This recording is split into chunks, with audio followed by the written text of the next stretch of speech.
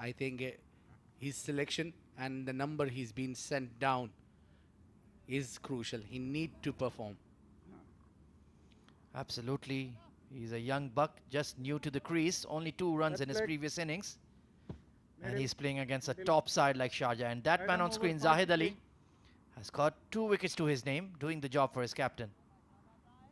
When you've got opportunity, you need to avail it. That is what Zahid Ali is doing at the moment. It will be Mirza on strike. 60 for 3. Oh, off the back foot. Safely leaves that outswinger from Zahid, who's got 2 for 26, been a bit expensive. But of course, The runs, 60 runs from 13.2 is fair enough to say, but the problem is being wickets that's been out. 3 wickets so far. There is plenty of more overs to come. absolutely. Short and wide this time beyond the tram lines, so the umpire will stretch his arms a bit and signal that extra. Already 8 to 9 extras given away here by them typically. Yeah, but too many extras there from Sharjah. That is the area they need to work out on, maybe. Very good wicket keeper. I'm surprised to see Khalid Shah is doing a fabulous job with the gloves. Absolutely, though Mohammad Bhuta is a recognized keeper, played for the UAE as well, but Khalid has been donning the gloves. This time once again, oh dear. Just as you praised Khalid Shah, he's let a run get away, my goodness. Maybe a commentator's curse. Well, he was doing so well after this, just before this. I think there was the wide delivery has a limit to it. This was a bit too much off target. Absolutely agree with you there. Even Fayaz at slip was looking to block that, but unfortunately the ball got away. And with 2 right-handers at the crease, the young Ayan Khan, the left-arm orthodox bowler, he'll be in action and in the game, as turning the ball away from the 2 batters. Well, not always he turns the ball away from the batsman. He has got very good armor. Solidly behind that is Asif. Yes, absolutely. I believe he clean bowled Basil Hamid with that arm ball in a previous game. It was an absolute thriller between Ajman and Sharjah and Fujairah. And Ahmed Raza and Shahnawaz took them home in a very close run chase under lights. And that's what is the beauty of Ayan Khan. I think he's a very, very fine bowler with the new ball as well. And a good batsman as well. Super fielder. I think he's complete package. Absolutely a true 3D cricketer if there ever was one. Safely shouldering arms to that one, but once again that nip off the surface. The ball just jagging back into Khalid Shah. It seems like they're having a good time there, the slip and the keeper. Fayaz Ahmed along with Khalid Shah. Yeah, that is the man. Maybe he is stretching his arm. Maybe we'll see some leg spin in action. Rizwan CP. Absolutely, he has 6 wickets to his name in the tournament. Took 4 for in the previous game in a man of the match performance against Team Dubai. So he's definitely an option. You're absolutely spot on, Abid. Back cut, pass point this time towards third. Only going to be a single. Just mind you, Bhuta can bowl as well. There is a lot of bowling options Sharjah have. Indeed, plenty of options. Left arm spin, Ali Intizar, right arm off spin as well. Rizwan CP's leg spin, Mohammad Bhuta as well. Umair Ali Khan, the seam bowler, Zahid Ali bowling seam as well. A very well-rounded bowling attack they have. And probably suits them to be chasing under lights. Shoulders arms to that one. 15 overs gone, 64 for 3.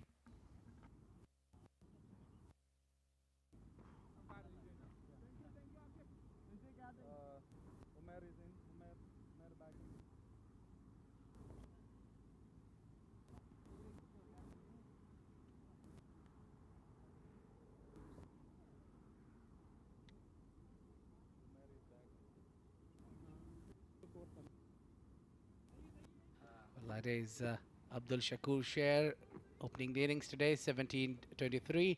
Sagar Kalyan, 16 of 16. Asif not out. He scored 6 from 21 deliveries. Daud Ijaz just got out, scoring 15 from 22. And Muhammad Ali Mirza, who's yet to get off the mark. 10 extras there, Abid. I'm really not happy with that for a top side like Sharjah. Only in 14 overs, giving away so many free runs. And Team Ajman have a very good bowling attack too. Nicely flicked away towards square leg, but Ayan Khan, the youngster, the young dynamo, moves around quickly to it. Yeah, we were talking about him, and we have got him on camera as well.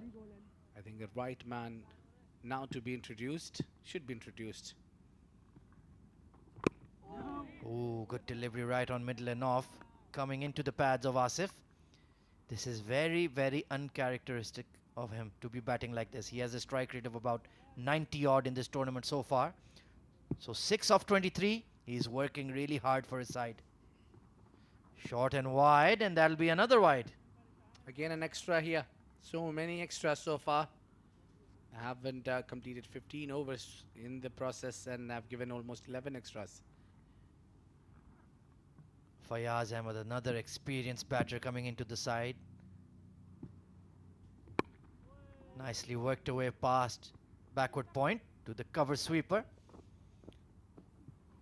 Just to let our viewers know that Fayaz Ahmed is a brilliant leg spinner as well. So there is plenty of bowling options. I know they'll not use his abilities for the leg spin option because they have got this man, Rizwan CP, for the bowling. He looks very, very keen to bowl on this scratchy surface. We've seen the ball. We've seen patches of grass right in those good length areas, so he can definitely utilize them. And Ajman are under pressure. 66 for 3. Nicely behind that is Mirza, but that doesn't look like a scoring shot for me. He's just playing dots right now. He's young. He has to learn a lot, and I think this is the perfect opportunity for him. Bat along Asif Khan. Leaves that foolish delivery well alone. 15 overs gone, 66 for 3.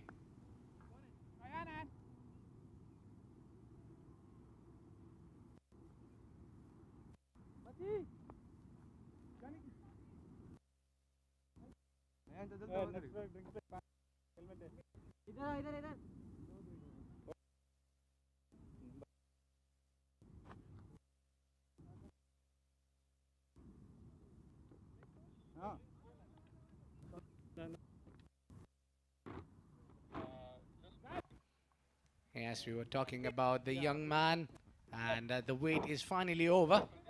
Ayan Khan has come up with the ball. As we have been suggesting, that young dynamo Ayan Khan, look at that tournament. 8 wickets already in 3 games. This is his 4th innings. Fantastic economy rate. He's been really, really good. He's been fantastic, and he's been performing. And the best part, he's hardly 16. Left arm around. Has a very, very bright future in the game. Fayaz Ahmed at slip, so good to see Rohan Mustafa giving him an attacking field. Asif Khan versus Ayan. This is going to be fascinating.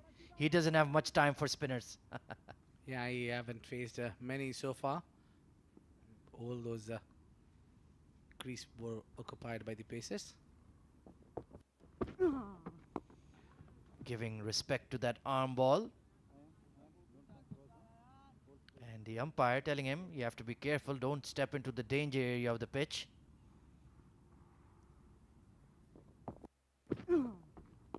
Back of a length punched off the back foot, so Asif Khan just checking him, what he's doing with the ball, how is the ball behaving. But I think the big shot is coming very soon. Nicely punches that. Oh, chance for a run out, my goodness. Yes, no, maybe confusion in the middle. Asif Khan had strolled out to the middle of the pitch, but thankfully, all's well that ends well. Very close. A good call to send his partner back.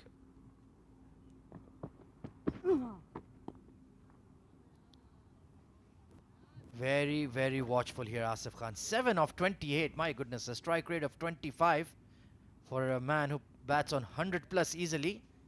He's really working hard. Licked away towards square leg. Another chance for a run out, but he's been turned back safely there by Mirza. They're taking some chances here within the circle. That is what the pressure does. With all these dot balls, the pressure is just mounting on the batsman.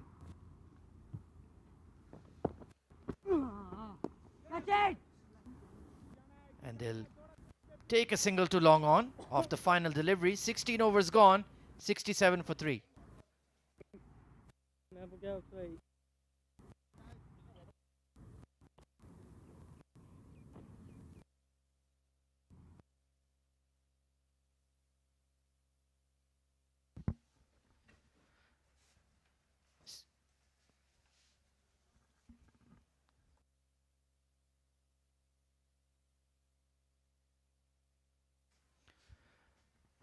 Right then, let's go over to the sideline where Abdur Rahman is ready for a flash interview.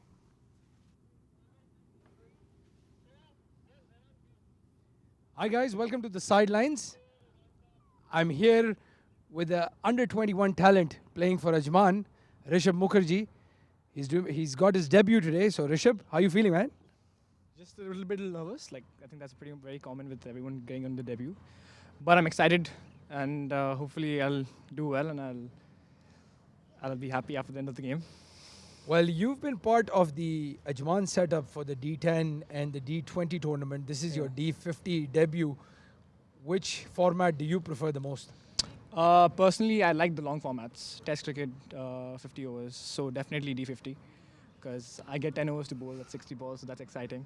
And yeah, there's more time to set the batsman up and get your rhythm, and so that's why I like playing the long formats. Well, the 10 over format is a disaster when you're a bowler. Yes. I've had the experience of going through that, so I agree with you 100%. And I'm a keen follower of yours on Instagram.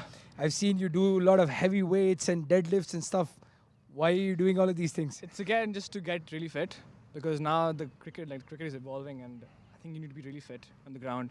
And again, it helps me with my batting and bowling to get more power, and yeah, that's why I think that's the main reason behind it. Well, you definitely have to be strong and fit to play that 50 over format, the format you love the most. Yes. Thank you so much for talking to us, Rishabh. No worries. And with that, it's back to you guys.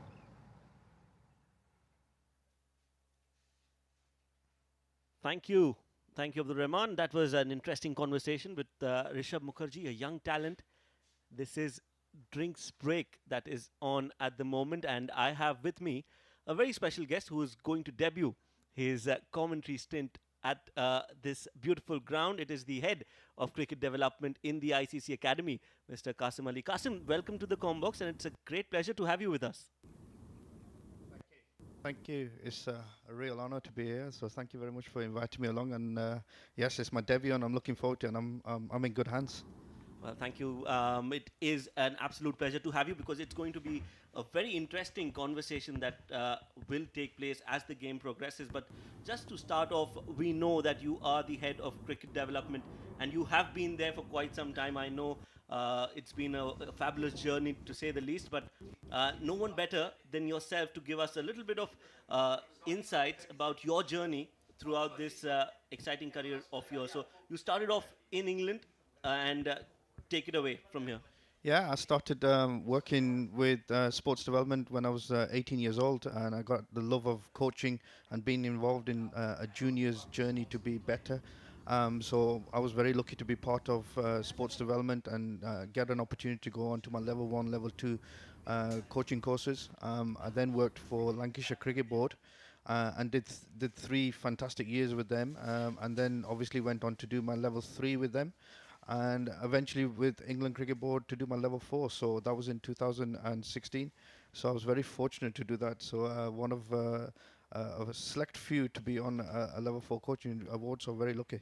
Oh yes, let's talk a little bit more about the level 4, because I'm sure not many people are qualified at that level. I'm sure it's just you and Dougie Brown who's done that in the GCC. So that is quite an achievement.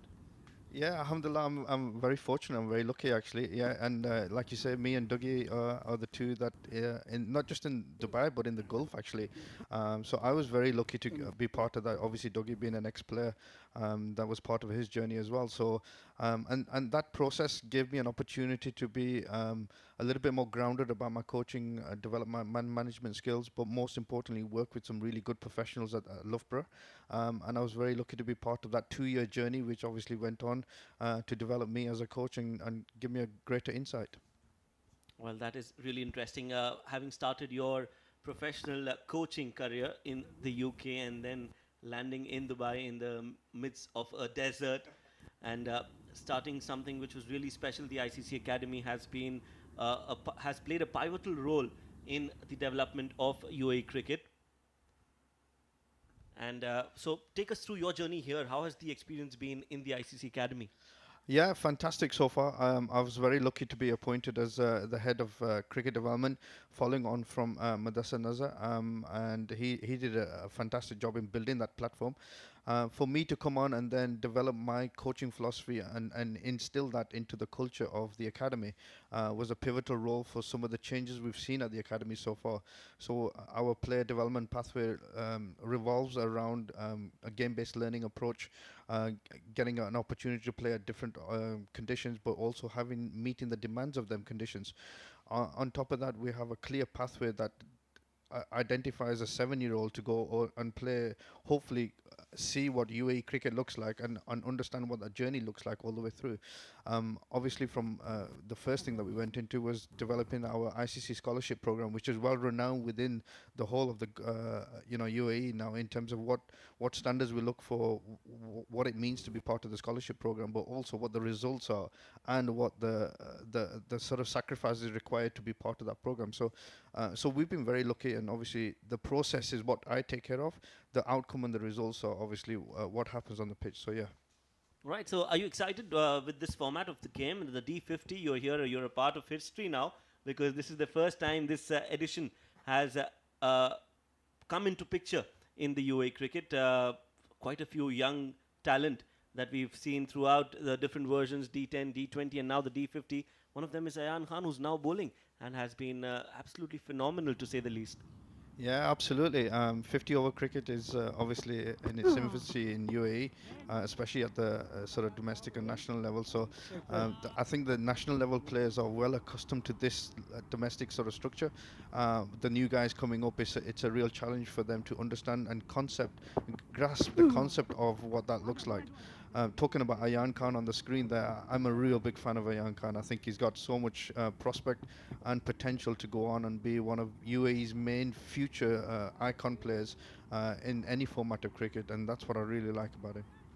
Yes, and Ken, just to put that point into perspective, Ayan Khan, I like him more and even more because of the fact that he's an homegrown talent. He's born in the UAE. He's played all his cricket in the UAE. So that really shows how developed and how better we're getting at creating this pool of young talent inside the UAE compared to what it was in the previous few years of UAE cricket, where you saw a lot of expats being a part of the UAE cricket.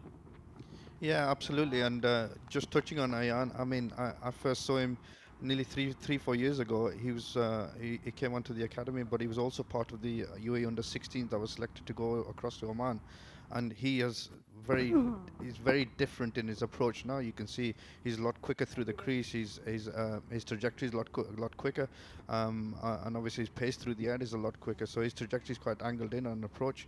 Whereas in Oman, he was very different. He was very immature, and he was a very naive young individual. But you can see a great opportunity coming for Ayan in future cricket in all formats.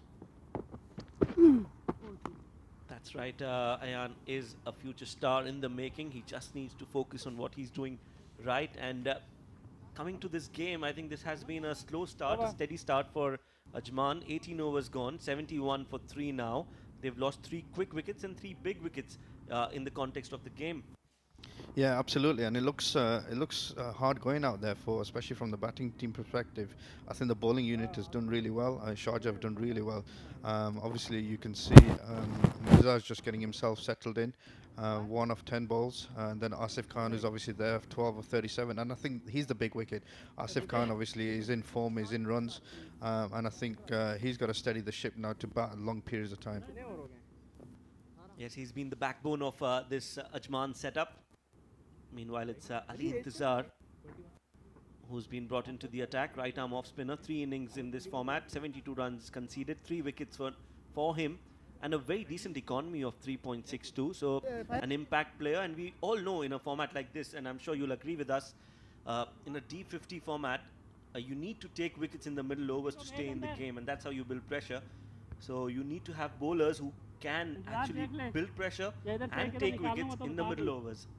Yeah, absolutely, and I think this is where the testing tone will be in terms of what the quality of the cricket looks like here in the middle overs, because a lot of players are used to 20 overs and how not to stretch the overs after that. So it'll be a real test and challenge, but I think it's about finding a way to get some wickets, and there's a tactic around it. Obviously, he's gone with a quite an attacking offside field there, bringing his leg side fielders in, and he's got one out deep. So I don't think it's going to massively turn based on the sort of field he's got there, but I think he needs to find a way of putting a lot of pressure on young Ali, and obviously putting a lot of pressure on Asif to make a mistake. Well done, Inti, well done, Inti. Good start, Intizar, shabash. Bodala ladke, good start, Intizar. Yeah, that's a good start from Intizar Ali. A flighted delivery outside off. And as you rightly said, they will be trying to put pressure on the young Ali Mirza. They will choke him for runs, don't give him the easy singles, and then try to extract a wicket out of it.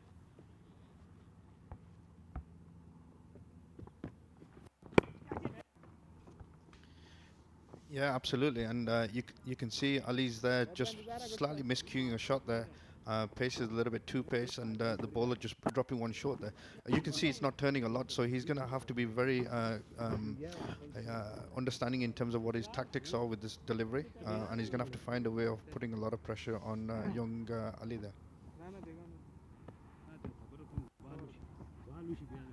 Yes, Ali, as a youngster, and I'm sure you've coached a lot of young players like Ali Mirza, what is the message that you would like to give, or how do you coach players for the longer format of the game?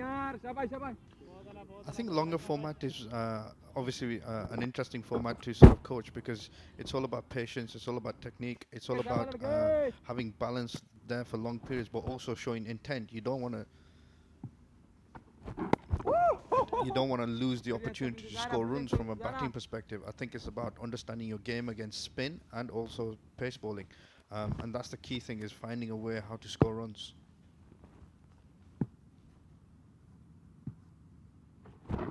Yes, finding a way of scoring runs, that is the key message, I think, because you need to be sensible, you need to be cautious with your approach, but in the same breath you would want to take those singles and continue to keep the scoreboard ticking. 19 overs gone, 73 for 3 now. So they had a good start in the first 10, but things have just slowed down a little bit for Ajman in the second 10 over slot. Yeah, absolutely, and you can see straight away there Zaid Ali picking up 2 wickets for his 30 runs after 5 overs. I think the crucial bit here is how well Ayan comes in and can pick up some wickets early doors.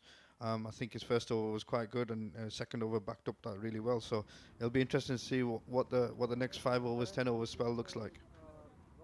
That's right, 73 for 3, Ayan Khan to continue. And just like Asif Khan is the backbone of Ajman, Ayan Khan is the backbone of Sharjah bowling.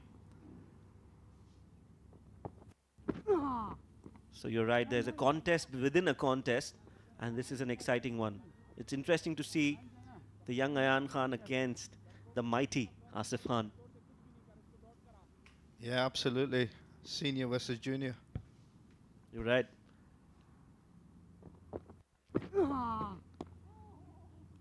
Played towards the square leg for a single now. whatever we've seen between these two players, between Asif and Ayan, Asif has been very cautious against the young Ayan Khan. We haven't seen him attack at all. So trying to keep things tight, Ayan, and that is a good sign for Sharjah.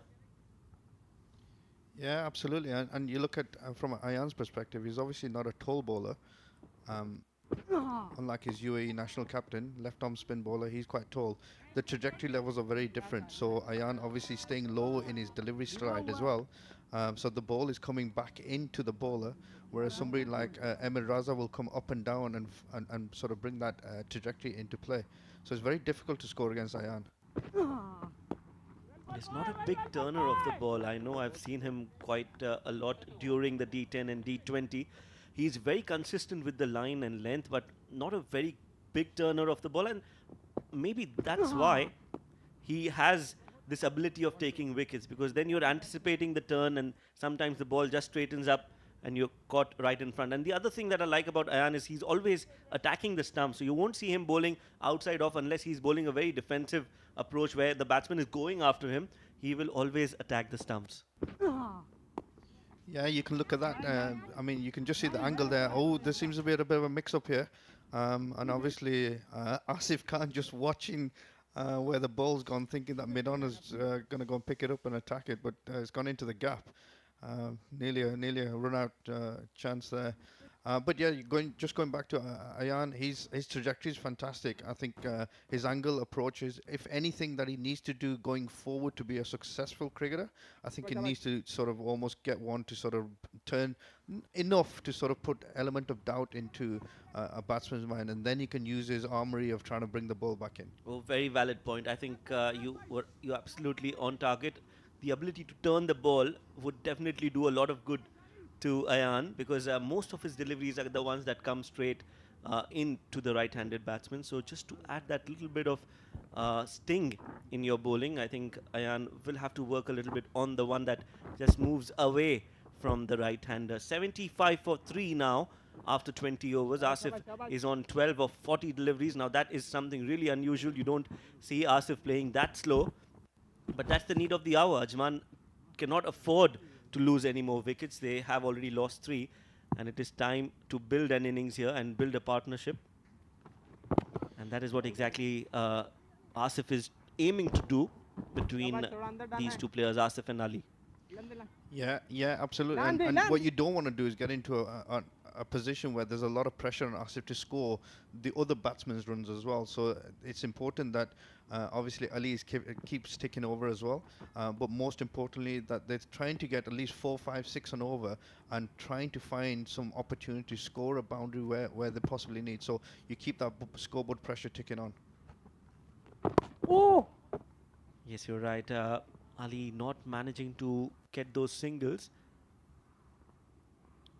Has a sound technique, but not being able to play those shots in the gaps, I would say. Another flighty delivery played up in the air, straight to the fielder. Another wicket down. So that is lose of focus. He's lost his focus, played a rash shot, and the inexperience of Ali has taken him down. Dismissed now, and Sharjah get another wicket. Yeah, fantastic wicket, and the bowler's given it some air. He's given an opportunity. I think Ali's, from a technical point of view, he's not really got his hands through that. He should be hitting through the line and over the top, and credit to the Sharjah bowlers and the fielding and the captain for keeping the field in. I think Ali would have been better hitting that along the ground, maybe square of the wicket, or at least trying to go over the top. But he's not quite done that. But yeah, great wicket for Sharjah. That's right, Ali gone off 4 of 21. That's wicket number 4. New man in, coming in. That's Rahul Chopra. 3 innings, 113 runs, 7 boundaries and 6 sixes. A very healthy strike rate of 119. So that is something that is really special about Rahul Chopra. But that is not what is needed right now. They don't need that strike rate. They just need him to stick around, give able support to the experienced Asif Khan. And if he can, take some singles.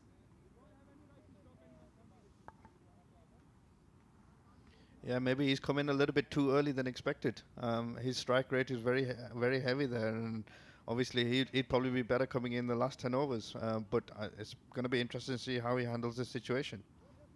Yes, absolutely. Now, this is a different kind of role that uh, Rahul will have to play if Ajman need to get to a decent total, because if he tries to attack here, which could also be a strategy, trying to attack a few deliveries, get those circle, that inner circle, get those fielders back on the boundaries, and then try to take a few singles.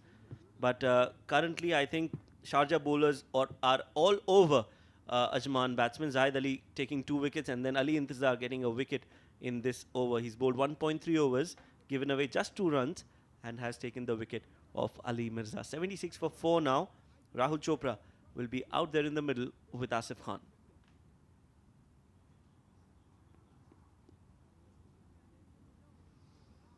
Be interesting to see how this approaches from Mr. Chopra. Let's see how he takes on this situation. Because, like I said, just before the wicket, you don't want the pressure to go on the opposition batsman, which is Asif, who is the key man.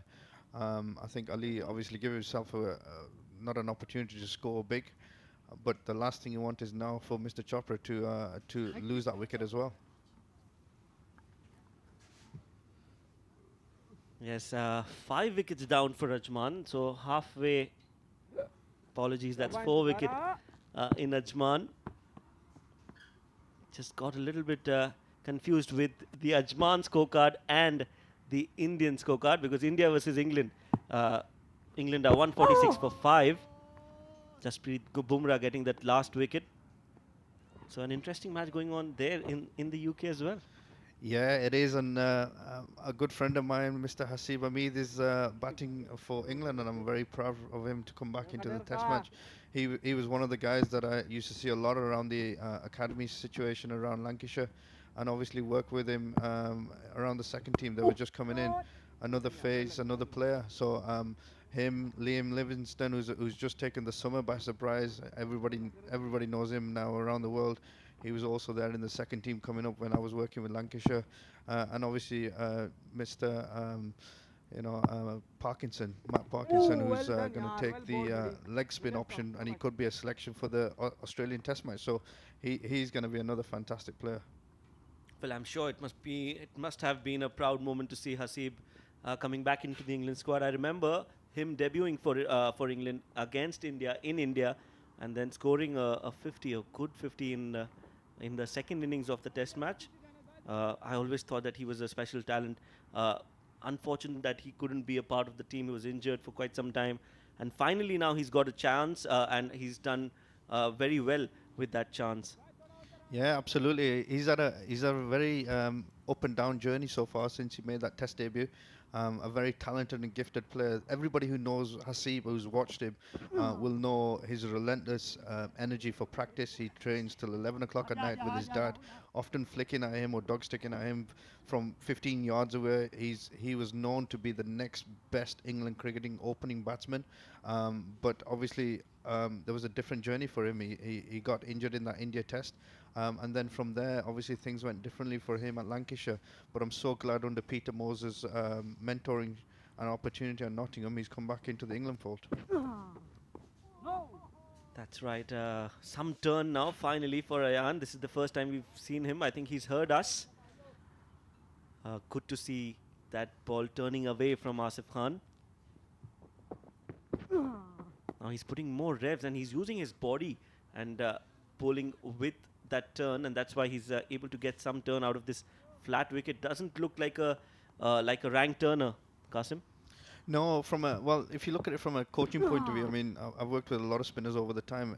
He's very much, he leans away, so he undercuts the ball a lot. So often what happens, it goes on with the trajectory of the arm, and it doesn't land on the seam. It lands on the leather, which actually goes in with the ball, with the angle. So what he actually really needs to focus on is trying to go up and down with his wrist and get the ball landing on the seam in order to get that turn. And very similar to the likes of Imad Wasim and stuff like that in the world, that they only need to move it a tiny bit, and this is, it puts a bit of doubt in the batsman's mind. So that's where I would say Ayan really needs to, to focus his energy.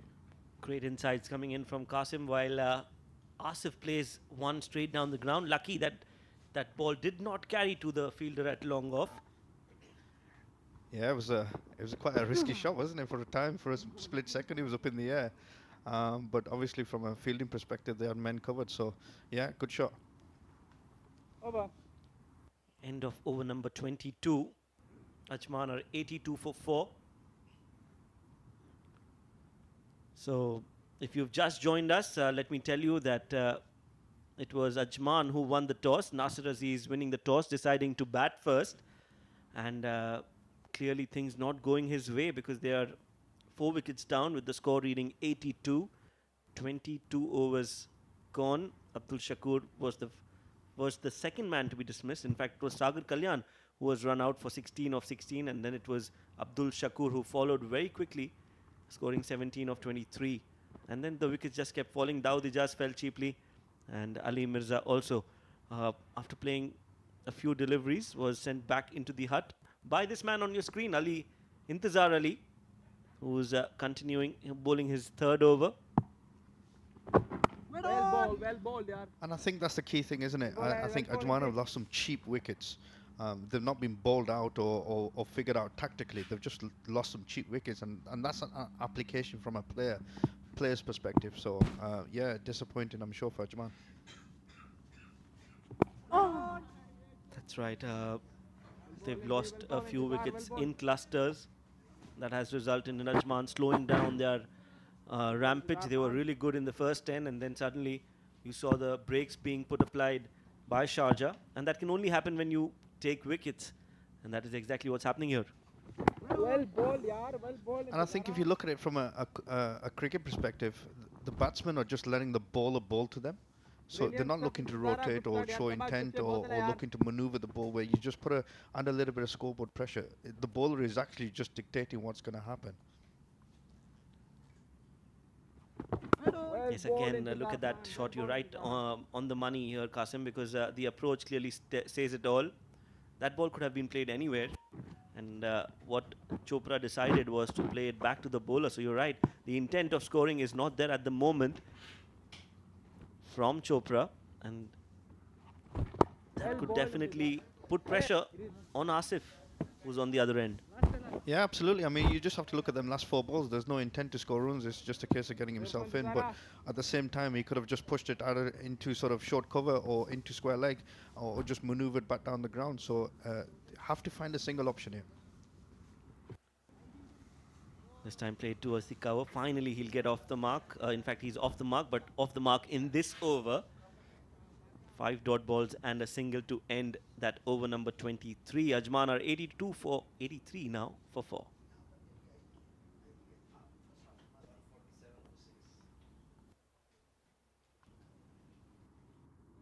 भाई क्या कर रहे हाँ तो फिर क्या करें So that's the bowling card for Sharjah. Zahid Ali, Umair Ali Khan. 5 bowlers, in fact, used in this Sharjah innings.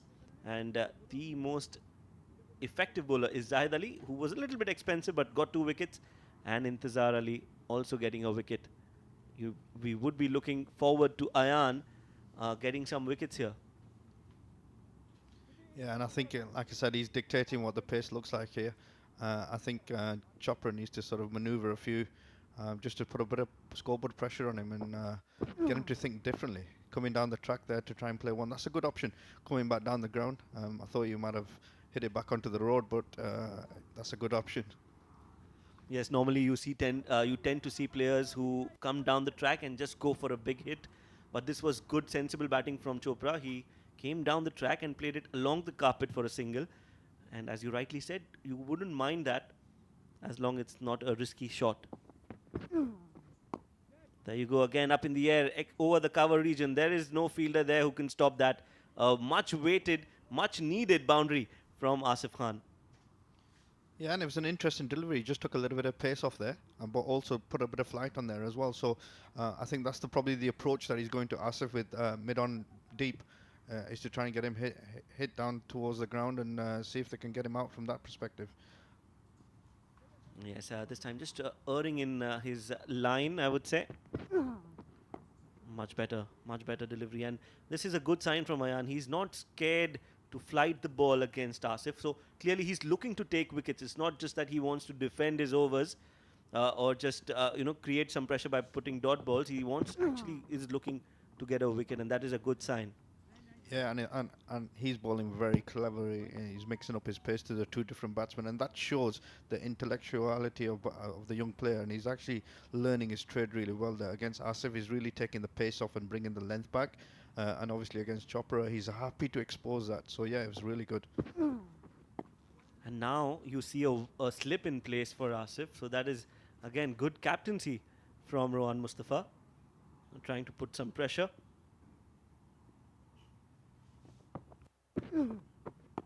I would I would have wanted the slip to be a little wider. Yeah, he's very close. He's he's effectively a second wicket keeper there. But yeah, if anything, maybe a little bit wider. 84 now, obviously, of the 22 overs there gone. 24, yeah. 24 overs gone, sorry. 84 for 4 of 24 overs. Asif Khan there on 22 of 51, which is obviously his opportunity to score. And Rahul Chopra's there of 3 of 11 balls. It'll be an interesting delivery. Yes, that's right. Sedate start almost halfway through the innings. And Ajman are tottering at 88 for 4. That's some nice camera work.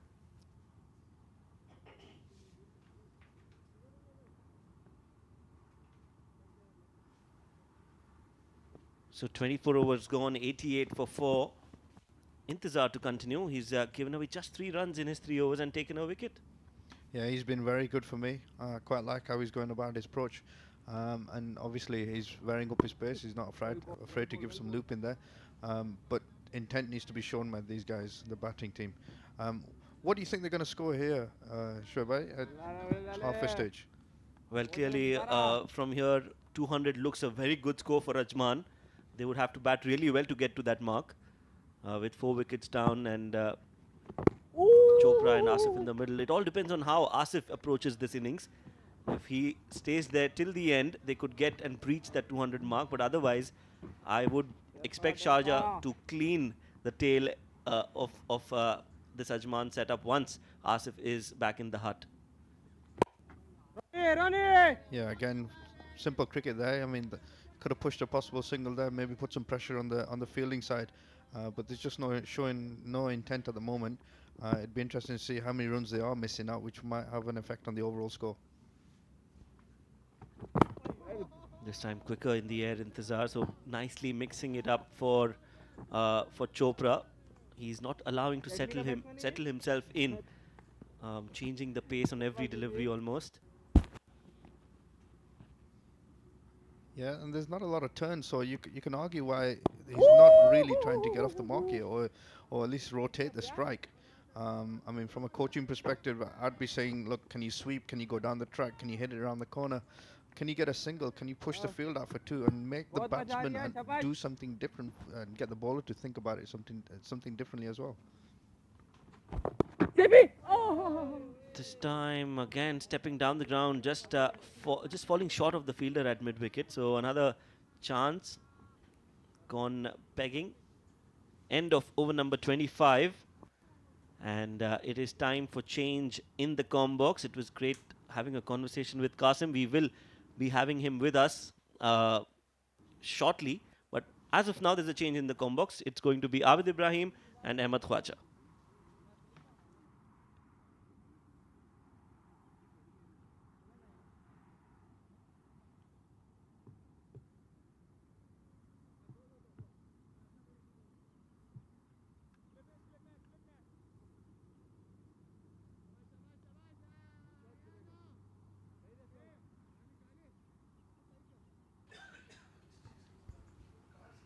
Thank you very much, Shoaib and Qasim. Lovely chat there. 88 for 4 then, as Team Ajman look to build a total. It's not been easy going. It's a slow track and they've constantly lost wickets. Off the back foot this time. And Abid, 22 of 53 is Asif Khan. Very, very uncharacteristic innings. Well, I think it is the demand of the team that you need to play and be watchful. And he's doing it well. Punch down the ground for a single. Rahul Chopra, another young star on the scene. A very good pickup by Team Ajman. He can really accelerate when required. And this is good that he's both of these batters are watching the ball till the last moment. What happens is in the pitch is there are the areas where there is not much grass and there are areas where there is a lot of grass. So the place where the ball is pitching, Oh, flighted shot this time over mid wicket. My goodness, more of an inside edge rather. Lovely flight there from young Ayan Khan, who's only conceded 20 runs. He's in his 6th over, doing a fantastic job here for his captain Rohan Mustafa. Ayan Khan doing so well with the ball. Well, only the concern is that he's not been amongst the wicket takers. So it's 26 gone, 90 for 4.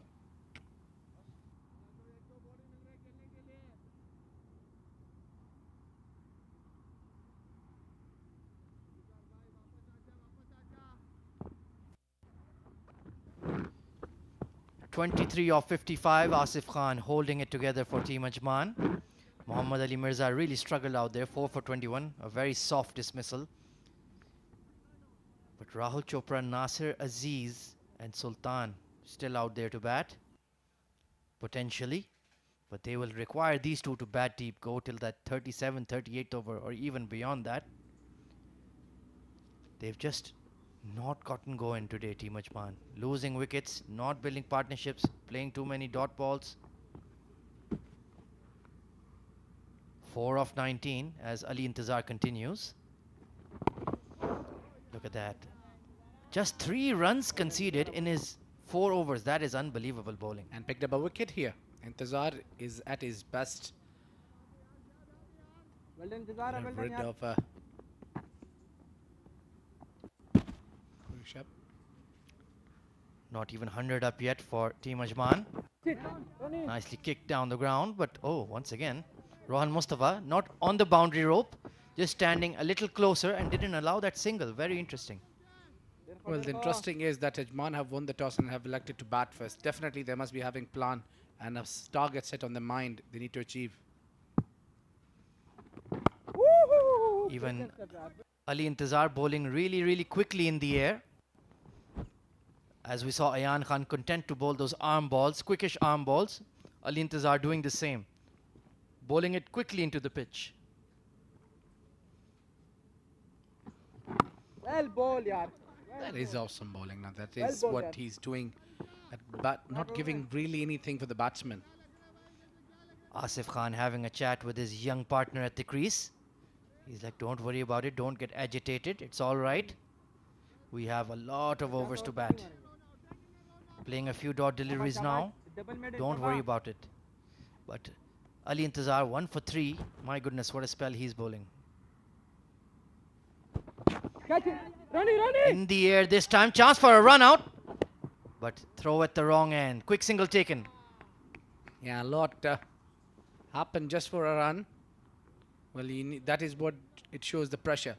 Ajman is under pressure. It's been a tough day batting out there for Team Ajman.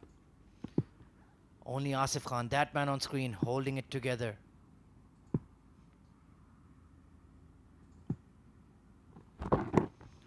Worked away towards square leg. Another dot ball to end the over. 27 overs gone, 91 for 4.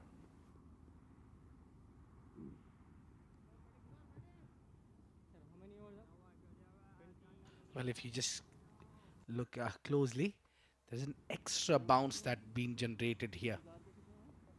Look at the bounce. This is what. There are the areas where you get extra bounce, and there are the areas where you get good turn. Well spotted there, Abid. Definitely a very challenging pitch. Really has something in there for the spinners. And Team Ajman have Ankur Sangwan, the left-arm orthodox, who got a 5-wicket haul on debut in D50. So he will certainly be in the game. Ayan Khan to continue. None for 20. This one slightly straighten up after pitching. And that's what he need to do. you need to mix up the line and length. I mean, you bowl an arm delivery, but then you need to mix it up. Oh, chance for cotton ball. My goodness. Inner half of the bat just fell short of Ayan Khan. Looking for his first wicket today. My goodness, that was close. Big appeal, hit him in front. And the umpire says no. How about it, Abid Ibrahim? Well, really close, really close. I think there would be only maybe there is a bat or could be the bat involved. Otherwise, it looks right plump here. Let's have a look at it here. My goodness, that was very close. Did hit him in line, but perhaps sliding down leg. Yes, because this was arm delivery. The problem with Rahul Chopra right now is he's playing from the crease. He needs to get to the pitch of the ball, make Ayan change his length, make him think about where he's going to land the ball.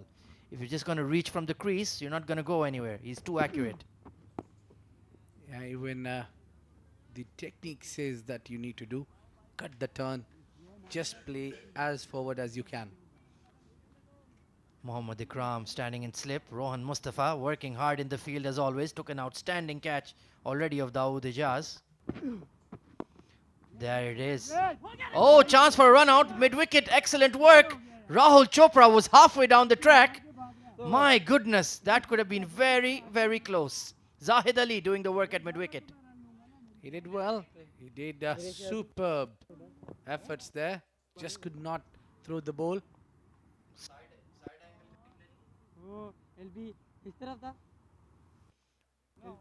Take a look at that. Oh, fantastic. Oh, brilliant. My goodness. It seems that he have hurt himself a bit there while doing that fielding, but excellent. Full marks for the fielding efforts here by Zahid Ali. Excellent commitment. And of course, I'm not cheering for Team Sharjah, by the way. I just wore red by chance. But Abid Ibrahim, a fascinating contest going on right now. Indeed, it is. This is why we call it the battle between the top spot of the chart. Ajman and Sharjah are fighting well for this contest. I think any team, I mean, winning from here would not be justified because there is many more games to come.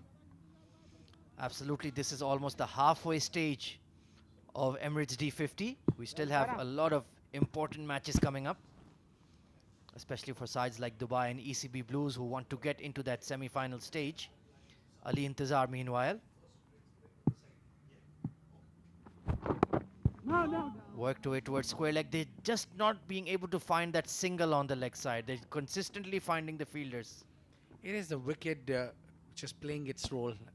Ahmed, I think they have not been doing well with the bat, not been able to get singles easily. This is slightly back of the length and played well by Asif Khan. Gone all the way for four. That was a poor delivery from Ali Intizar. Fired in towards the pads, and with square leg in the circle, no fine leg. That was an easy 4 runs for that man, Asif Khan, to put away. Look at that. Nicely created shot. Even by buying this 4 runs, he was very cautious. He waited for the ball to come to his body and played it the last moment. Excellent execution. Ali Intizar perhaps trying to do too much and cost him 4 runs. Leading edge this time towards point. So 95 for 4, 28 and a half overs gone. That man on screen, 27 of 59, Asif Khan. He's the top run getter of the tournament. And now playing a very different role, not his usual free-flowing attacking style. Lofted shot, over point this time. And it's going towards the cover boundary. Another 4 runs, 99 for 4. Well, it was predictable by Asif because what Intizar was doing, he was bowling it up. Was trying to trap him in front, but the experience Asif Khan carries says it all. Anything loose, he'll be up for it. Slightly opened the face of the bat there. Nicely created shot, and there was no cover sweeper. So once he beat that inner circle, it was always going to be 4. Trying to push it towards point, but Ayan Khan, you're not going to take a chance on his fielding arm. Absolutely. No chance. He's a brilliant fielder. Asif Khan has moved on to 31 of 62. That strike rate is still on the lower side. Fired and nicely glided towards third man. Point is in the circle, giving chase Ayan Khan. They will pick up to the 100 up for Ajman after 29 overs.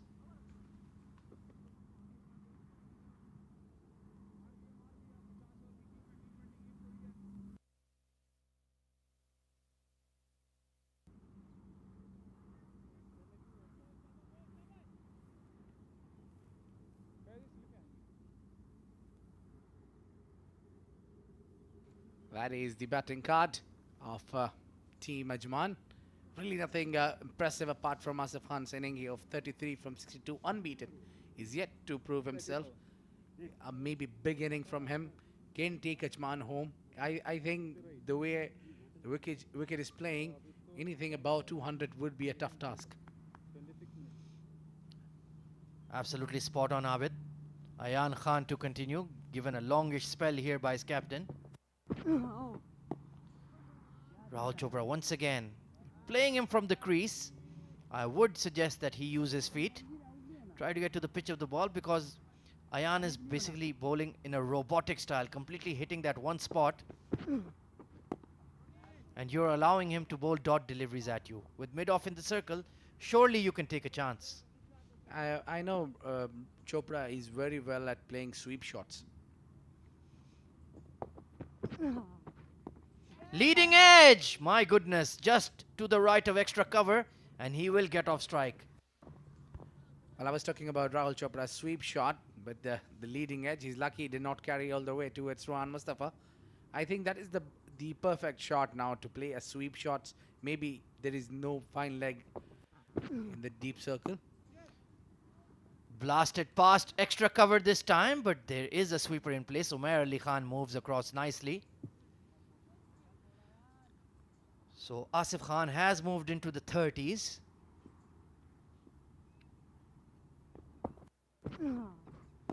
Lofted shot down the ground this time. And caught at long off. Umair Ali Khan, the finger in the sky. Rahul Chopra's tortuous innings of 6 of 34 comes to an end. What a great take it is. Easy, soft dismissal here. And Rahul Chopra made a mess of it. I don't understand what was needed of this hour. He just gave into the hand of Umar Ali Khan. And he doesn't miss many.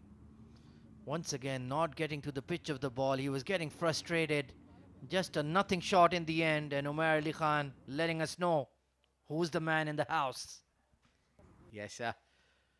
The jolly person. That's the end of Rahul Chopra scoring 6 of 34 deliveries. A poor strike rate there of just 17.5.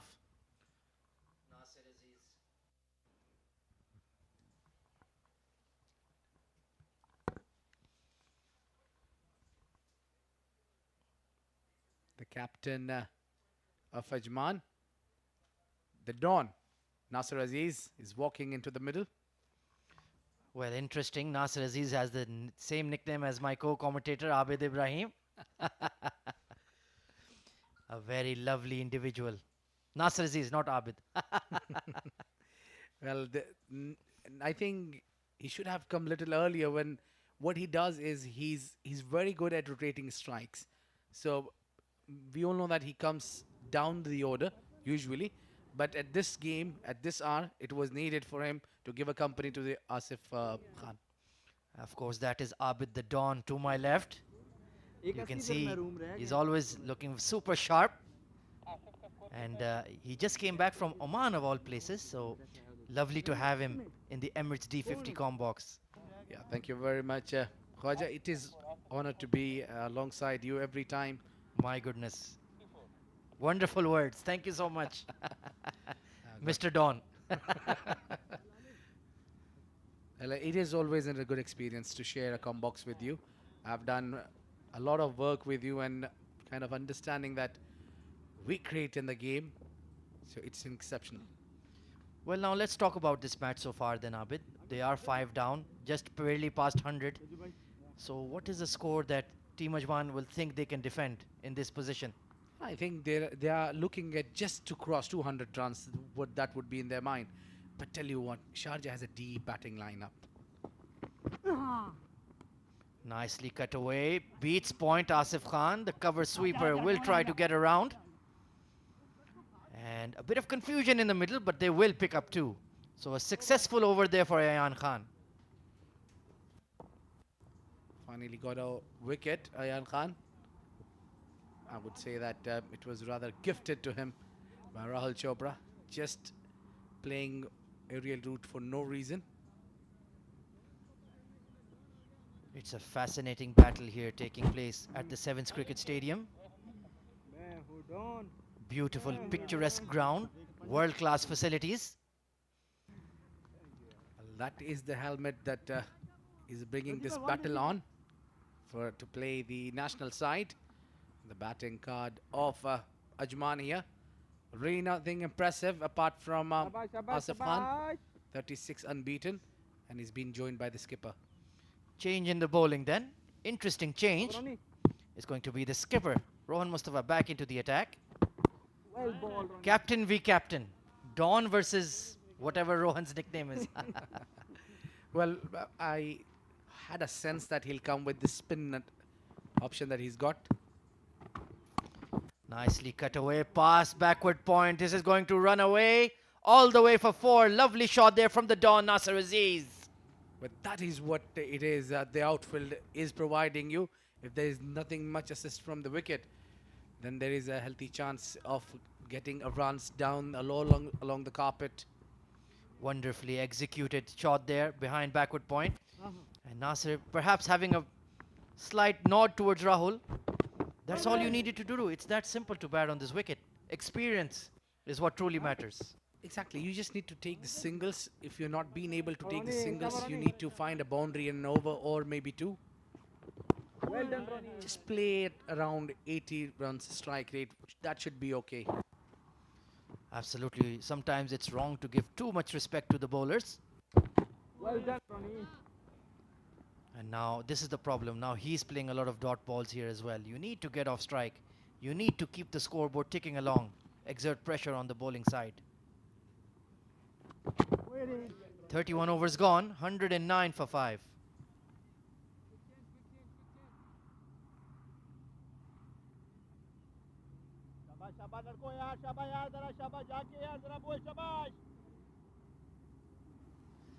Taking a look at the bowling analysis here for Team Sharjah. Zahid Ali 2 for 30 in his 5 overs. Umair Ali Khan 6 overs, none for 20, identical to his captain. Ayan Khan has been very steady and reliable as always. 1 for 24 in his 8 overs. Ali Intizar exceptional, 1 for 14 in his 6 overs. Well, coming to your question that Nasser Aziz giving respect to the bowler playing slow after hitting the boundary. I think you're being too harsh. He's just struck a boundary. He need to take some time. He's new to the wicket. Ayan Khan into his 9th over. 36 off 65 is Asif Khan, the linchpin of this Ajman batting line. He has to bat through right till the end if they are to get a good score above 200.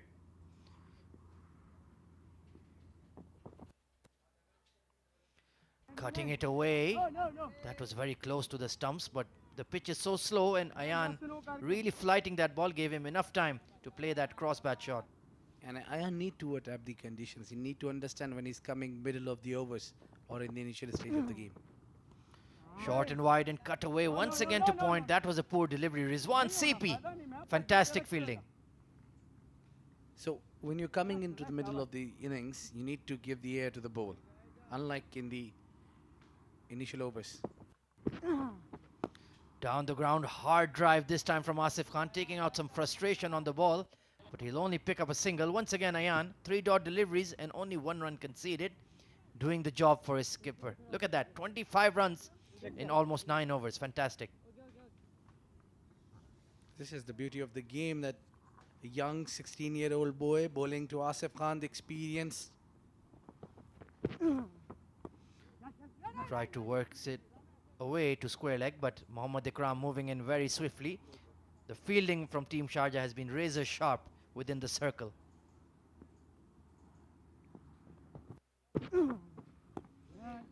"32 overs gone, 110 for 5.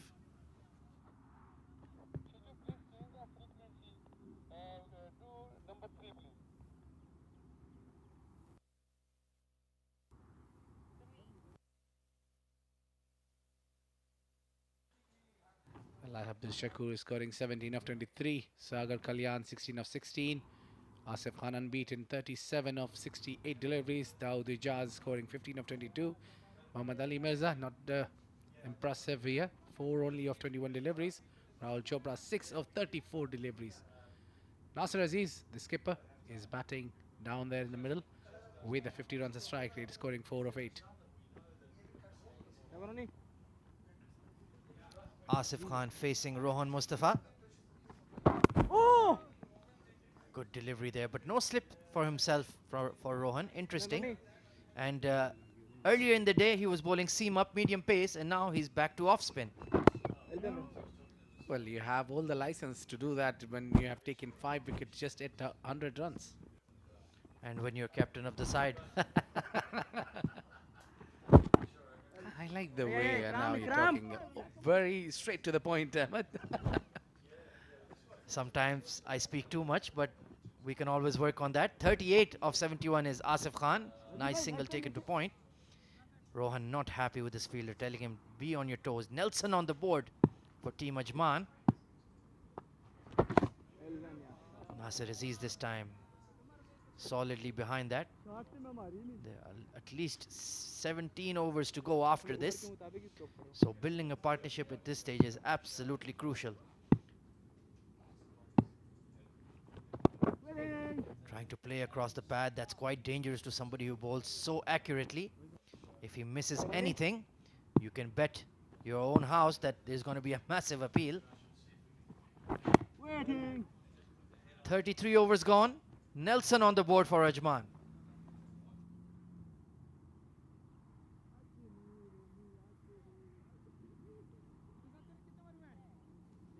And that is the chart where the top 5 bowlers are battling to get over the top. Ayan Khan is right on the top, 9 wickets from 4 games with economy of 3.56. Sabir Rao is always amongst this list. 3 games, 8 wickets, 83 runs, good economy. Sanchit Sharma, 7 wickets, 3 wickets with a 3.88 strike rate. Aditya Shetty, 7 wickets, given away 120 runs. Well, there is some serious competition. Absolutely, Rahul Bhatia rounding out that list. A lot of left-arm orthodox bowlers. Good to see ECB Blues. A lot of young chaps in their side. And 3 of them are in the top 5 wicket takers. Sanchit, Rahul Bhatia, and Ayan Khan. This man is ruling the roost. 9 wickets in the tournament. Down the ground this time. Asif Khan has launched it to Ayan Khan. Way back for 6. That is a monster hit now. Stepping it out, hitting it clean over and disappeared. That's a great shot to execute, and I'm sure Ayan was never expected this. That is the power and class and ability of the man Asif Khan, showing why he's the top run getter of the Emirates D50 2021. A huge hit, my goodness. Such a clean striker of the ball down the ground. Well, now it's taking slightly a time because the ball has been out of the park. Well, I hope your Rolls Royce in the car park is safe, Mr. Don. Look at that massive hit. Must be at least 80 to 85 meters, and that car on your right had to move quickly. Yeah, lucky. The driver who drove the car probably saw Asif Khan coming, advancing down the track. Probably your chauffeur there getting you some tea. I wish, Khaja. So I think they need new balls here. He smashed it so far and wide. That new balls, please. The umpires getting on the walkies. Now the time will be accelerated, the innings will be accelerated, and we might see a good runs coming. I mean, at the healthy pace, the runs is on its way. So just a change of gloves here for Asif Khan in the time that we retrieve the ball or get a new one. So a shift in momentum. Asif Khan saying, I've had enough of blocking. Let me counter-attack the spinners this time. Give Rohan Mustafa some headaches. The tall, lanky Ali Intizar at long on, but even he had no chance. Right then, we're all set to resume here.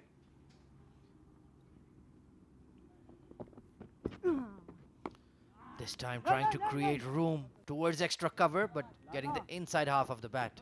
Now that is because he wants to put Ayan under pressure. Maybe wrong time because he's just hardly got 3 more deliveries to go in his spell. 44 of 74 is Asif Khan. It's important not to play a lot of dot deliveries after getting a boundary. That's where Ajman are getting held up in their innings. 9 wickets in the tournament. In fact, 10 after the one he took of Rahul Chopra. Fantastic young talent. One of the rising stars of the UAE domestic scene. And it is also a big test for the wicket-keeper position as well for Khalid Shah. For 50 overs, you need to be doing a wicket-keeping job. That's not easy. Well, he has in fact taken the role of wicket-keeping for Team Sharjah from Mohammad Bhuta. He's been keeping throughout the 3 games previously, and he's done a really solid job. He needs to contribute more with the bat as he's opening, getting a lot of opportunities. But his keeping has been absolutely flawless. Very, very impressive. Hard drive towards extra cover. Bit of a misfield there. Cover sweeper will push. They're going to get 2. No, they're going to just stick to 1. Mohammad Bhuta, excellent throw from the outfield. Yes, Bhuta has to bat as well. He's been slightly out of form, but he need one good inning to come back into the game.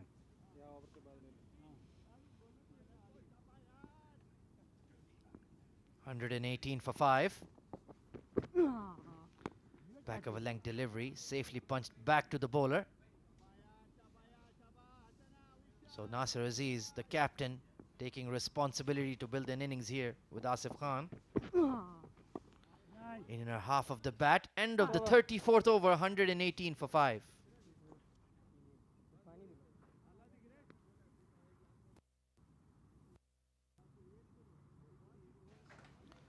"34 overs gone." There'll be a change in the comm box. It's going to be Shoaib Ahmed and Abdur Rahman Tariq.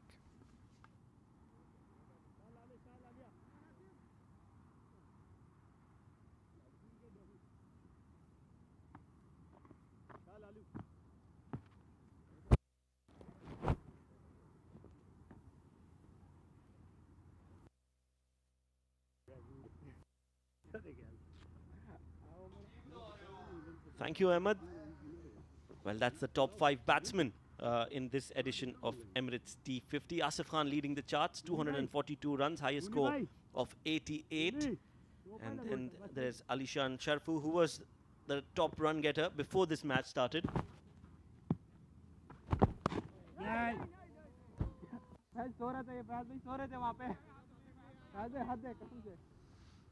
he's looking $1 million there. Shoaib, welcome to the commentary box. Thank you, Abdul Rahman. Well done, Ronnie.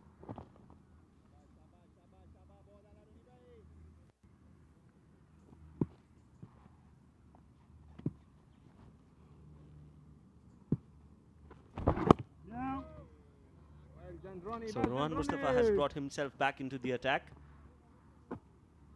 Just wants to get the overs done quickly. Now he's bowling his off spinners. In the previous spell, he was bowling seam up. We've seen him do that number of times. He did it in the T10 tournament as well. As he comes in ball again to Asif, winds up, plays one of his strengths to long on for 4 and moves on to 49, 1 run away from a very good half century. Well, that was in the slot, asking to be hit, flighted delivery, and Asif Khan will not miss that. Played straight down the ground, 4 runs. Shoaib, it's amazing to see the difference in the caliber and the talent of the batsman as he takes that single, plays it in the gap. Ikram running behind the ball, but Asif Khan has walked that single and reaches another half century in this tournament. He's playing really, really well, Shoaib. Well, he has had a special career, especially in the D format. I think that's his favorite. Likes to score tons of runs on a consistent basis. Has been knocking the doors of UAE cricket for quite some time. And if he continues to do the things that he has been doing so far, it won't be long before we see him in those grey colour. Well, he was selected for the Delhi Bulls in the Abu Dhabi T10 tournament and was very hard done by because he was in great form at that time. And we all talk about Mohammad Wasim and his batting talent, but definitely Asif Khan not a far away behind.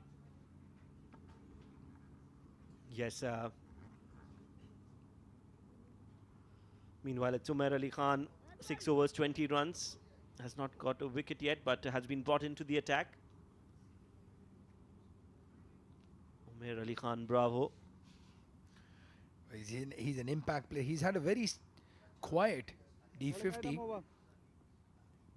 He comes into bowl to Asif Khan. Plays it straight down back to him. Tries to scare him. They share a smile. As I was saying, he's got a very slow D50. Very quiet D50, not a slow one.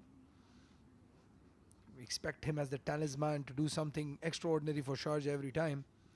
Be interesting to see when they come out to chase.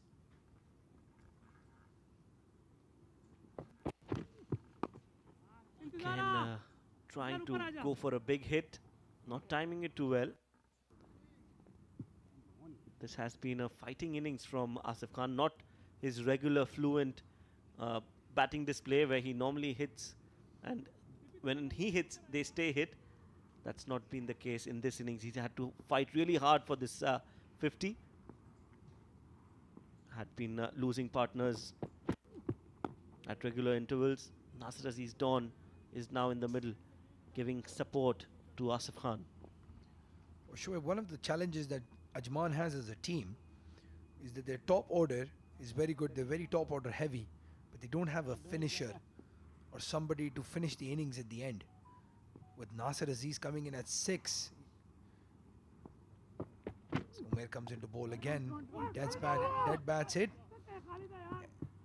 and Asif Lala making Nasir Aziz run. For all money they would have been gone had Khalid Shah collected that ball. Very interesting single taken there. Yes, Nasir was in no mood to take that single. Asif was absolutely excited to get on strike.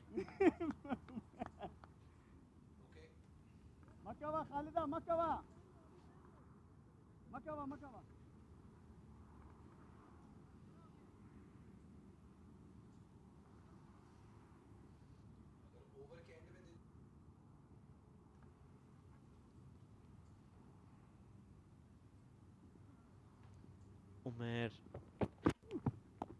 cut towards point. No run there. Rizwan CP, the fielder, hasn't bowled today, Rizwan. Well, they have tightened the noose around Ajman's batting. They're not running away with it. It's just Asif Khan playing that lone hand. Had they been 160, 170 odd for the loss of 3 wickets, we would have definitely seen somebody like Rizwan CP come and bowl.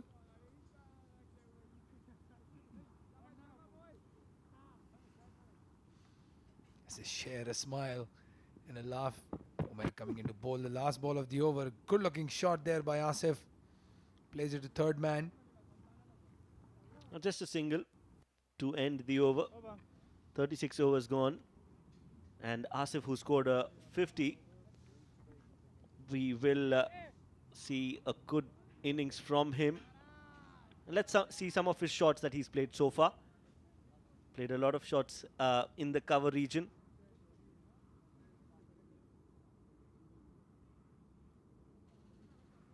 This time cut towards point, so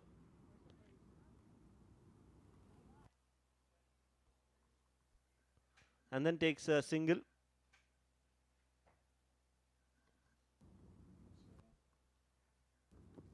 So Asif has played a handy knock. He scored 50 and he looks set for a big total from here on. The concern for Ajman is that they've kept on losing wickets, and Asif is running out of partners. शाबाश इंतज़ारा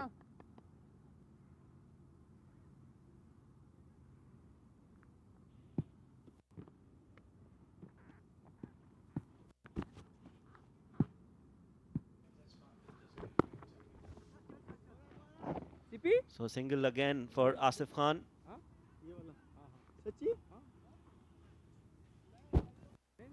ठीक है तो बेटा ना 127 for 5. Nasir 5 of 15. Asif 53 of 86. Intizar 1 of 15 in his 6.1 overs. Well, Asif is going to have to do a lot of work in the last 10 overs.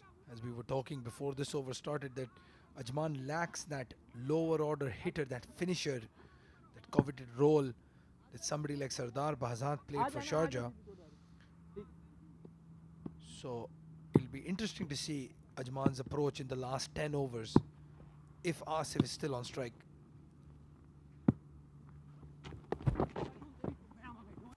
Played soft hands and fine into the gap. Nasir Aziz will get a couple comfortably. 2 runs for him. Ajman now 129. And as Asif stays there till the end, Ajman should be aiming for at least another 100 runs from here on. So 220, 230 definitely on the cards, but the problem is wickets. Ajman doesn't have wickets in hand. well done yaar well bowled But Nasir Aziz, the Don, is no mug with the bat. He has a half century in international cricket ये बोल के मैं कहा ये against a test playing nation. He can wield the willow, but this is a completely different match situation. Again, he's just dead bats it straight back to the bowler. Asif will need help from the other end as well if they want to make a fist of this and score that 100 runs in the next 13 overs. This time up in the air, catch it is the call, just chipped it towards the long off fielder, did not carry it till Fayaz Ahmed, and that's an unusual field placement. Fayaz at the long off, manning the boundary. You normally see him inside the circle. Well, that's what happens when you're not the captain, Shoaib. If he was the skipper, he would be standing at cover. But he has to patrol the long off boundary. The last ball of the 37th over. No run. Ajman, 130 for 5.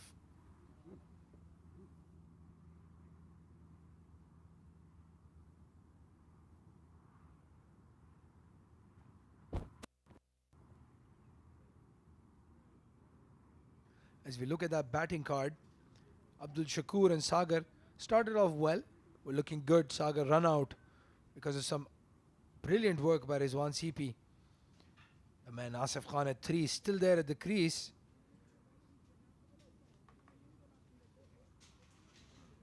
Then Dawood Ijaz, 15 of 22. Good catch taken by Rohan. Muhammad Ali Mirza was looking good, but not being able to score any additional runs for his team. Rahul Chopra, a laboured knock, having faced 34 deliveries, scored just a 6. And if they have, Asif has the skipper, Nasir Aziz, giving him company 8 of the 19 deliveries faced. 130 for 5 after 37.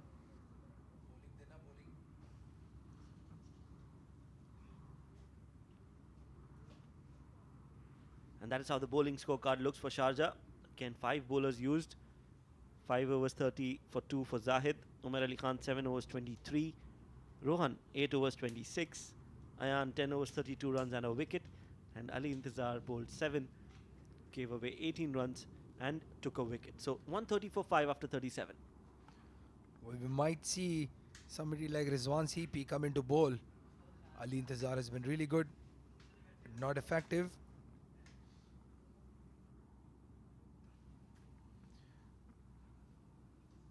we look at the highlights, some of the shots that were played in the Ajman innings,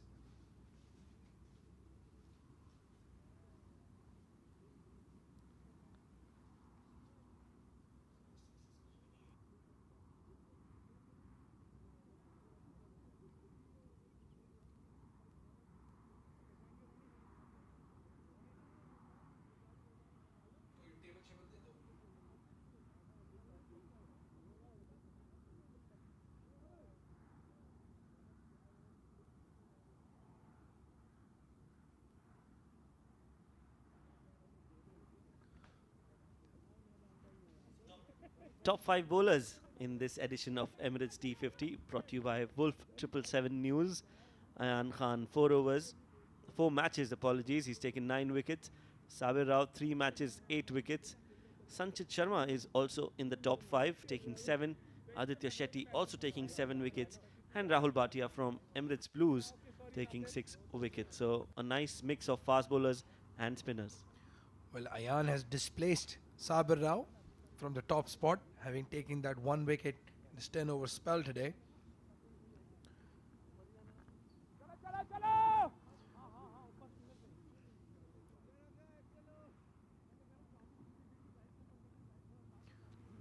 As we look at the batsmen, top 5 again, Asif Khan displacing Alishan Sharfu at the top spot, and he's still there, so could still give a big gap between himself and Alishan, who's at number 2. Ansh Tandon, pleasantly surprised to see his name there. He's been in and around. As we see Umair coming in after the drinks break, beats Nasser Aziz outside off. And some healthy banter between Nasser Aziz and Umair Ali Khan, trying to get into the mind of Nasser, trying to just sledge him a bit. And why not? Everything is fair in love and war and cricket. Well, some would say cricket is war, but they are friends on and off. So Umair comes to bowl in again. Good looking Yorker that. Played really well by Nasser.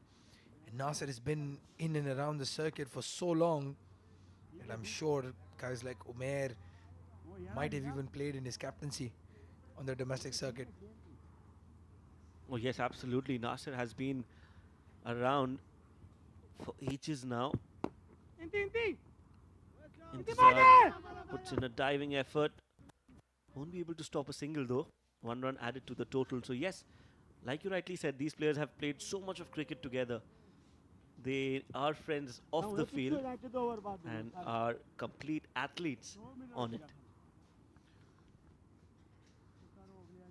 As we see Asif Khan, again, he must have welcomed that drinks break.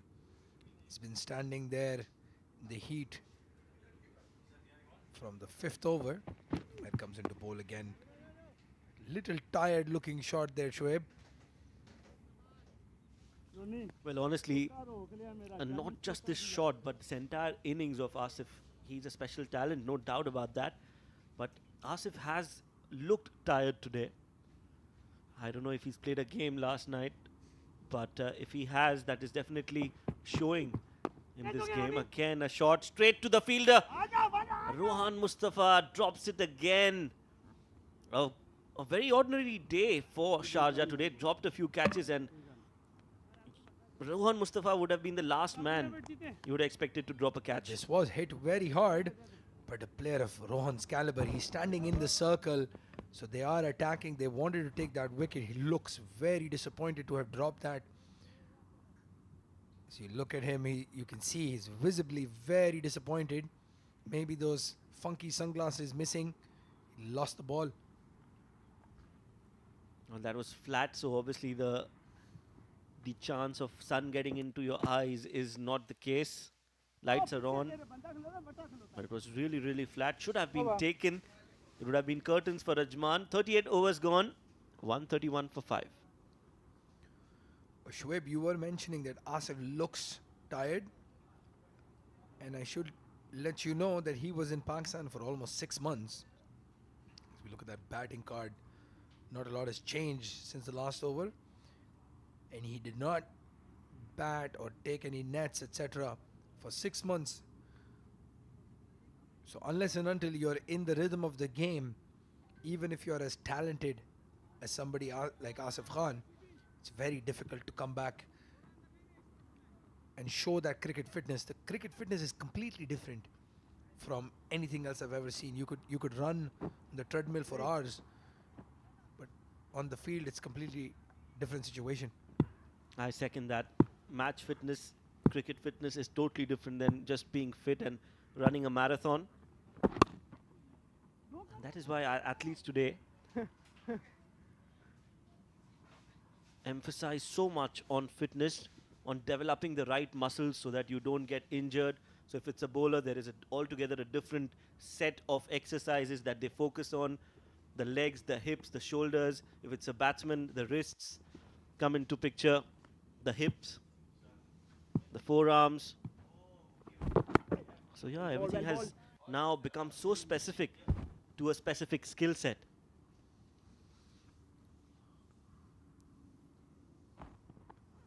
Asif Khan again. He's very focused. Looks exhausted. Intizar comes into bowl. Intizar bowling quite quick to Asif Khan. He's been flighting that delivery to somebody like Nasir Aziz, but bowling much quicker to Asif because Asif likes to move that leg and go over long on or mid wicket to the spinners. This is a good shot, a hard shot, played around the covers. He hit that so hard, you knew as the moment the ball left the bat, it was going to be a boundary. Good shot from Asif Khan. He's gone to the pitch, hit that really hard to extra cover. The fielder deep was more cover point. So again, good looking boundary. Well, he might be exhausted, but he's not going to let that loose ball go. He's going to send it to the fence. Very good batting by Asif Khan.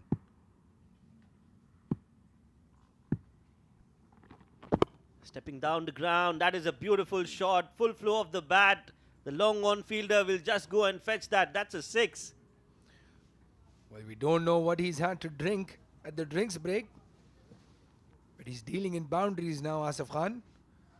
Comes down to the pitch of the ball, realizes that Intizar has flighted that a little bit. He's gone over long on for a huge 6. So 10 runs and 2 balls in this over. Is that the start of the onslaught, Shoaib? Well, clearly he's taken a liking towards Intizar Ali. Back-to-back boundaries, a 4, and then followed that up with a 6 straight down the ground, and no bowler likes that sight.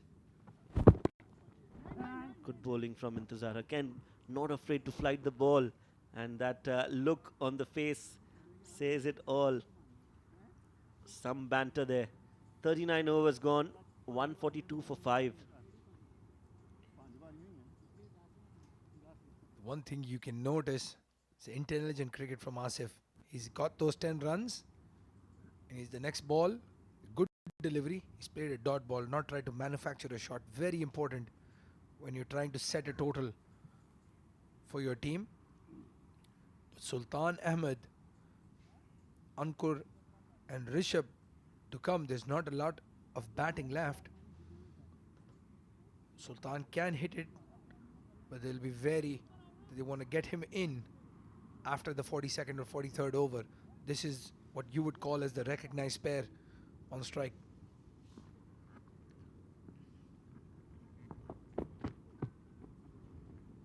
Moving away from Nasir Aziz.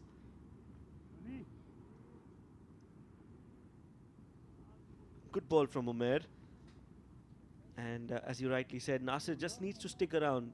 He doesn't have to score too many. Just give company to Asif Khan.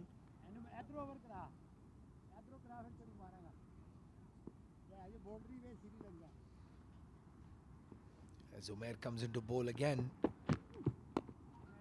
Well, he's absolutely middled that. Shoaib, he's completely ignored your advice. Comes running down the wicket to Umair Ali. Plays it to mid wicket. It was a safe shot because mid on and mid wicket were both in the circle. Have a look at that. Nasir the Don gets a boundary. Yes, nicely placed there. So coming down the track is one thing, but then deciding where to play that shot is also very important. He knew where the fielders were and absolutely placed that into the gap. So good runs. And then just plays it with soft hands, looking for a single. Asif wants to get on strike as soon as possible, wants to face the maximum number of deliveries, and that's a good intent from Asif Khan. Yes, exactly, Shoaib. That's exactly what he wants to do right now. Get on strike. Nasir has hit that boundary. So if he can rotate the strike, get Asif back, face a delivery as Umair comes to bowl again. Much straighter play to Hassan at cover. See, this is the challenge that Ajman has. They caught that boundary, but they've played 3 dot balls. And we're beginning the 40th over, so they need to get at least 7 or 8 runs and over to get to a total that they can defend. Right, score predictor says 185 at this pace. But you don't want to reach that total. You definitely want to breach the 210, 220 mark to give a fight against a very strong batting lineup that Sharjah has. And with Asif out there in the middle, it is definitely on the cards for Ajman. It's the last ball of the 40th over starts. And again, dead bats hit. Well, he's very lucky to have gotten that boundary in that over. But otherwise, Nasir Aziz has played out 5 dot balls. Umair would not mind that one bit. 146 for 5 in 40 overs.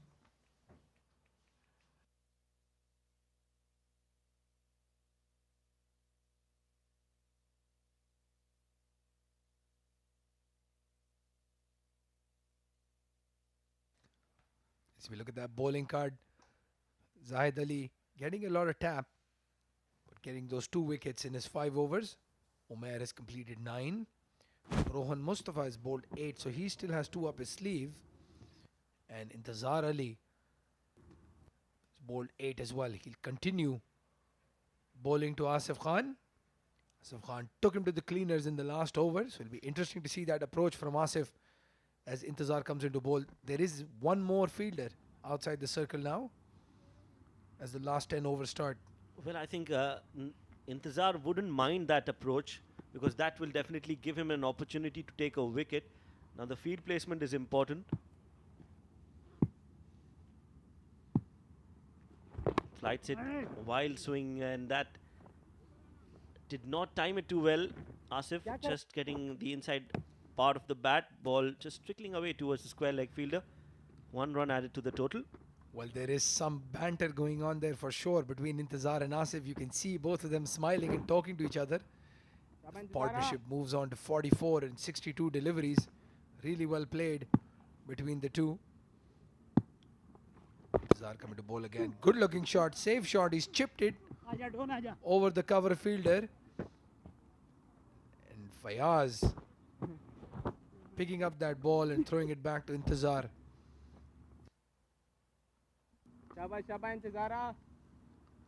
Nice shot from Nasir Aziz. Would have wanted to time it a little more better. Could have got 4 runs. And then just nudges it towards Rohan Mustafa, who's at the mid-wicket region. No doubt. No run. Dot ball there.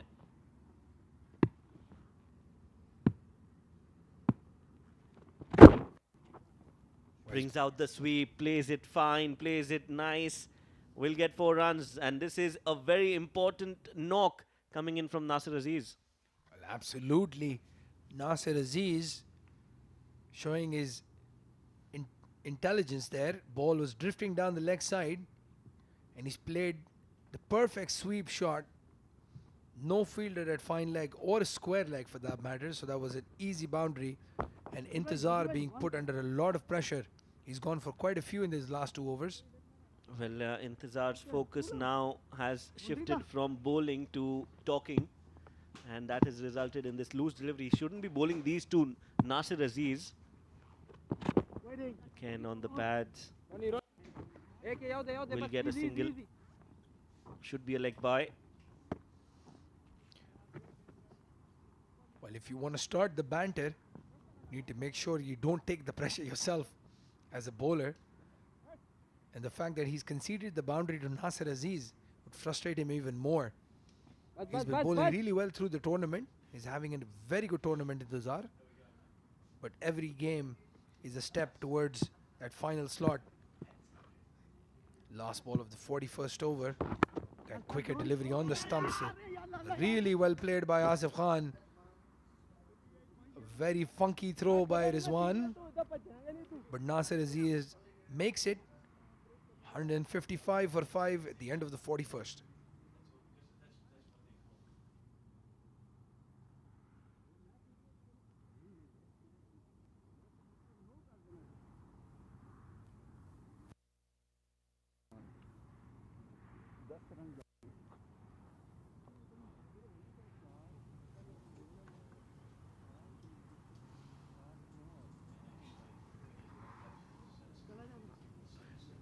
As we look at the top 5 batsmen again, Asif putting a lot of daylight between himself and Alishan Sharfu.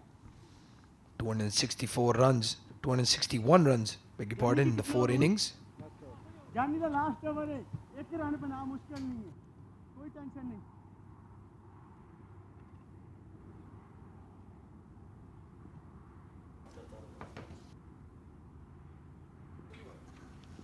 41 overs gone, 155 for 5.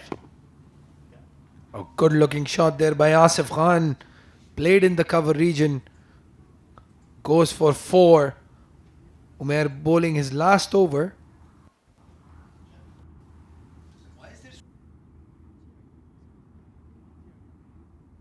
That was played nicely in the gap. The fielder was inside the circle. Rohan Mustafa had a long chase.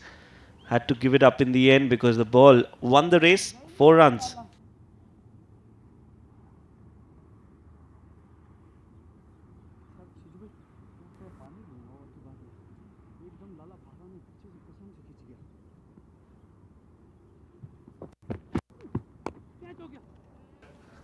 That's up in the air and will clear the fielder. Rohan Mustafa was just standing there watching the ball sail over, and that's a good shot. So now Asif Khan has changed gears. He wants to attack, he wants to score runs for himself and Team Ajman. That's a very good looking shot. Rohan Mustafa patrolling that long off boundary, but he's played that to perfection over his head for 6. We're coming to bowl again, and he deposited that over the cow corner for another 6. 16 runs in the first 3 balls of Umair's last over. Shoaib, the assault is on. Oh yes, absolutely. This is some great batting on display from Asif Khan. He waited and waited and waited till the 40th over, and now he's taken the responsibility of scoring runs one more time for Ajman. He's done that so many times before this, and this time is no different. Another 6 deposited. Let's see Umair's response. 4th ball of the 9th over, but all that experience from Asif, good delivery, and just plays it towards point. He doesn't mind that dot ball now. He's gotten 16 in this over and moves on to 81. 19 short of that triple figure mark. He missed out in the first game. I'm sure he's not going to miss out on this one.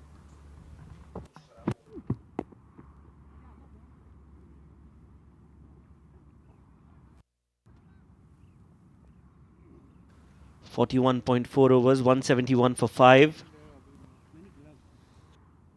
सूखे ले आ सूखे कोई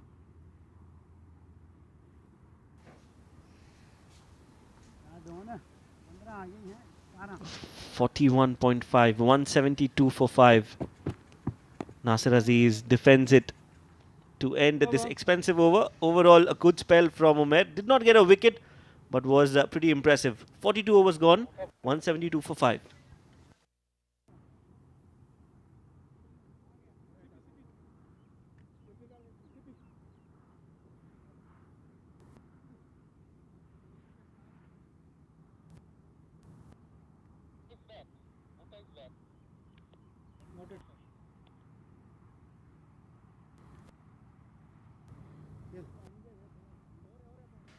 .42 overs gone, 172 for 5. There's going to be a change in the com box to take you through for the next 8 overs and the end of the innings. It is going to be Ahmad Khwaja and Abid Ibrahim.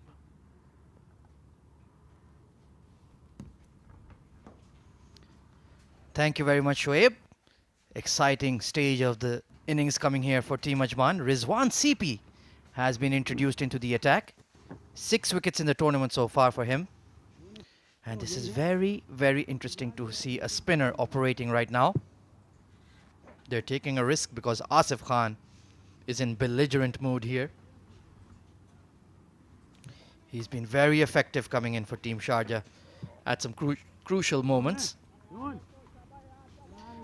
172 for 5. 8 overs remaining. Asif Khan has moved on to 82 of 102. What do you think, Abid? Well, I think they were looking for getting over 200, and it looks absolutely on card. And hats off to this man on your screen, Asif Khan. What an inning he's playing. Really counter-attacked in style now. This will be a very interesting battle. Big full toss powered through the cover region. Straight to the sweeper fielder though. He already has a score of 88 to his name in this tournament. So he's really hitting the headlines, really batting beautifully here. Well, I think this man, Rizwan CP, is slightly late introduced in terms of leg spin option.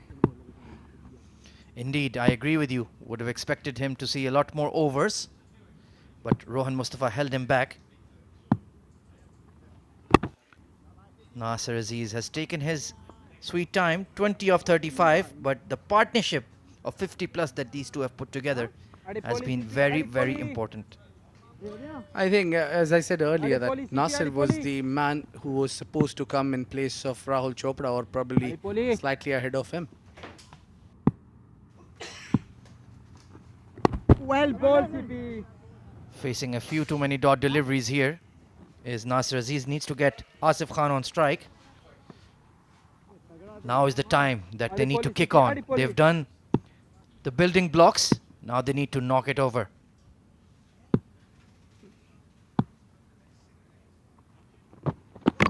Trying to sweep that through mid-wicket. Nasser Aziz, but only hitting air. I think that is the best area to pitch the ball for Rizwan. Rather than he's pitching a lot fuller, need to pull his length slightly back. Not too short, not too full. Absolutely. And nice flight there from Rizwan as well. He'll be a key player in the run chase for Team Sharjah.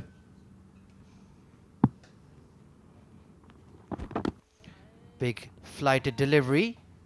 Not called a wide. Nasser Aziz looks absolutely shocked. It was not wide, I think. I think that's a good call by the umpire. Well, I wouldn't be the one to disagree with the Don. Well bowled, CP. He was surprised asking his partner. Only 1 run given away by CP. Oh, this was a top spinner going through straight. Well played by Nasser Aziz. 43 overs gone. 173 for 5.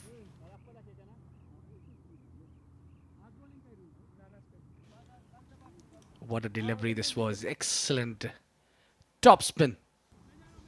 Got the better of the batsman. You can see clearly he was releasing it from the front of the hand so that it will just shoot through straight. Excellent variations. Rohan Mustafa, the captain, bringing himself into the attack. Moreover, Rizwan is like a classic leg spin bowler. It takes me back on the eras of 70s or 80s maybe. You must be very old then, Abid, if you remember that era. Well, thanks to all You don't look like you're 75 years old. Hard hit down the ground from Asif Khan. Long off, just about gets around to it. That was absolutely rocketing towards him. What Rohan Mustafa is doing, that he's not giving air to the ball. He's bowling quick, using a lot of shoulder. And he's doing it good. I think this is the way you need to bowl at the death overs. Only 27 runs conceded. He's into his 9th over. Nasser Aziz trying to drag that through mid-wicket, but getting the bottom edge of the bat. He's looking a bit agitated here. He wants to get on with the game. This has been launched over extra cover this time, but the cover sweeper will get around to it. Didn't quite time that. Well, Sharjah clearly would be eyeing to keep Nasser Aziz on a strike as much as they can. Indeed, he is struggling. 21 of 41. Hard drive towards long off once again. It's to his left. They're going to push for 2, but they'll only stick to 1. Back up. Well, Good now- fielding there by Ali. No, well, now we can understand that what Rohan Mustafa is doing is trying to contain rather than taking wickets. It's a different Rohan Mustafa now. Absolutely spot on.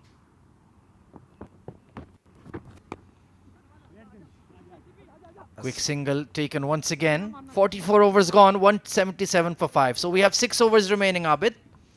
Give me your projected score. Well, a tough call, and I would hate to be in this position by predicting the final total. It just may be too early for me. Look at that beautiful ball with the mics. Taking a look at the bowling analysis here. For then Zahid Ali has 5 overs up his sleeve, so he can be brought on to bowl in the death overs. Rizwan CP just started his spell. Ali Intizar, the offie, also has 1 over remaining, as does the captain Rohan Mustafa. So he does need 1 over from somewhere, probably from CP himself, and then he can bring on the seamer from the other end if he wants.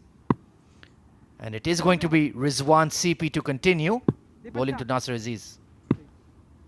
Yeah, I think a good choice, Rizwan CP, whether because there is still time in the शाबाश CP, death पिछला overs, वाला over करना है. the actual death overs where the slogging overs will come in.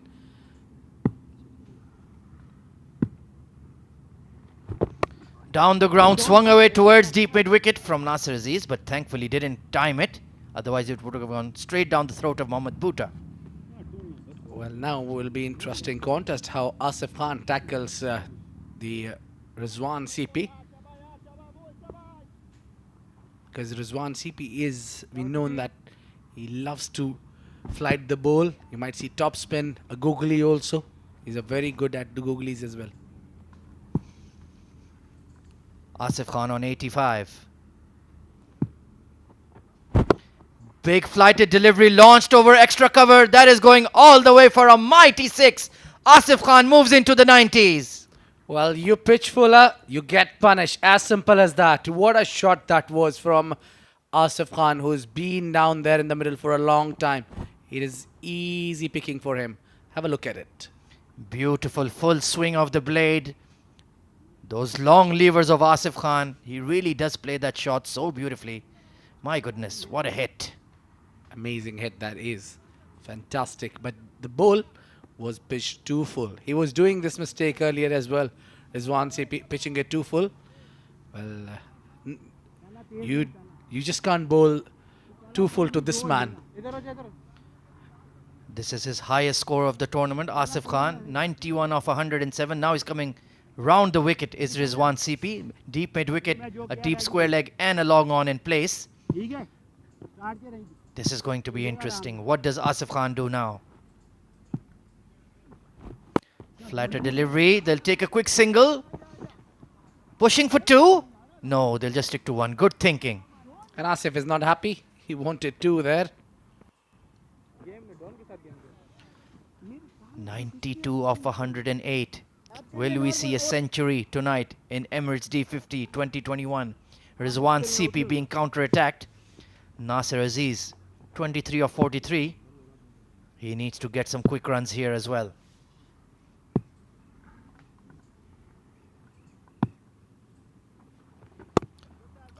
That kept low and well bowled by CP.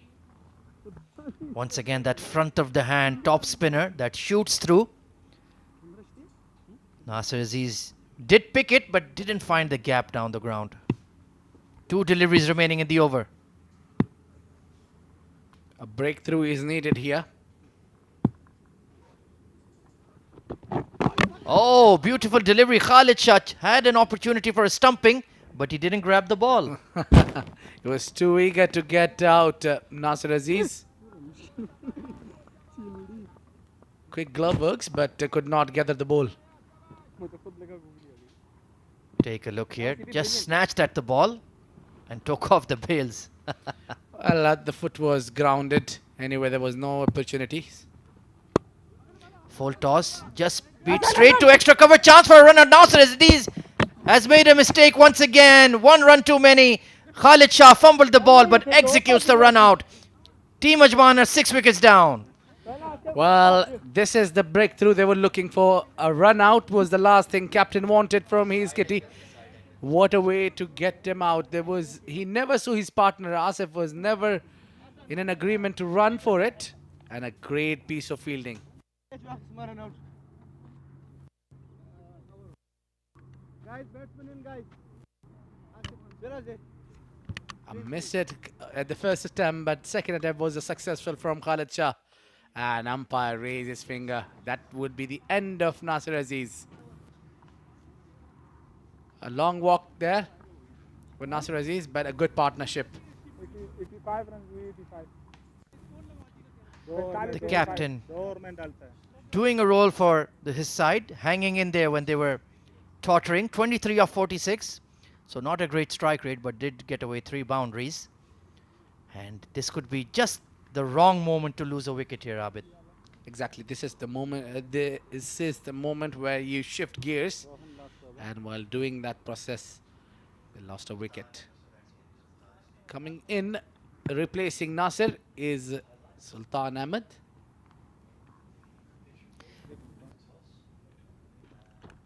There he is, number 29 on the right of your screen. But he's not going to be on strike. It's going to be Rohan Mustafa, the skipper, taking responsibility. Very interesting.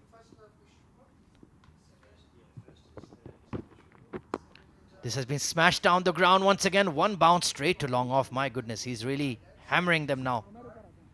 He's bowling too quick to the batsman, and that is the ideal way to bowl at the death Coming overs. around to you. Maybe some difficult to grab the ball behind the stumps, but an ideal way to bowl at that. This is Sultan Ahmed. It's his first inning for this tournament.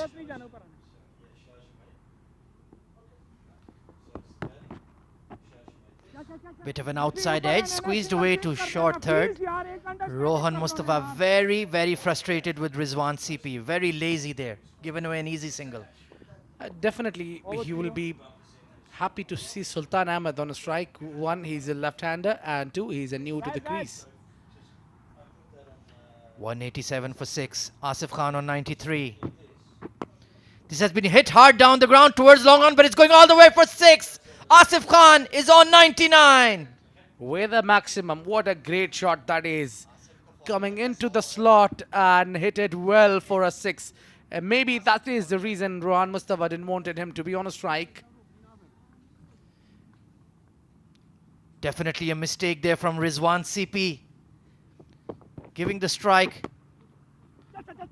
Quick single taken, and that is going to be 100. They're pushing for 2. Asif Khan has got 100 in Emirates D50 2021. What an innings. What a player. Great experienced player. What an innings. He came under pressure, played a heroic knock to get 100. He was lack of partners. Then one partnership was good enough to make him make the century of Emirates D50 tournament. He has been outstanding throughout the tournament, and once again, this time carved away towards point. They're going to push for 2. No, just stick to a single. He has given his all for his team this afternoon. A fantastic innings. They lost an early wicket. It was tough scoring. But that man, number 11, Asif Khan for Ajman, showing why he is the king of Emirates D50. Definitely for a reason. A dot ball here, and I think they'll be happy to play dot ball because the next over will begin with Asif Khan.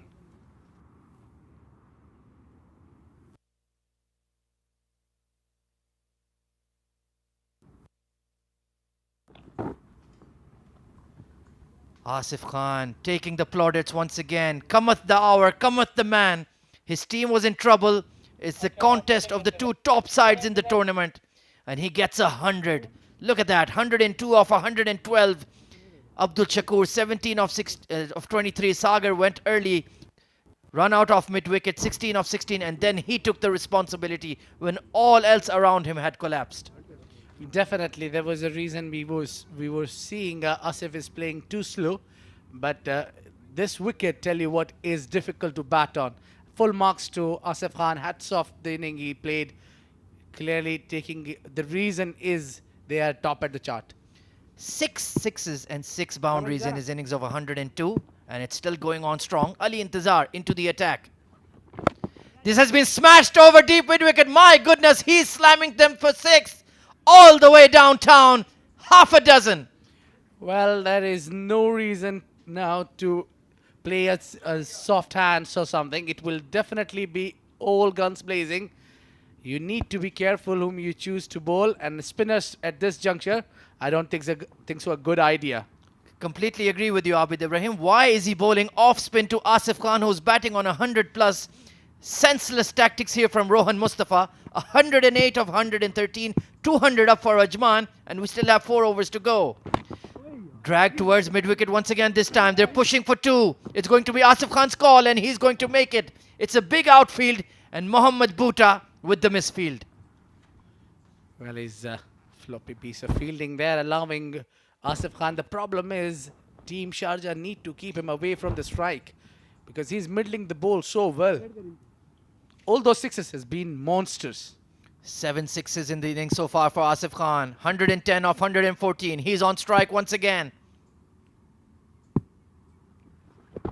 Flat delivery. This has been deposited over long on. That is another huge 6. Raise the arms, the umpire. It's gone all the way. Well, what an innings this has been, and a very bad call by the skipper of Sharjah, bringing Intizar Ali now. Well, Umar Ali Khan was just an spectator watching the ball sailing over his head for a maximum. 6 after 6 after 6. 8 of them from Asif Khan. He is absolutely annihilating Team Sharjah. This time, slower delivery, dragged towards the leg side off his boot. But my goodness, he's swinging for the fences. Well, Ali Intizar will be relieved to see the dot ball finally getting in his over. What an innings this has been from Asif Khan. Well, he is the true dawn out there this afternoon. Flight to delivery, hard drive through extra cover. Long off will be giving chase. And he just about gets around. It's Fayaz Ahmed, so they will pick up 2. One more delivery to go in Intizar's overs. All of a sudden, his figures have been ruined by Asif Khan. Yeah, well, I like the inning he played under pressure and at tough conditions. Very hard wicket to bat on. Superb inning this is. Flatter delivery cut away this time through the gap between cover sweepers. He'll take a single. Excellent decision here. 3 overs remaining. Ajman 213 for 6. A champion. Truly a champion. Asif Khan. What a knock it is. Chanceless inning, I would say. And you talk about anything perfection, if has the face, this inning was it. They had lost their openers cheaply. Abdul Shakur 17 of 23, Sagar Kalyan 16 of 16, a senseless run out. But then Asif Khan took over, 119 not out of 118, and there's still 3 overs to go. 213 for 6. 3 overs remaining. Abid, you have to give me a prediction. Give me your final score. Well, keeping in mind if Asif Khan plays all 50 overs, I see close to 240 coming in. 240, 250 are well within target. At the toss, Nasir Aziz wanted that exact score. He also played a decent hand of 23, supporting Asif Khan. And now we'll see the fast bowler, Zahid Ali, coming into the attack. Finally, but it might be too little too late, Abid Ibrahim. Why did he bowl off spin against Asif Khan? Indeed, even I was wondering what went wrong, that he was relying a lot on the spinners. Spinners were doing the fine job. Rohan Mustafa himself was doing a fine job, I think. And he's very good at death overs. But again, maybe he missed the plot by introducing Intizar Ali at the wrong juncture of the game. He was already the top run getter of the tournament. That man on screen, Asif Khan. And now he's gone well clear. 100 in the 4th game of the tournament for him. My goodness, what a player. 213 for 6. Zahid Ali steaming into bowl. Down the leg side, Khalid Shah, fantastic. Saved a certain 4 runs. Well, Khalid Shah managed to fly without wings. What a wicket keeper he is turning out to be. Take a look at this outstanding take. Well down the leg side. My goodness, that is fingertip stuff. Brilliant. A superman, I would call him. You can see the expression on his face. There's a lot of concern. That score has gone past 200 and Team Sharjah's batting has not clicked in the tournament so far. 3 overs remaining. Zahid Ali coming in. Big full toss, hammered down the ground. They're pushing for 2. But Asif Khan looks a bit tired now, looks a bit weary. They'll stick to 1. I'll tell you what, even Sultan Ahmed can hit big hits. So it was right time to bring him in. I would give full credit to Nasir, who played a huge role in terms of keeping one end safe and lock, and right time to bring Sultan Ahmed. That young chap on screen, Hassan Nabi Sakhel, he'll need to play as blinder tonight. Very hard hitting striker of the ball, the son of Afghan superstar all-rounder Mohammad Nabi, playing for Team Sharjah in Emirates D50. There are a lot of high expectations of this youngster. Let's see if he can deliver. Did not play the 3rd game, was brought back into the side, and this man on strike, Sultan Ahmed, has played for Lahore Qalandars in Abu Dhabi T10. Let's see what he can do. Down the leg side, flicked away towards square leg, and excellent thinking, giving the strike to Asif Khan. Well, I would say excellent thinking from the bowler as well by change of pace and keeping a cutter there for the new batsman. Well, Asif Khan is on a strike. I might need to leave my chair. We don't have any ball boys out there. You might need to go and find it if he smashes it for 6. Already has 8 sixes in his innings. When he flips a switch and goes on counter-attack mode, there is no better batter in the entire UAE domestic scene. Well, you say it and he has it in his book. He's a perfect person, a batsman who can bat at number 3. Big full toss, excellent Yorker in fact, right in the block hole from Zahid Ali. And a bit of reverse swing as well. Good delivery. Excellent piece of bowling from Zahid. He's kept the batsman on check, and that is the only way to keep Asif Khan quiet. Take a look at that fantastic Yorker there, right in the block hole. That's where you need to be, 6 out of 6. He followed him well there. He saw the batsman was trying to take a room. It's been a decent over so far. 216 for 6, 3 deliveries remaining. Standing outside his crease, Asif Khan ready to launch. Zahid Ali. Once again in the block hole. Fantastic delivery. Can only get a single of it down the ground. Well, the concern would be who will be bowling from the next end. That is now a big concern for Team Sharjah. Absolutely. I think Rohan Mustafa has completed his 10 overs, so he cannot take over. Mohammad Ikram looking very, very serious out there. Usually a very happy-go-lucky chap, but that score on the board is going to be creating some pressure. Indeed. I mean, you have... were looking at the mid of the innings, you were right top of the team, Ajman. But just one big over took Ajman all over the top. The team Ajman dugout looking very relaxed, having a chuckle to themselves now that Asif Khan is taking them to the promised land. Dragged away towards square leg this time and is going all the way for 6. The Sultan has come into the middle and smashed it for half a dozen. Well, where would you hide yourself if you have Sultan in one end and the Asif Khan from the other end? You have to bowl at the right channel. Easy picking, slower one, and Sultan was expecting that. Excellently spotted there, Abid Ibrahim. Again, that off cutter, but it was in the slot and swung away by Sultan Ahmed. 223 for 6. 1 delivery remaining. The umpire just telling Rohan Mustafa he needs to get a fielder into the circle. So they are absolutely on the ball there. Final delivery coming up in the 48th over. Short ball dragged away towards deep fine leg. They're pushing for 2. Sultan's call, but they'll keep it to a single. 2 overs remaining. Ajman 224 for 6.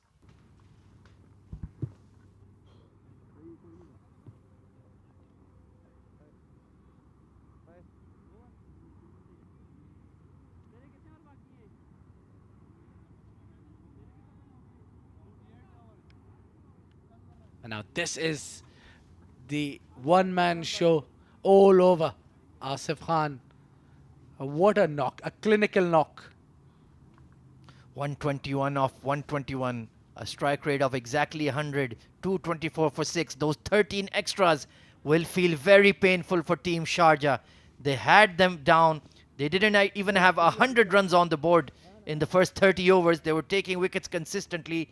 But then Nasser Aziz came together with Asif Khan and built up a partnership of 50 plus. And now they are ready to launch. Well, I was expecting this. Mohammad Bhuta will be bowling at the death over, the penultimate over of this 50 over contest. But coming in cold out of the outfield for 1 over, and that to the 49th, my goodness, that's a lot of pressure on Mohammad Bhuta. Well, now all he need to do is find his line length, bowl it to the right channel. In just 6 deliveries you got, and that's it. Easier said than done. Sultan Ahmed on strike. Mohammad Bhuta coming in round the wicket. Bit of a false start there. He'll be under pressure, definitely, bowling for the first time. Oh, slower delivery there. Beats Sultan, who swung for the fences, and a decent take by Khalid Shah as well. Well, Sultan, he know a thing or two about Sultan, that he likes to play on the onside. So one thing is for sure, he'll keep it wide. Wide outside off is the plan. Sultan Ahmed tries to swing that away, only onto his boot, and 2 dot deliveries played. He feels quite frustrated, as you can see. Well, it's a tricky situation. If Bhuta puts a good show here, then the captain would be thinking why I did not introduce him earlier. 2 dot deliveries so far. Floaty, full toss, hard hit down the ground, and they'll only take a single to get that man, Asif Khan, on strike. Well, definitely Asif Khan is not looking back for the second one. He'll be happy to be on a strike. Well, that is the helmet of Delhi Bulls of Abu Dhabi T10. 9 deliveries remaining in the innings for Team Ajman. Hard hit down the ground from Asif Khan. 1 bounce, long off misfield. Can you believe it? It's Hassan Nabi Isa Khail, the young chap who has stuffed it up and given away 4 valuable runs. Well, being a young man, and you cannot just feel that way. You have to bring your body back. He made a mess of it. 4 runs, 1 bounce. That ball just fizzed away from him. A poor effort. Drag towards cow corner this time. They'll stick to 1. Rohan Mustafa himself in the danger zone, deep mid wicket. Well, as we say that Asif Khan is at 126. The next top scorer is 23 runs of Nasir Aziz.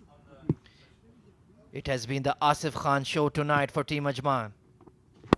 Hard hit over cow corner this time. Sultan Ahmed has absolutely nailed it for 6. Well, there was no need to bowl onto the pads. That was the area where he was looking, and dispatched it. Has been all over the place, Mohammad Bhuta. It was a slot ball asking to be punished, and Sultan Ahmed said, "Thank you very much. I'm going to tonk this over mid wicket for 6." Come on, there's Juicy half volley. Easy picking for Sultan. Team Ajman have counter-attacked fabulously in the last 7 to 8 overs. They've taken the game away from Team Sharjah. They are going to be bowling under lights. There is still 1 over remaining, and both Sultan Ahmed and Asif Khan are striking the ball beautifully. Well, they are on a song. This is the reason Asif Khan is long way up in the chart with 323 runs.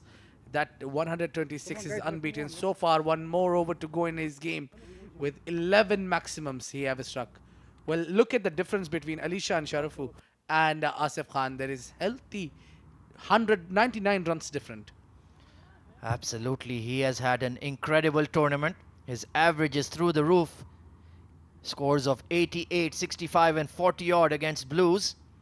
236 for 6. Zahid Ali, 2 for 41. Has to bowl 6 deliveries. Right in that block hold. Can he do it? Asif Khan on strike. Lovely delivery through the legs of Asif Khan. Well, I think he's more comfortable to bowl Asif Khan than Sultan Ahmed, Zaid Ali particularly. Absolutely. That ball is tailing in towards Asif Khan's feet and pads. He has nailed that full Yorker quite a few times. There's, of course, the match referee, Mr. Iftikhar, and Andy Russell, the ECB development manager, keeping an eye on proceedings.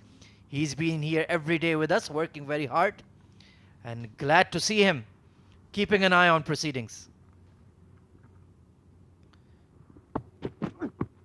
Oh, length delivery swings away this time from Zahid. Asif Khan had an opportunity. That slightly leg cutter was help Zahid Ali to get away with it. Asif Khan is looking only for the aerial routes. This has become a humdinger of a game. 4 deliveries remaining. 236 for 6. Asif Khan not out. 126 of 125. Can he finish this innings with a flourish? Can he get Ajman to that 250 mark? Hard hit over, long off this time. Chance for a catch. It's in the gap and it's trickling away for 4. Ali Intezar tried every his bit to reach to that ball, but there was absolutely into the gap. No chance for the fielder. 240 comes up. There is 2 more deliveries to go. Just finding that gap at deep extra. Opens himself up. And excellently placed. Long off. Really gave it a sprint. But he couldn't get there in the end. Ali Intezar, a tall unit. Asif Khan. 2 deliveries remaining. Zahid Ali steaming in. 240 for 6 is the score for Team Ajman. This time dragged towards cow corner. It's a hard hit into the gap for 4. No chance for the fielder to move an inch. What a hit. And the outfield is truly very quick. This has been the outstanding knock of the 2021 Emirates D50. Asif Khan 134 of 127. He has powered Team Ajman to a very, very good total here. What a match we have on our hands. Look at that. Pure brute strength. That bottom hand taking the ball for 4. Lots of power all along the carpet. Beautifully hit. He's finding the gaps at will. Zahid Ali coming in now.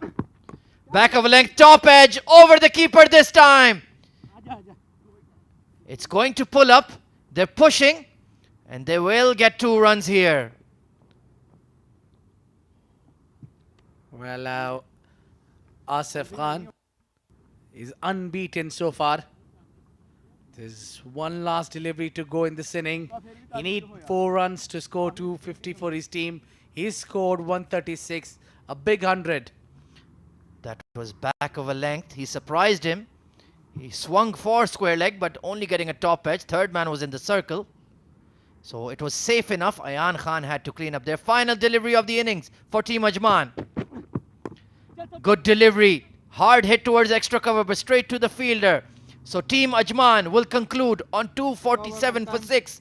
Asif Khan, outstanding knock. 137 not out of 129. What an innings. What a player.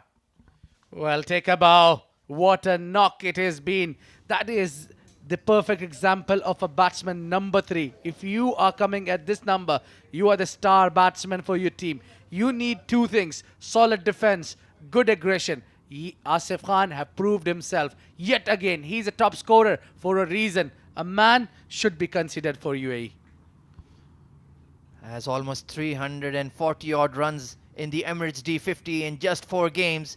He was threatening to make 100 time and again, had a couple of 50s, had a 40, and then finally went big and went hard at one of the best teams in the tournament, Team Sharjah.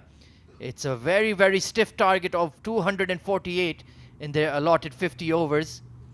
Team Ajman are proving why they're ruling the roost of Emirates D50 right now. They have 3 wins out of 3 and are looking good for win number 4. It's not easy to bat 50 overs almost. That is what happened. The 50 overs, 13 coming as an extras. Abdul Shakur 17, 20 from 23 deliveries. Sagar Kalyan 16 from 16. Asif unbeaten 137 from 129 deliveries. This is a magical knock. I was talking about Daud Ijaz just played little early and gave that catch for diving forward from Rohan Mustafa. He made 15 from 22 deliveries. Mohammad Ali Mirza 4 runs of 21. Rahul Chopra 6 of 34. Nasir Aziz gave a very good partnership to the captain, to the Asif Khan in the middle, 23 of 46. Unbeaten, Sultan Ahmed, 16 of 9. So this has been all collusion in 50 overs. A stupendous knock there from Asif Khan, 137 of 129, setting the stage. Taking a look at the team Sharjah bowling analysis, Zahid Ali was hammered today, 2 for 52 in his 7. Omer Ali Khan, none for 45. Rohan Mustafa, the captain, was steady, none for 41. Ayan Khan was excellent, 1 for 32 in his 10 overs. Ali Intizar went for some late runs, 1 for 54 in his 10. Rizwan CP only given the 2 overs, none for 9. And Mohammad Bhuta bowling the 49th over went for 12 runs.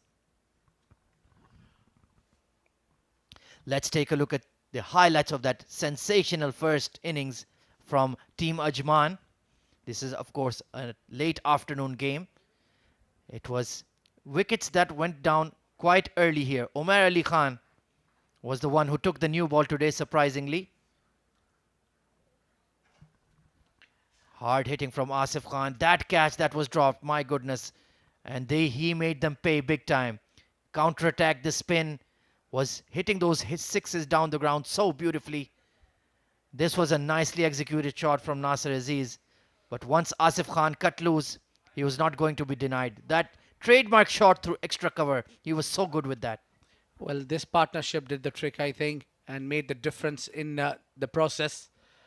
Oh, they played all 50 overs. It never looked that they will gonna make 50 overs complete because there were half of the team were out just below 100 runs, and this was a brilliant delivery from Rizwan CP. Late introduction of Rizwan CP maybe cost the runs as well. And once Asif Khan had started to counter-attack, there was no way he was going to be denied. Nasir Aziz hung in there for a long while with number 11 Asif Khan, and he made them pay big time. 137 of 129. That run out here, that was a poor error. If he had hung around, they could have even gone beyond the 250 score, but bad calling and bad execution there. Well, my views are still slightly different. I think Nasir have done his job well. There was, from the other end, you needed the Sultan Ahmed. This is this match summary so far of the first innings. Asif Khan 137 from 129. Nasir Aziz 23. Look at the difference between the top scorer and the second top scorer is huge. Abdul Shakur scoring 17 of 23. Zahid Ali picked up a couple of wickets. Ayan Khan 1 wicket. Ali Intizar picked up a wicket and given away 54 runs. So Sharjah needs 248 runs to win in the second innings of this game. We're going to have an innings break right now for about half an hour. Till then, we have produced a very special segment called The Outside Edge with Abdul Rahman Tariq. So stay tuned and check it out.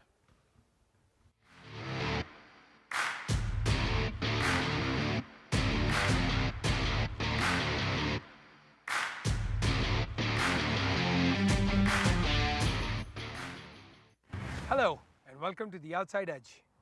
In today's show, we will take you on a journey with the ECB development program and understand the plans to take UAE to the highest level of international cricket. We had an opportunity to speak to the ECB development manager, Andy Russell, as he gives us the inside scoop on how the D series of tournaments will help improve the local game.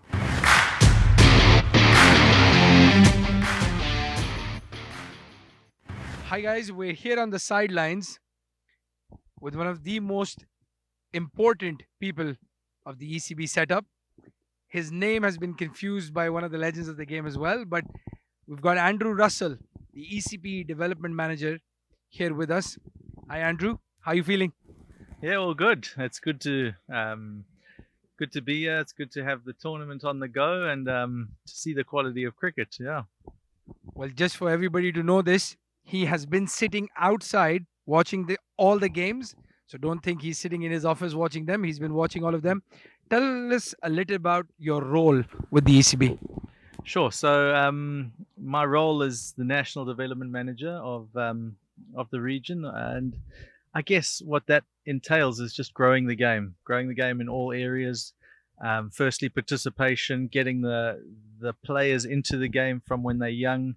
If you start that broad base of followers, players at a young age, they become your consumers, they become your followers, they become your cricket future. So really building the game from the ground up, which is your juniors, your under sixes when we generally start, having development pathways in place for them, having participation opportunities, making sure that there's an engagement with them at that starting point, and then all the way up, providing player pathways, opportunities for play for all levels of players, so that there's a retention of some sort and a growth. You really want to see the game flourishing, and flourishing is there's more players, there's more supporters, there's people interested, there's a lot happening. And I think over the last 5 years, so I've been on this role since 2014, it's been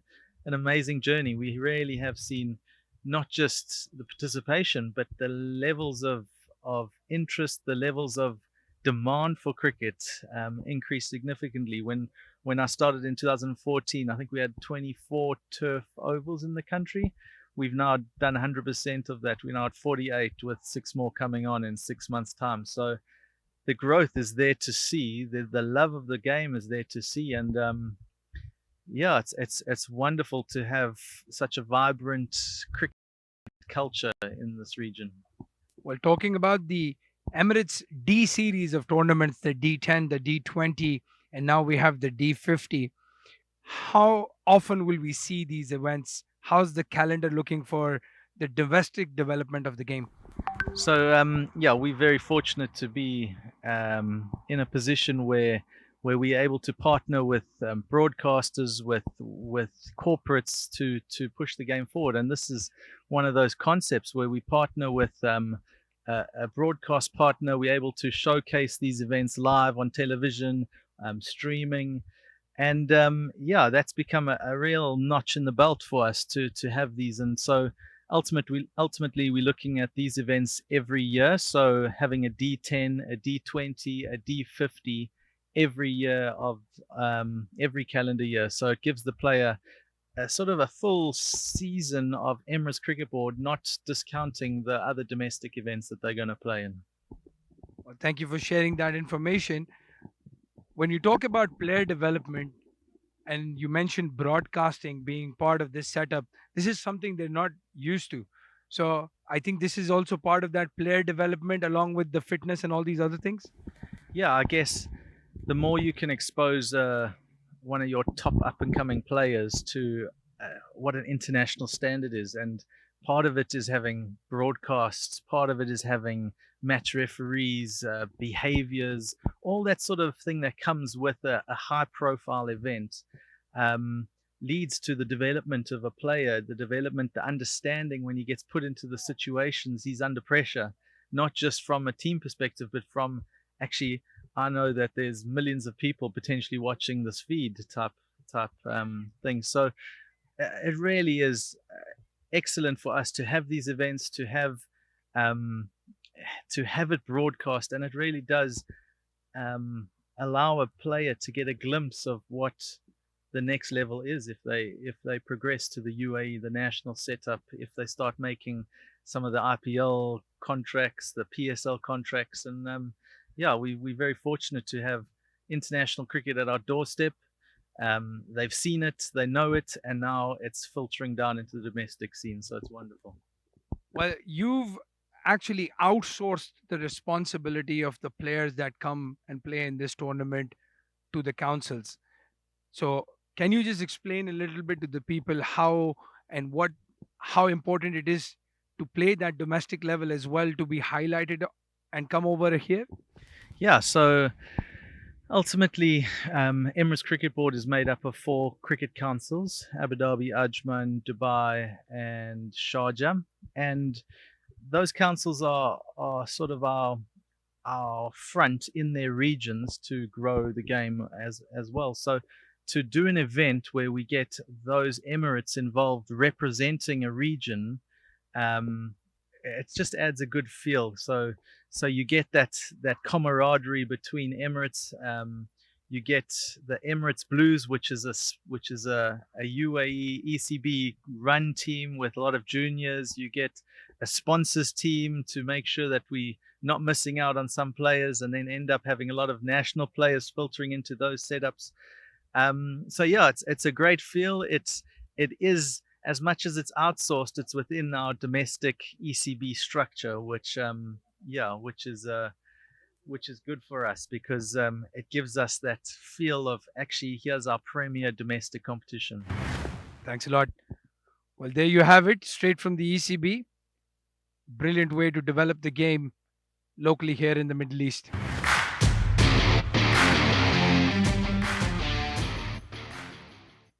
Well, thank you, Andy, for sharing those insights. It's great to see the progress of the UAE cricket in the last few years and how it continues to take major strides for the future. And talking about the future, I had an opportunity to speak to the future of UAE cricket. Here are the snippets of the conversations I had with some of the under 19 talent playing in this tournament.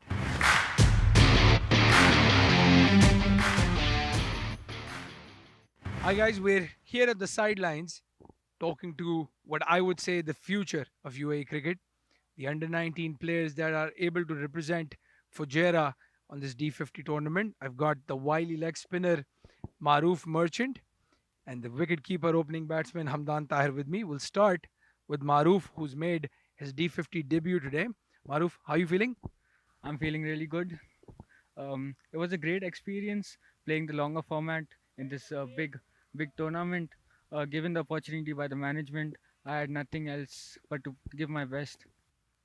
So, how does it feel playing under the captaincy of somebody as seasoned as Ahmed Raza?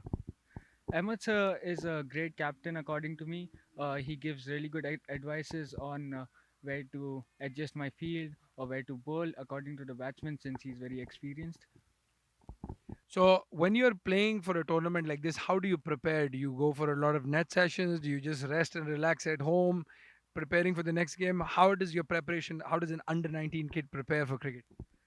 Saying again, this is a longer format game, so I just spot bowl a bit, try to get my consistency right, and yeah, I just do the same thing in the match. Right, we'll switch quickly to Hamdan Tahir, who had a long vigil on the crease. He's just back after having kept 50 overs as well. Hamdan, tired after keeping for 50 overs and opening the batting?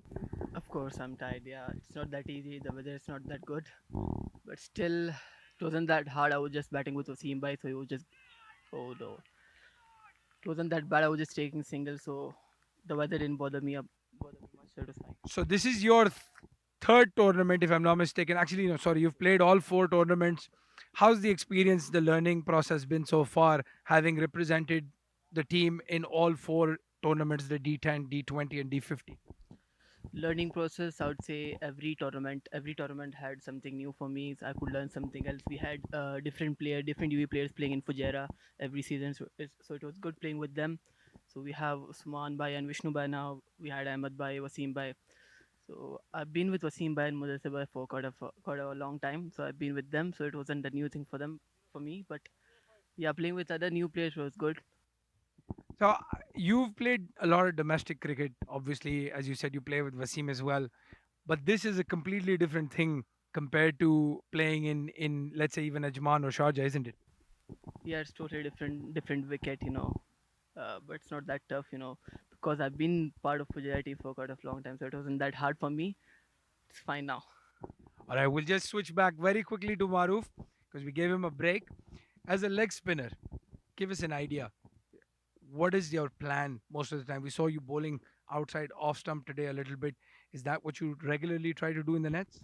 Yeah, I just try to get the batsman in front because as a leg spinner, I have to be brave and bowl front. Since so if the batsman decides to attack, there's always a chance created by us. Yeah. Well, I've seen a couple of videos of you batting as well. I know Fujairah will not want you to pad up, but are you excited to maybe go and bat one day? Yeah, if I'm given the opportunity, I would definitely take it. I love your confidence. Switching back to Hamdan very quickly for a couple of really short questions. Hamdan, wicket keeper, opening batsman. Can I say Adam Gilchrist is your role model? Why not MS Dhoni? He doesn't open the batting, that's why. But But still, as a keeper, I still follow him. Yeah, Adam Gilchrist, my dad has been showing me videos of him. Look how he bats, look how he keeps. So, yeah. and again, as a wicketkeeper batsman, there's so much competition going on at this stage in the UAE. You've got the likes of, Vritti Arvin and Zishan Abid in your team as well. There's some really good Khalid Shah, for example. How do you deal with pressure like that? What is the mindset when you're thinking, you want to take somebody's slot? There's no pressure. The thing is, all are like brothers. I've been with them, I've been playing with them. So, if they're doing good, I'll be happy. If I'm doing good, they'll be happy for sure. Well, that's absolutely brilliant answer. Well, there you have it. Couple of under 19 kids, but very confident. Lovely to see them speak the way they do in front of the camera. They're absolutely not shy at all.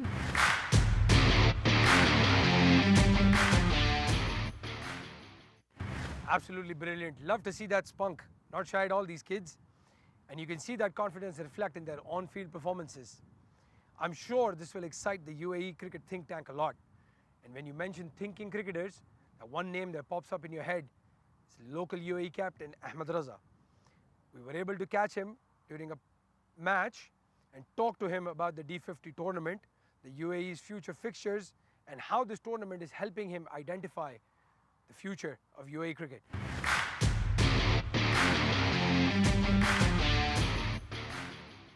Hi guys, so I'm here with the captain of the Fujairah team, Ahmed Raza.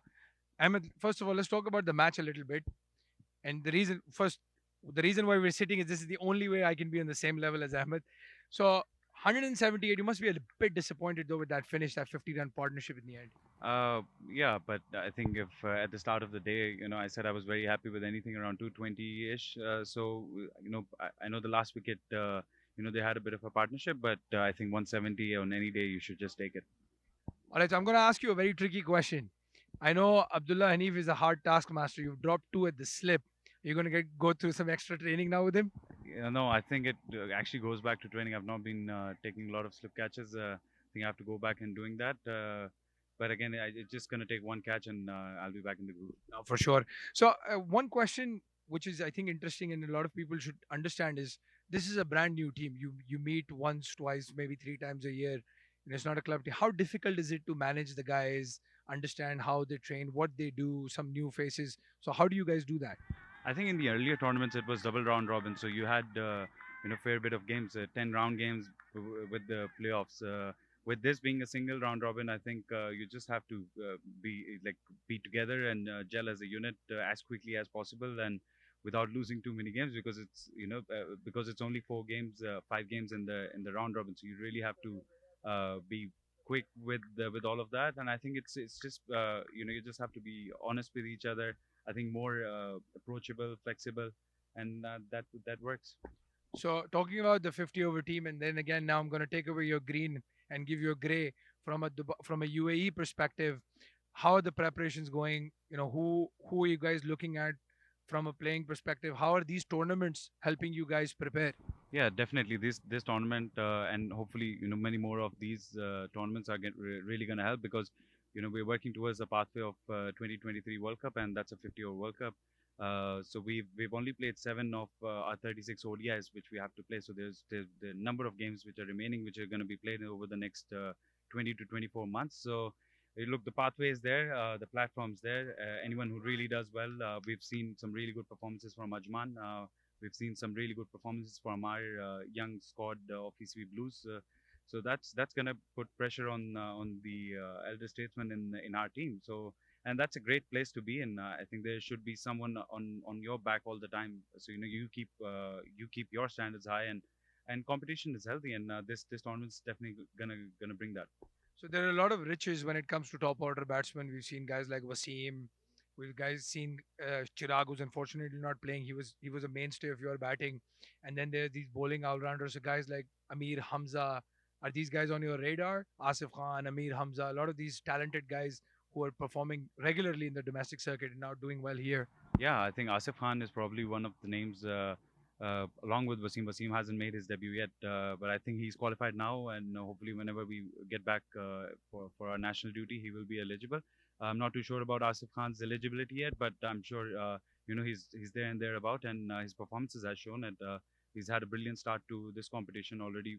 I'm sure the highest run getter in this tournament, and not just this tournament. I think he's been doing really well in the D10, D20, which we had previously, and also a heavy run scorer in the domestic circuit. Amir Hamza brings a different dynamic as well. He's a fast bowling all rounder. You don't really get that anywhere in the world. Leave just UAE apart. I think they're really valuable players. Kashif Daud, unfortunately, is not playing in this tournament, but he's one of them. He made his debut earlier this year, and a gun player to be in the side, who can solely play as a batter and a bowler. So that really helps in the team balance. So you've been as part of the UAE cricket scene from I think when you were 15 or 16, if I can remember. You were as tall as you are right now, but you were 15 or 16, and now we see the approach from the young kids, the guys like Ayan, the guys like Hamdan. So how's the future looking in terms of players that are available and will be available in the next, I wouldn't say 5 years, but let's say next 10 years? Yeah, I mean, it looks brilliant. Right? The future looks bright, and I think a lot of credit should go to the development officers. I think Andy and Shah are doing brilliant work. People who you don't really see in the forefront. I think the people at the back staff, they've been brilliant. As you rightly said, I mean, when I was 15, 16, we never had these opportunities to be playing in front of live stream or cameras. This really helps when they go and represent UAE. So they're not stage fright or anything. They've seen their families playing or friends or people just around the world watching them. I think that really helps when they eventually wear the color. Well, I'm glad nothing major has happened. I know you before the start of the interview you said if somebody gets out, you'll have to run and pad up. But so far, so good. Confident that you'll notch up the win today. Well, a good partnership is required, and I think a calm head is required. But we know Rohan Mustafa; he doesn't leave it till the end, and that's how we should be playing our cricket. And he does the same with UAE, and now he's in the opponent, and so I hope we pull this one off. I should be. It won't be easy, but a scrappy win always helps in the tournament. Well, I'll let you go back to your team. Thank you so much for talking to us, man. All the best.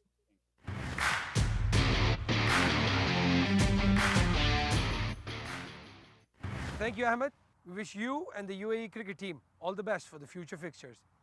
And with that, it's Abdur Rahman and the crew signing off from the outside edge. We'll take you back to the live action starting in a couple of minutes.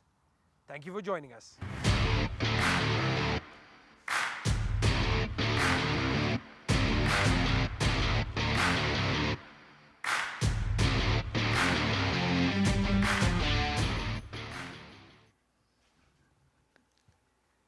Good evening and welcome to the second innings of this game number 9. This is WOLF777 News presents Emirates D50 tournament. And that was a great conversation between our expert, Abdul Rahman Tariq, and the UAE skipper, Ahmad Raza. With me in the comm box is Qasim. Qasim, welcome, and it's good to have you back. Thanks. Good to be back. I'm really enjoying it. What a fantastic innings that was from Asif Khan. Some fireworks at the end, so some brilliant batting. Oh, yes, absolutely. Asif Khan show, as they say. And let's look at the batting scorecard quickly. Abdul Shakur scoring 17 of 23. And then it was Sagar Kalyan who scored 16 of 16. Asif Khan scoring that magnificent 100. 137 of just 129 deliveries of fireworks in the end. Dawood Ijaz scoring 15 of 22. Muhammad Ali Mirza scoring 4 of 21. Rahul Chopra scoring 6 of 34. Nasir Aziz scoring 23 of 46, and Sultan Ahmed was not out in the end, scoring 16 of 9. 247 for 6 is the score that they have managed, and that is a decent score that will give a lot of confidence to the Ajman bowlers. Looking at the Sharjah bowling card. Yeah, absolutely. So Zaid Ali bowling 7 overs, taking two wickets. That's 7.43 economy. Umair Khan none for 45 of 10. Slightly expensive, but Rohan Mustafa note for 41 of his 10. Ayan Khan bowls superbly well, going at threes, just over threes, 1-4, 32 of 10 overs. And the pick of the bowlers there, I think, is definitely Ayan. Rizwan CP only managing 2 overs. Bit surprised with that. And Bhuta coming in at the end with just a 1 over going for 12. So, yeah, 247 for 6 of 50 overs. And what a fantastic inning that was from Asif Ali.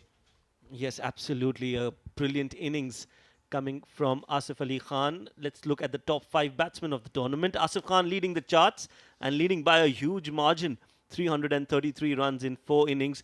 That has 250s and 100 to his name with a highest score of 136. Alishan Sharfu has scored 224. He's on number 2. Ansh Tandon is also closely following. He scored 158 in his 3 innings. Dawood Ijaz on number 4. And Sagar Kalyan, who's playing today, scoring 132 runs. So that's the chart for the top 5 batsmen.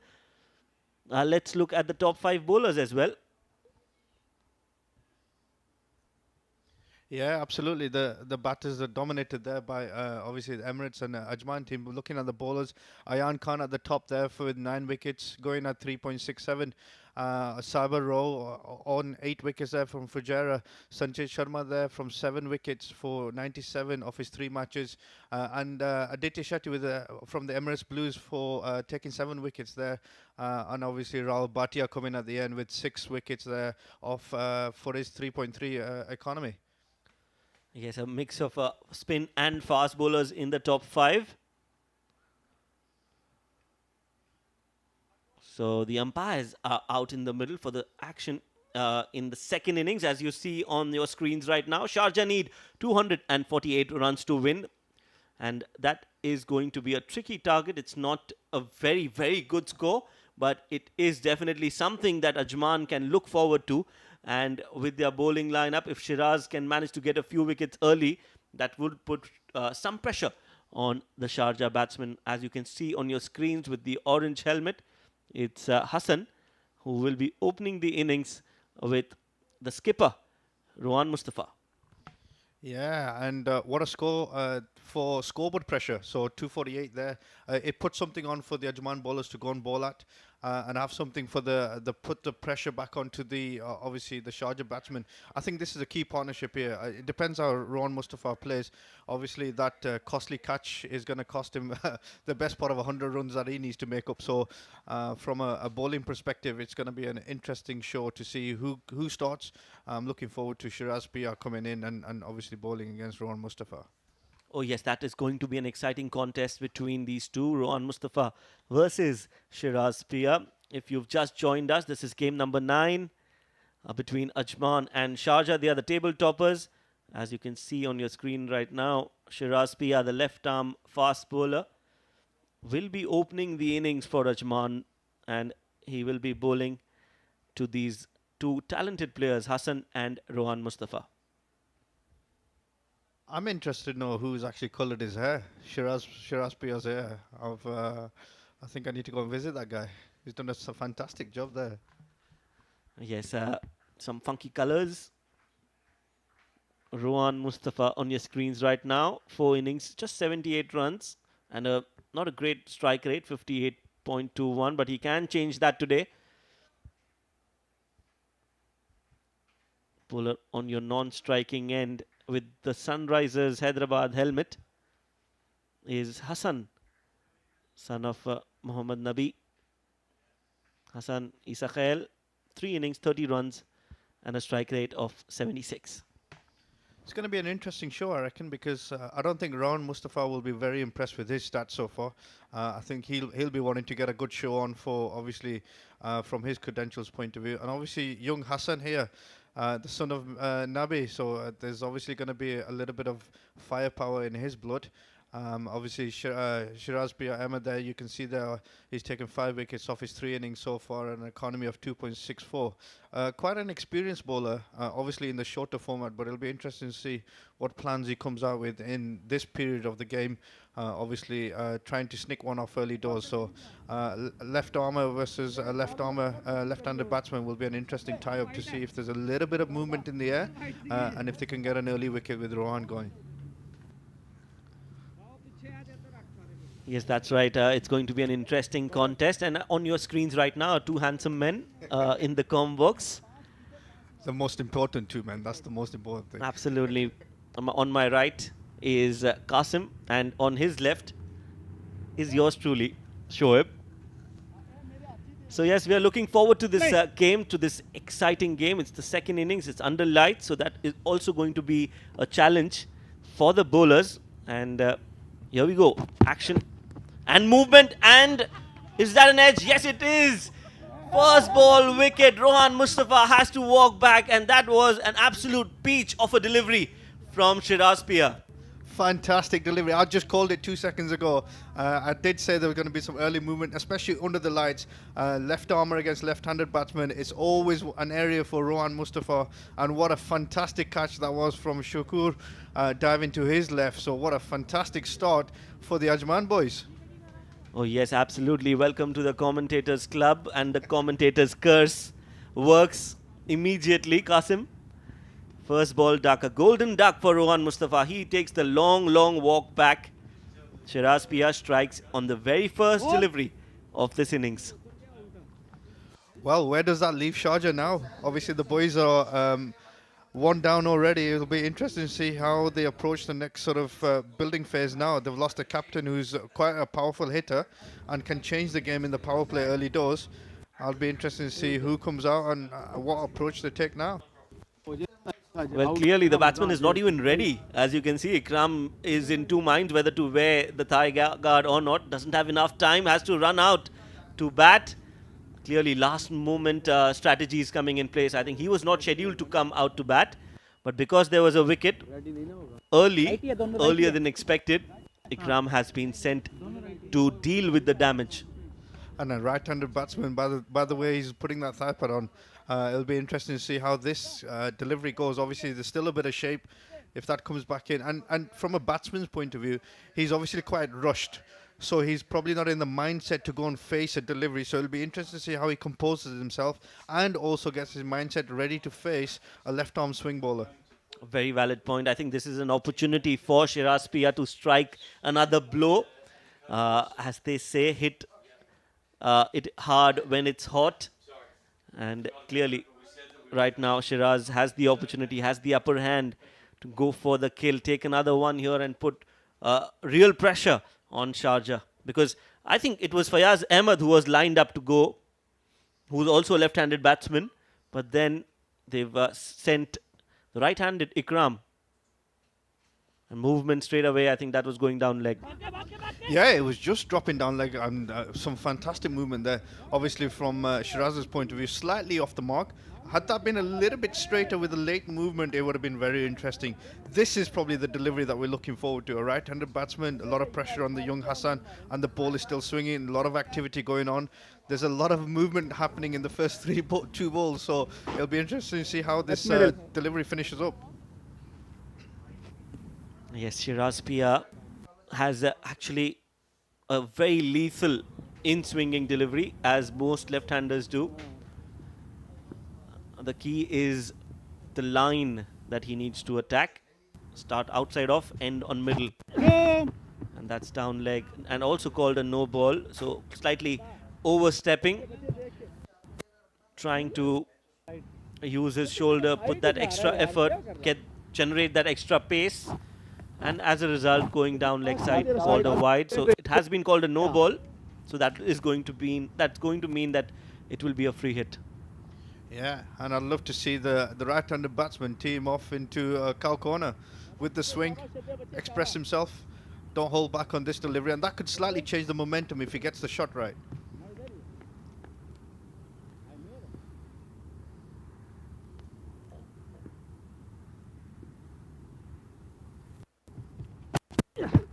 Outside off, clears his front leg, plays it over the mid-off, connected that well. This is a good shot from Hassan. Playing his first delivery, got an opportunity to hit a free hit, and he's made full use of that. Yeah, and that'll settle his nerves a little bit as well from a batsman point of view. Obviously, there's a lot of pressure flying around, but that obviously a good hit down the ground, looking like his dad. Well, yes, he started off like him, for sure. Cleared his front leg. Played it over the long off.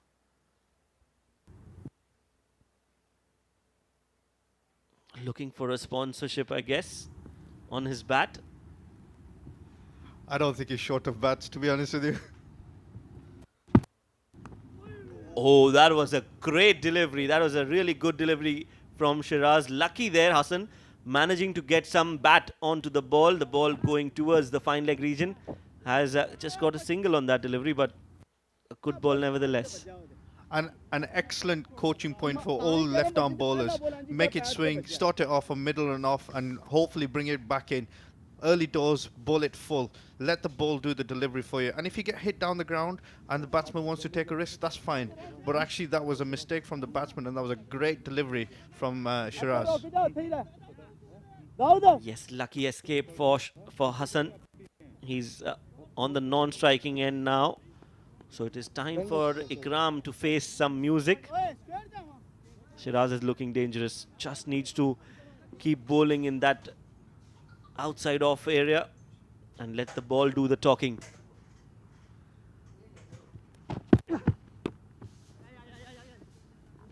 Cleared along the ground in the gap, looking for two, will get them easily. Yeah, not a lot of movement on that last delivery, and it was a comfortable shot through sort of almost through extra cover, mid-off region, sorry. So it was an interesting shot that for 2 runs. Yes, I think that previous delivery, the arm did not come straight down. It was more of a round arm action, and when you do that, the ball tends to swing less. You need to release it high and close to your body and then get the movement in. Yeah, and I think Shiraz's lethal weapon is to bring it back in. He's got a brand new ball in his hand, and nothing. He shouldn't really be looking to try anything other than hit the pads. Utilize that, because under lights in the next couple of overs, the ball will stop doing anything that it wants it to do. So he needs to make maximum use of this time now. You're absolutely right. First over up, score 11 for 1. Yeah, an interesting start that 11 off the first over. Interesting start, a lot of action going on. Ron Mustafa with the first ball going, obviously Shiraz, and caught by Abdul Shakur behind. Hassan with the free ball 6 hit, and then obviously Ikram punching in for the 2 pass mid off off the 3 balls. So 11 for 1 off the first over. A lot of excitement.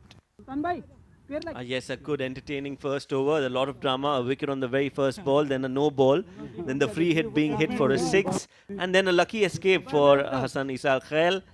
So a lot of things happening in that 1 over, in those first 6 deliveries. That will set the tone right for this entire game. Meanwhile, it's Sultan Ahmed who gets a game today. That's his first game in this edition of WOLF 777 News Emirates D50. And he's probably used to bowling with the brand new ball for T10 and PSL and stuff like that. So he's got really good experience to come in. And I think this is a really good tactical move from Ajman to bring him in early doors, and somebody who's got experience of doing this at national level as well and international level. So it'll be interesting to see what happens here. Yes, this is going to be a good match-up between Hassan and Sultan. By the looks of it, the way he played that shot over long off, I don't think he will hold his guns against Sultan. If it's in the slot, he's going to go for it. We'll have to wait and watch how that pans out. Flighted delivery outside off, driven beautifully. That's a boundary. What an excellent shot that is. Absolutely fantastic. From a coaching technical point, the ball was put up in there. He extended his hands through extra cover and really got to the pitch of the ball there. What a fantastic shot. Along the ground as well, may I say. And fantastic 4 runs for the team. Well done. Yes, that's a good shot. It's an unusual start from Sultan. He doesn't normally flight the ball. He is a lot quicker in the air. Yeah, very surprised at the pace there. Just putting it up there outside off stump. I thought he would have been trajectory-wise and pace-wise looking to arm it back into the pads. Yes, that's right. Sultan. This time it's quicker, slashed hard. That ball is racing away towards that WOLF 777 news board. It's going to crash into that. 4 more runs for Hassan. And to be fair, a poor delivery from Sultan outside off stump, width given to somebody who's got an excellent pair of hands, and obviously he's hit that really, really well. Good pair of hands, good fast hands. It'll be interesting to see what Sultan's comeback is, and there's a bit of pressure on the more experienced left-arm bowler. Yes, you're right. Slow delivery this time outside off. Again, getting some turn off the new ball. That's something unusual. Yeah, there was a little bit of bite there. Interesting to see he just slowed his pace down a little bit, so maybe that's the pace to go early doors off the skiddier wicket. Another flighted delivery smacked, and that has gone sailing over the ropes for another 6. Hassan showing his capabilities in this very over, and that is a big hit. It's a fantastic hit.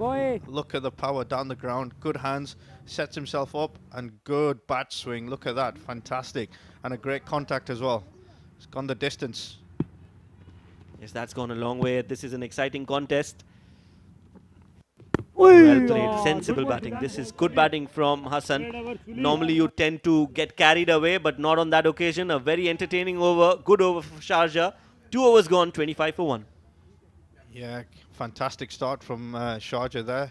Obviously recovering after the first ball. Some fiery hits there from young Hassan. And it'll be interesting to see how Shiraz comes back into this third over now. Interesting at the moment, Shiraz has gone for 10 runs for his 1 wicket. That first wicket of Rohan Mustafa. And obviously Sultan going for 14 off his first over. 25 for 1 then off 2 overs. Ajman from the bowler's perspective, Sharjah 25 for 1 off the 2 overs with only giving 2 extras. So let's see what happens in the third over. Yes, a good entertaining second over. Sultan being taken to the cleaners by Hassan. And that is what we were afraid of. The looks of Hassan clearly indicated that he will be going all guns blazing against Sultan. And that is exactly what happened. Straight away a huddle between the two bowlers. Planning things out for how to approach this next 7-8 overs. I'm not sure getting instructions from Sultan, who's just gone for 14 the previous over, is a wise thing, but I'm sure Shiraz knows his stuff. Yes, just planning out a few field placements for Ikram. This has been a flyer of a start for Sharjah. If they continue to go at this rate, the match could get over by around 25-30 overs.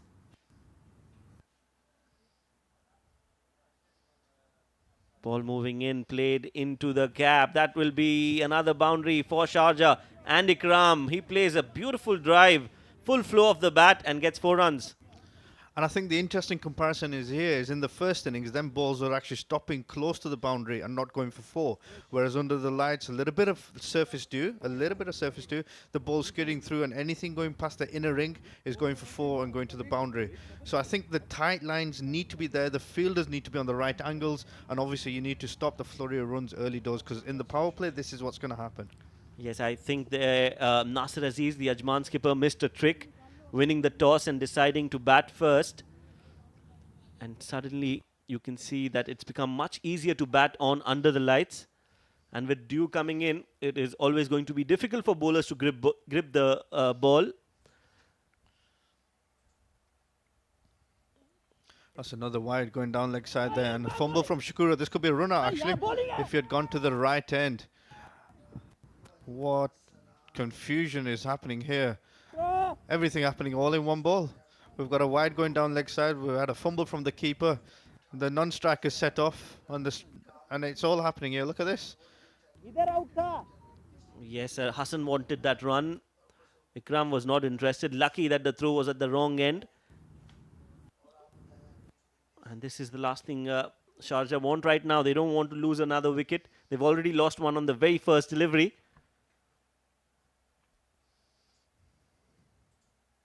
Nice delivery. This is what we're talking about. This is what Shiraz is known for, and this is what he needs to do on a consistent basis to build some pressure and take some more wickets. Yeah, absolutely, and I think that's the perfect line for the left-hander to come in. There is an element of doubt from the bowler's perspective whether it's going to swing back in, so the batsman has to be precise about his decision-making skill. And if you can just get one to hold straight and go across the stumps, you know, that's a fantastic delivery, and that's a great repertoire to have.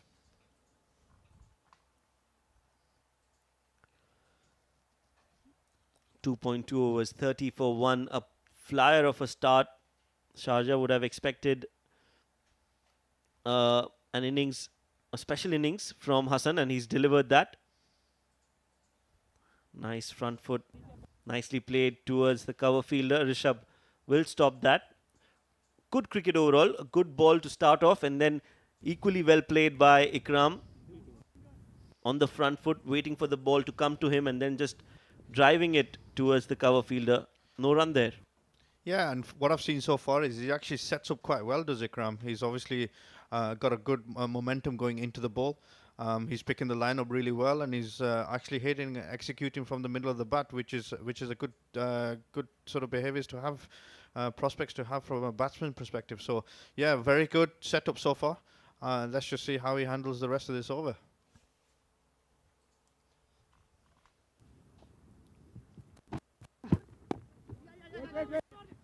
Looking for a quick single, sent back by Hassan. So clearly some miscommunication. Not the best of runners between the wickets, these two. I feel the dreaded run out coming on very, very soon.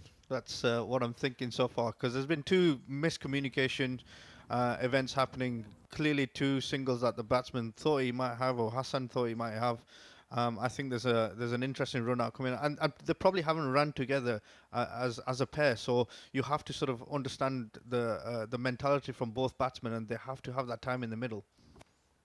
Yes, you're right. You need to be playing together to have that kind of camaraderie.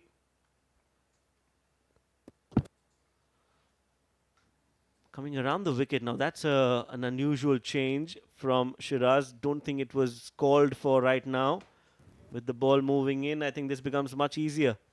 And the actual run that they should have taken, they didn't even attempt to take. So I don't know what's going on.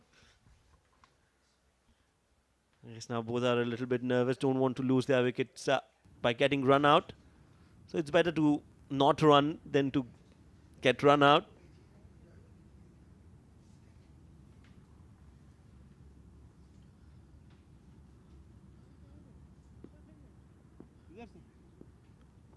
Be interesting to see which angle he comes from here. He's coming back over. Let's see what the tactic is here.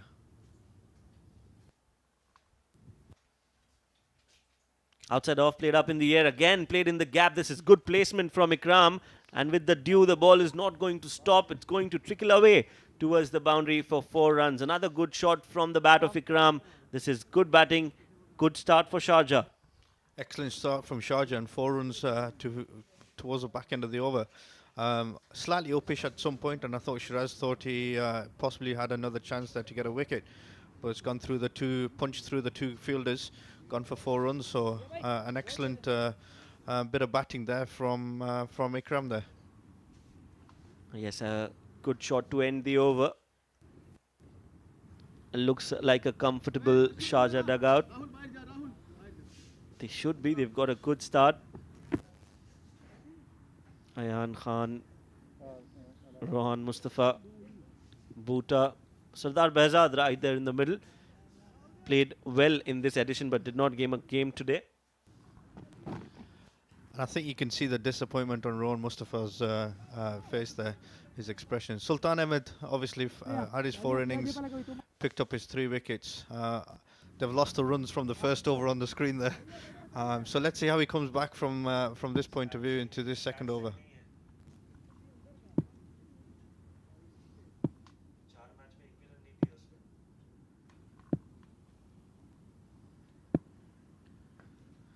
And it's not easy with the dew out there. Obviously, there's a bit of pressure on the bowler there. It's not easy to comfortable to pick the ball or hold the ball seam position. It's a good looking shot off the back foot there.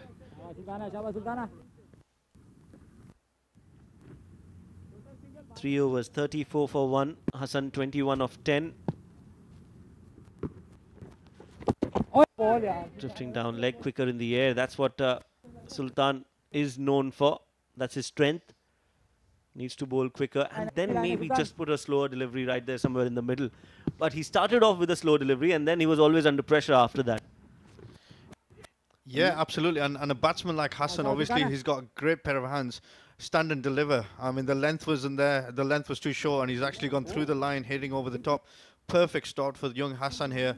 And I think Sultan is just getting stuck a little bit because he's not sure what to do here in terms of, does he bowl it fuller and get hit, or does he bowl it a little bit shorter with the pace and still get hit? So it's going to be an interesting play. I'm also a bit confused as to where mid on, mid off is. None of these fielders are out, so if he wants to pitch it full, he's pitch it full and send somebody back. This time quicker. Sensible batting again from Hassan. He knows he's got a boundary and then just takes a single and keeps the strike. Is it end of the over? No. Still some deliveries to go in this over, but this is good batting from Hassan. Yeah, excellent batting there. Like I said, he's got 26 of 13 balls there, and some excellent shots there through the extra cover. He's obviously got some good hands and likes the ball on the outside of the bat in his body position. So I think he's lining up Sultan really well here.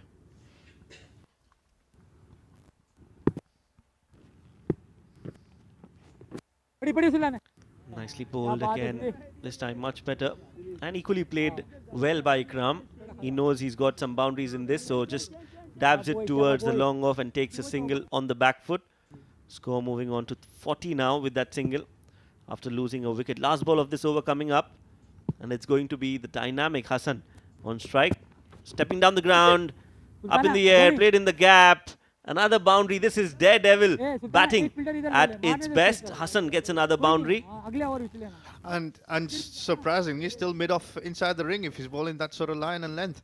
I would have thought with his experience, maybe possibly put him back, because that's the only place this young man has hit. Offside towards mid-off and extra cover. So if that's the area that they need to plug, I think he needs to sort of think differently in terms of his deliveries. Yes, that's end of the over. Another expensive over from Sultan. This man has been the record in chief. Hassan has scored freely, has given Sharjah the start that they wanted. He and Sharjah would want him to continue a little more. 4 overs gone, 44 for 111 and over. That's the current run rate. Shiraz and Sultan, the two bowlers used for Ajman. Yeah, interesting start so far. Interesting start. Change of bowling from bringing on a new bowler there. Sagwan coming on and replacing Shiraz. This will be interesting. Another spinner. So in his 3 innings, he's gone for 95. Obviously taking 5 wickets at 4.75. So Ajman are ringing the changes for spin straight away. Well, he has a 5-wicket haul. So clearly, he's been called up.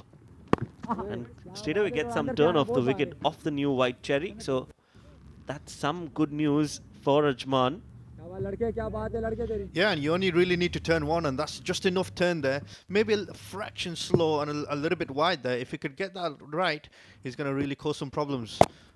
Excellent bowling. That's a really good line. And again, another confusion. And it seems to be Hassan again who's causing some confusion from the running perspective. Personally, I thought that was a single. But the line from the spinner was actually a lot better, coming into the body and obviously a little bit of turn there. That's what we really want to see. This is going to be a good matchup. Nice, again, loopy delivery. I like the way he jumps. That gives him that extra bounce. He's getting some extra revs on the ball. I've liked what I've seen so far of Sangwan. And if anything, I would just put the extra pressure and get another man into that corner and see if you can really put some pressure on getting to hits in a different area. Because so far, the same deliveries has been hit into that sort of pocket of area, and this has just been punched through the gap, obviously for 4 runs.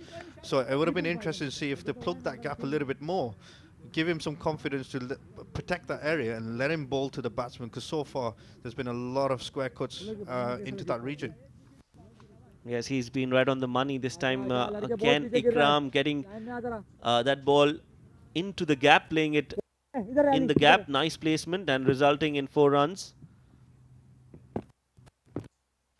This time the arm ball comes in, where the ball just keeps on drifting towards the middle and leg stump.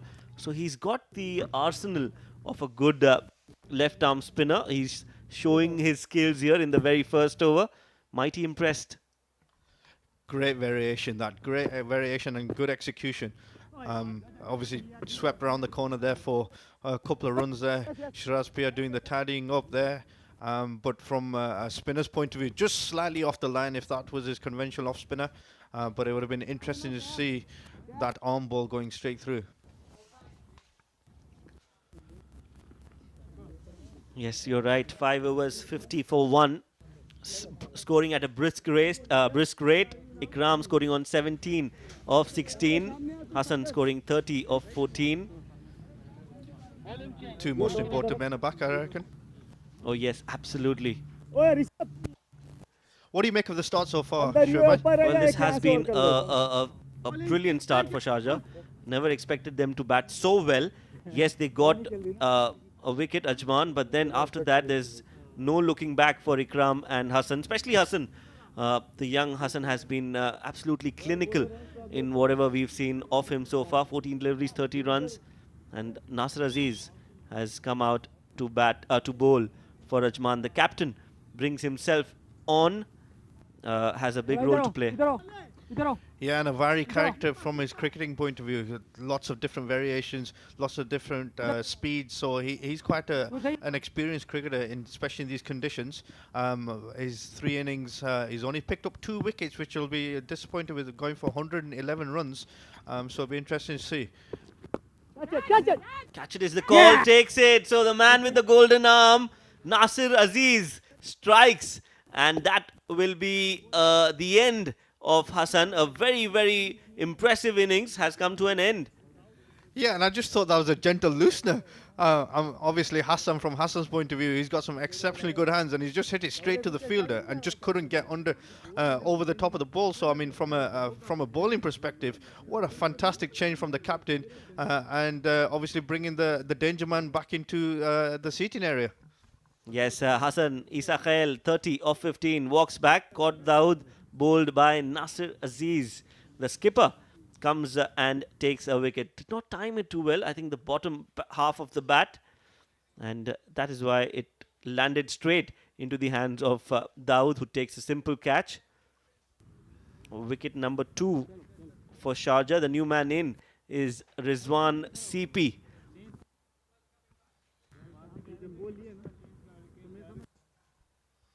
Yeah, I'm quite impressed with Rizwan CP. I think he's a really good cricketer. I think he bats really well for UAE cricket, and this will be a time for him to show his experience.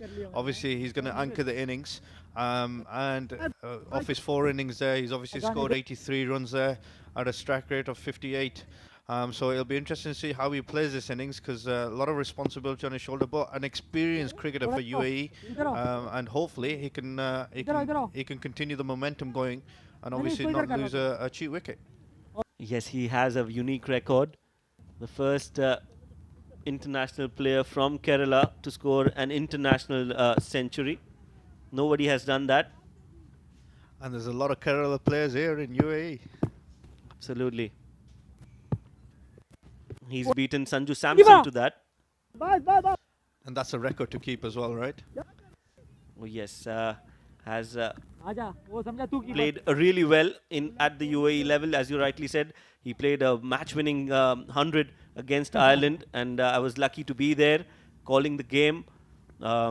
Wonderful innings, and that was in a run chase, so that made it even more special. And it's times like that you can bring onto your experience. You can share your experience and obviously relate to that experience in given situations like this. So he's an experienced cricketer. He's not going to panic. Just looking at his first shot, a really good, well-timed shot to sort of mid-off, taking a single there, and he looked very confident. So yeah. This time straight down the ground, gets hold of it, Ikram. He doesn't want to stop. He is attacking at his will. That's a beautiful shot, and that will fetch him 6 runs. And to be fair, there was width there, outside off stump, and he's just throwing his hands at that, and that's a really good executed shot. But it was way outside off. He decided to play it down the ground. That is the safest shot to play. Executes that to perfection and fetches a mighty 6. And I think from the bowler's perspective here, he's got to be a lot tighter than that. In these conditions, there's not a lot of turn, so he's going to have to be very clever and very shrewd with the pace that he's bowling, but also the line that he's bowling, in particular to Ikram. This time played wide.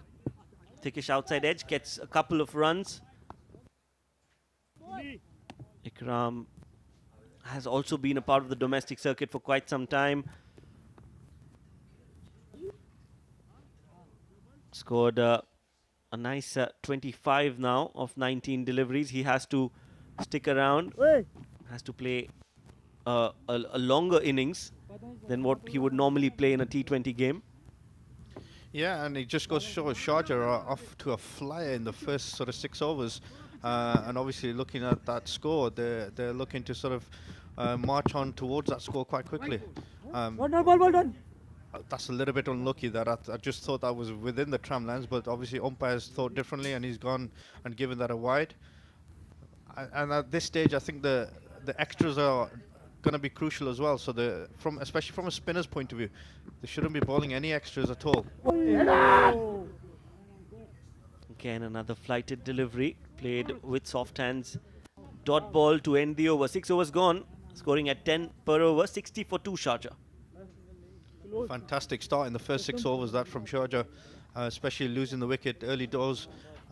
So you can see from the bowling card there, Nasir Aziz has just taken 1 wicket for his 10 runs. That was the Hassan wicket, and obviously the other person who's taken the wicket is Shiraz.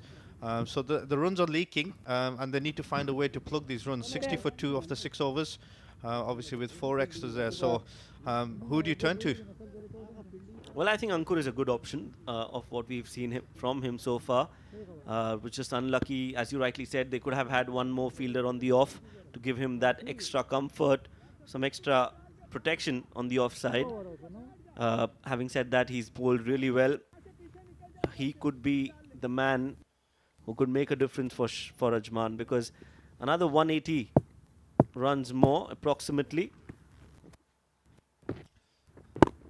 Flighted delivery, drilled towards the extra cover region. 4 runs, and that's the first boundary for Rizwan CP.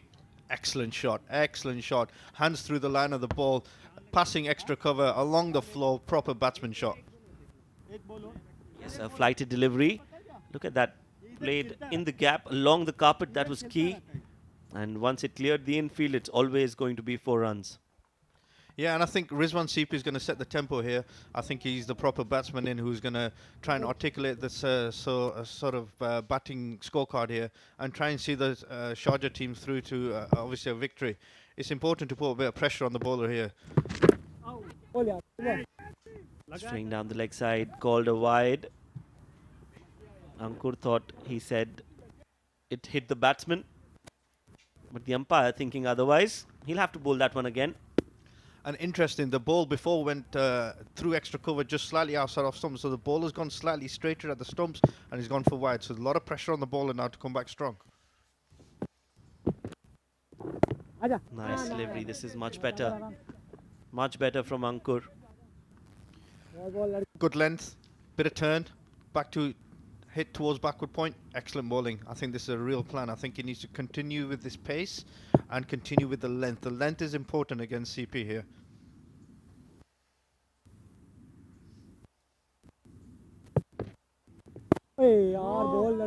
This is the length we're all talking about. On the money, Sangwan. Just that first delivery was a loosener, and then he's back on what he's good at, his stock balls. Expect an arm one coming in right now. I was just going to say, when's that arm delivery going to come in? Arm ball coming. There it is. Right on cue. Show by right on cue. Slightly off cue from the bowler, but right on cue from the commentator. Right, so feels good to be right sometimes. But yes, we both were expecting that delivery to come in, and just off the target, as you rightly said. That had that been a little on the off stump, coming into the middle stump, that would have really asked some serious questions to Rizwan. And for me, that slightly shows a little bit of inexperience, because had he continued on with his conventional stock delivery like this, he would have put a little bit more pressure on him. He's got 2 dots already, but he's not executed that arm delivery, which is going down leg side, and he's obviously lost a couple of runs in the process. Now he's got a new batsman on there. He has to build that pressure again. So just a little bit of inexperience there for me. Again, that quicker delivery, but this time the umpire lets it go. Some pad on that delivery. End of over number 7. It's 66 for 2. And he's got to be careful, because he doesn't want to show that too many times in the same over. Now he's bowled 3 or 4 already, and the 2 batsmen are obviously starting to see that. And you can see it from the fingers as it's released, because the seam is coming down straight. And with obviously a bit of swing in the air, that's what's happening. So you don't want to show that too many times. You want to continue building that pressure. And so far, he's 4. He's not really landed them well. That's right. That ball has to be in the right area so that it can create an opportunity of a wicket. Meanwhile, it's Nasir who will continue after being very successful in that previous over, getting a wicket of the very first ball. Lucky in a sense, but got a wicket nevertheless. A wicket's a wicket in the book. Regardless, we all know it was a loosener, but it was a wicket. Another flighted delivery played down the ground. Straight to Shiraz Pia, who's standing at covers. I think we were all surprised at that.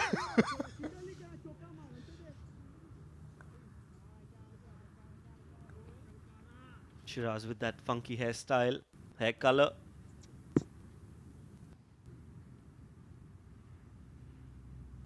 Nasir just checking his field, making sure he has the right fielder in the right place. This time played over the square leg. That has been timed too well. It will go for a 6. Yeah, fantastic shot there. Slug sweep round the corner there, going down towards obviously the boundary area there. Excellent shot. Good head position, good execution, and good elevation as well. So, and well taken there from the substitute fielder.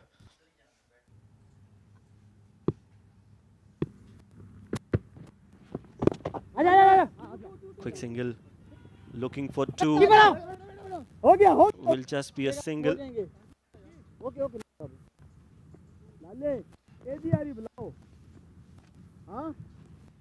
Nicely executed single into the leg side there. I think that's a really good ploy. Once you've hit a 6, get a single, get off strike, get the other batsman down to the other end. Interesting bit of tactics there. Let's see what Nasser is. Good shot from CP. Again, this is the rotation that I was talking about in the first innings. This is what you don't want to do. You don't want to be soaking up dot balls. You continuously want the scoreboard to be taken over. Take 5 or 6 off these bowlers and keep the scoreboard pressure on.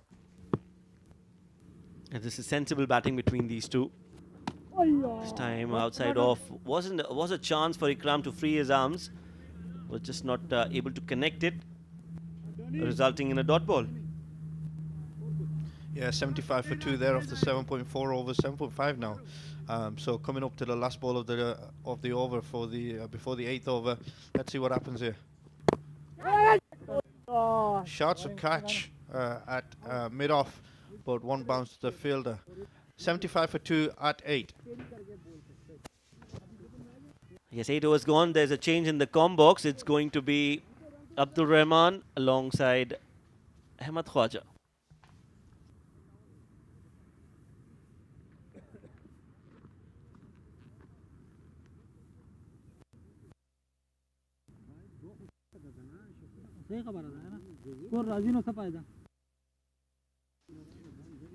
Well, thank you, Shoaib. Have a look at the bowling card. Shiraz Ahmed striking with his first delivery, but then going for quite a few runs. 19 in his 2. Sultan taken to the cleaners by that young dynamite Hassan Isa Khail. Ankur Sagwan 2 overs 12 runs. And then Nasir Aziz going for 19 in his 2. As I welcome my dear friend Ahmed back in the com box. Good evening, Abdur Rahman. 75 for 2. What a start for Team Sharjah. Well, what a start to the match. I mean, you lose Rohan Mustafa at the first delivery and then go at 10 runs and over. Lovely shot through extra cover this time. Rizwan CP is batting absolutely beautifully here. An excellent innings of 43. Man of the match performance behind him. And you can see why. Crazy shot. Well, a lot of people will not be able to see the conditions. There is quite a bit of dew. It's very humid outside. It's been pleasant in the evening, past few evening matches, but it's very, very humid as we see the bowler trying to get that ball changed. Shiju using those rings to see if the ball is out of shape or not. Yes, and the main thing I've noticed watching from the sideline is that the ball is really sliding onto the bat. They can play those shots on the up, through the line. Hassan Nabi Sakhel, fantastic knock, took advantage of those conditions. And it's going to be a very big struggle for the spinners of Team Ajman here. Well, the ball has been knocked out of shape. Hassan, Ikram and Rizwan all going great guns, hitting the ball all around the park. But you're absolutely spot on, Ahmed. It is going to be easier to bat second time around. Maybe a good toss to lose for Sharjah. There's been a change in the balls, just like my co-commentator in his prime, knocking the balls, smashing the ball so hard that they needed to be changed. Exactly, when I was bowling, that used to happen a lot. I'm here trying to give you a compliment and you just dead batted it. See, look at that dugout, looking quite relaxed, Sharjah. There was a little bit of panic in the beginning. Ikram was not ready to come in after the first delivery. He was bowled and Rohan lost his wicket. That was absolutely ridiculous. Shiraz Ahmed Pia, first ball, beautiful outswinger on the spot, and Rohan Mustafa edge. Thank you, good night. My goodness. But there was very good catch taken by Shakur as well. So all around it was fantastic cricket to watch. As the ball gets changed, maybe this new ball brings new luck for Ajman, because both Ikram and Rizwan are showing great intent. This is good cricket to watch. We've seen some blockathons, some very frustrating batting from such talented batsmen. We saw an absolute blinder of a knock from Asif, and now we're watching a great chase. Absolutely, the D50 has gone up a level tonight. Fantastic batting from Asif Khan and Hassan Nabi Sakhel, the young firebrand, son of a famous father, showing why he's so highly rated. Oh, no ball by Ankur Sangwan. Can you believe it, Abdur Rahman? Well, we saw him do this when he took that fifer in the first match, but unacceptable from a spinner. If you saw a fast bowler do this, trying to get that extra pace, that extra yard, you can understand, but from a spinner bowling from 5 yards, completely unacceptable. Free hit for Rizwan CP. One of the players of the tournament getting a free dip and a quicker one, just dragged towards mid-wicket, inside edge off the bat. So he'll be quite frustrated to not put that away. And again, Sangwan must be frustrated as well. He could have easily had 2 dot balls to his name after conceding that boundary. Rizwan CP had the license. Lovely cut shot. Oh, good fielding at backward point. Got a hand to it. Could have been a 4, but at least saved 3 runs for his side there.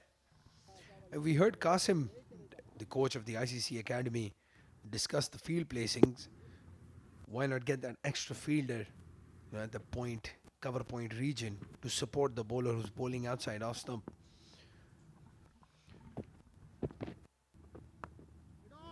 Try to work it away off the back foot.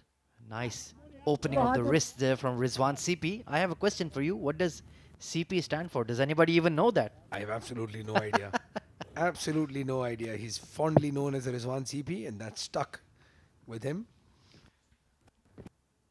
Lovely arm ball there from Ankur Sangwan. Got a fifer on his D50 debut. But he does have that tendency to overstep the line, and he's been expensive tonight. Yes, again, that dew, that humidity is going to make it very difficult for the tweakers as he comes into bowl the last ball of the 9th over. Oh, lovely sweep shot there. Fine leg in the circle. Shiraz Ahmed has to give it a chase. My goodness, Rizwan CP is looking like $1,000,000 tonight. 9 overs gone, 84 for 2.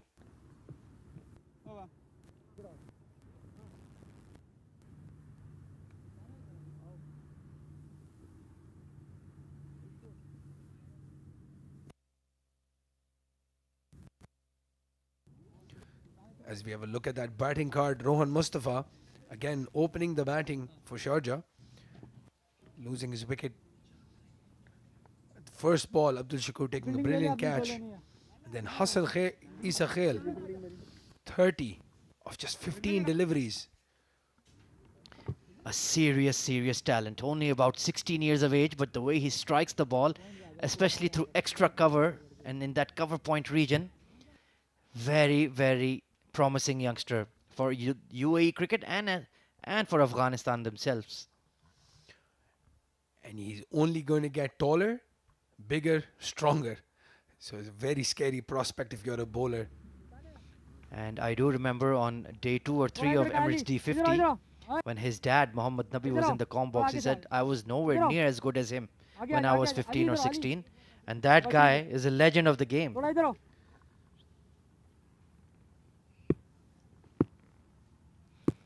Sultan Ahmed to continue. Arm ball once again on the legs. We've seen a lot of arm balls. The spinners have been hesitant to really give the ball a rip on this track. Well, it's going to be a bit difficult to grip the ball. There is a little bit of dew and it's only going to get worse.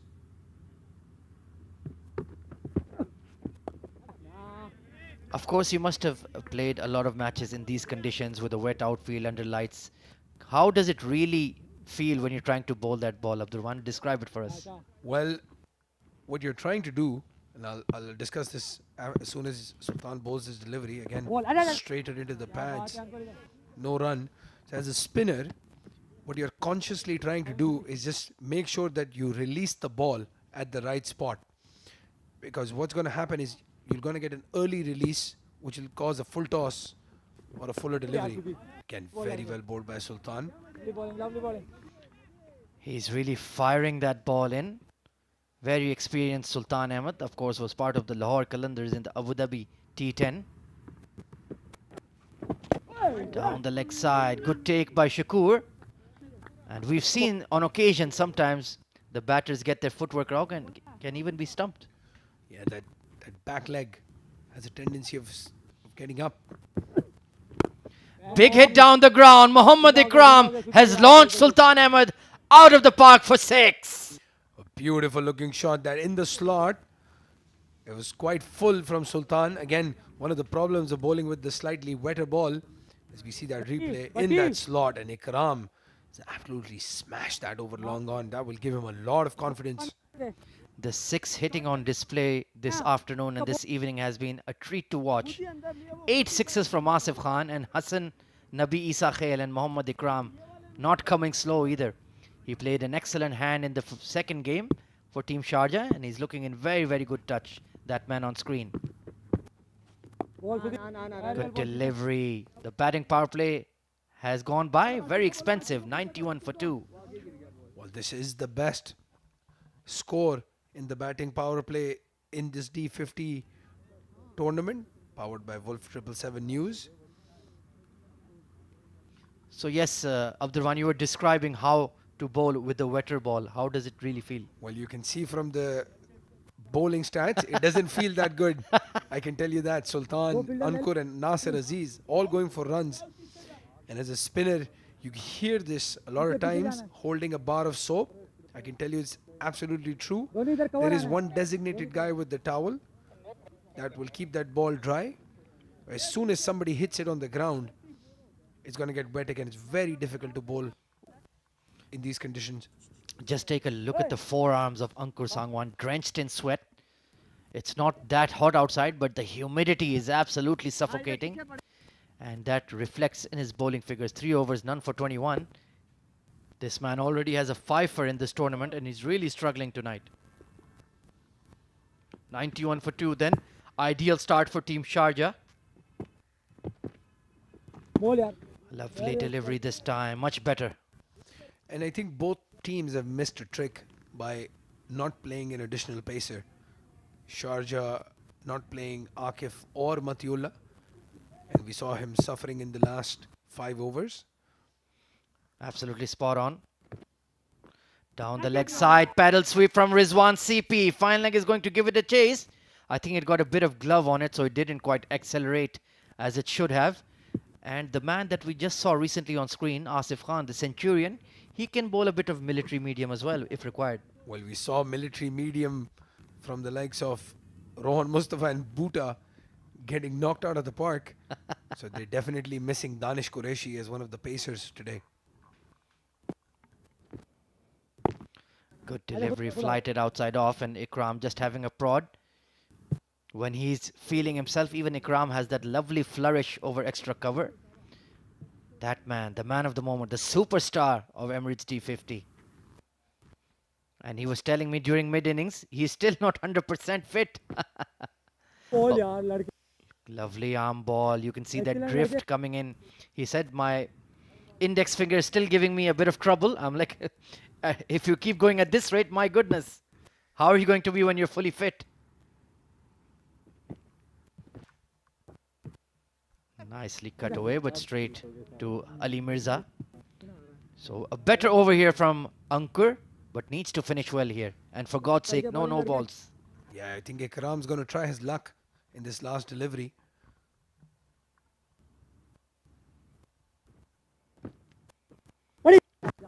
Full toss, just punched down the ground. Chance for a run out. My goodness, what are you doing?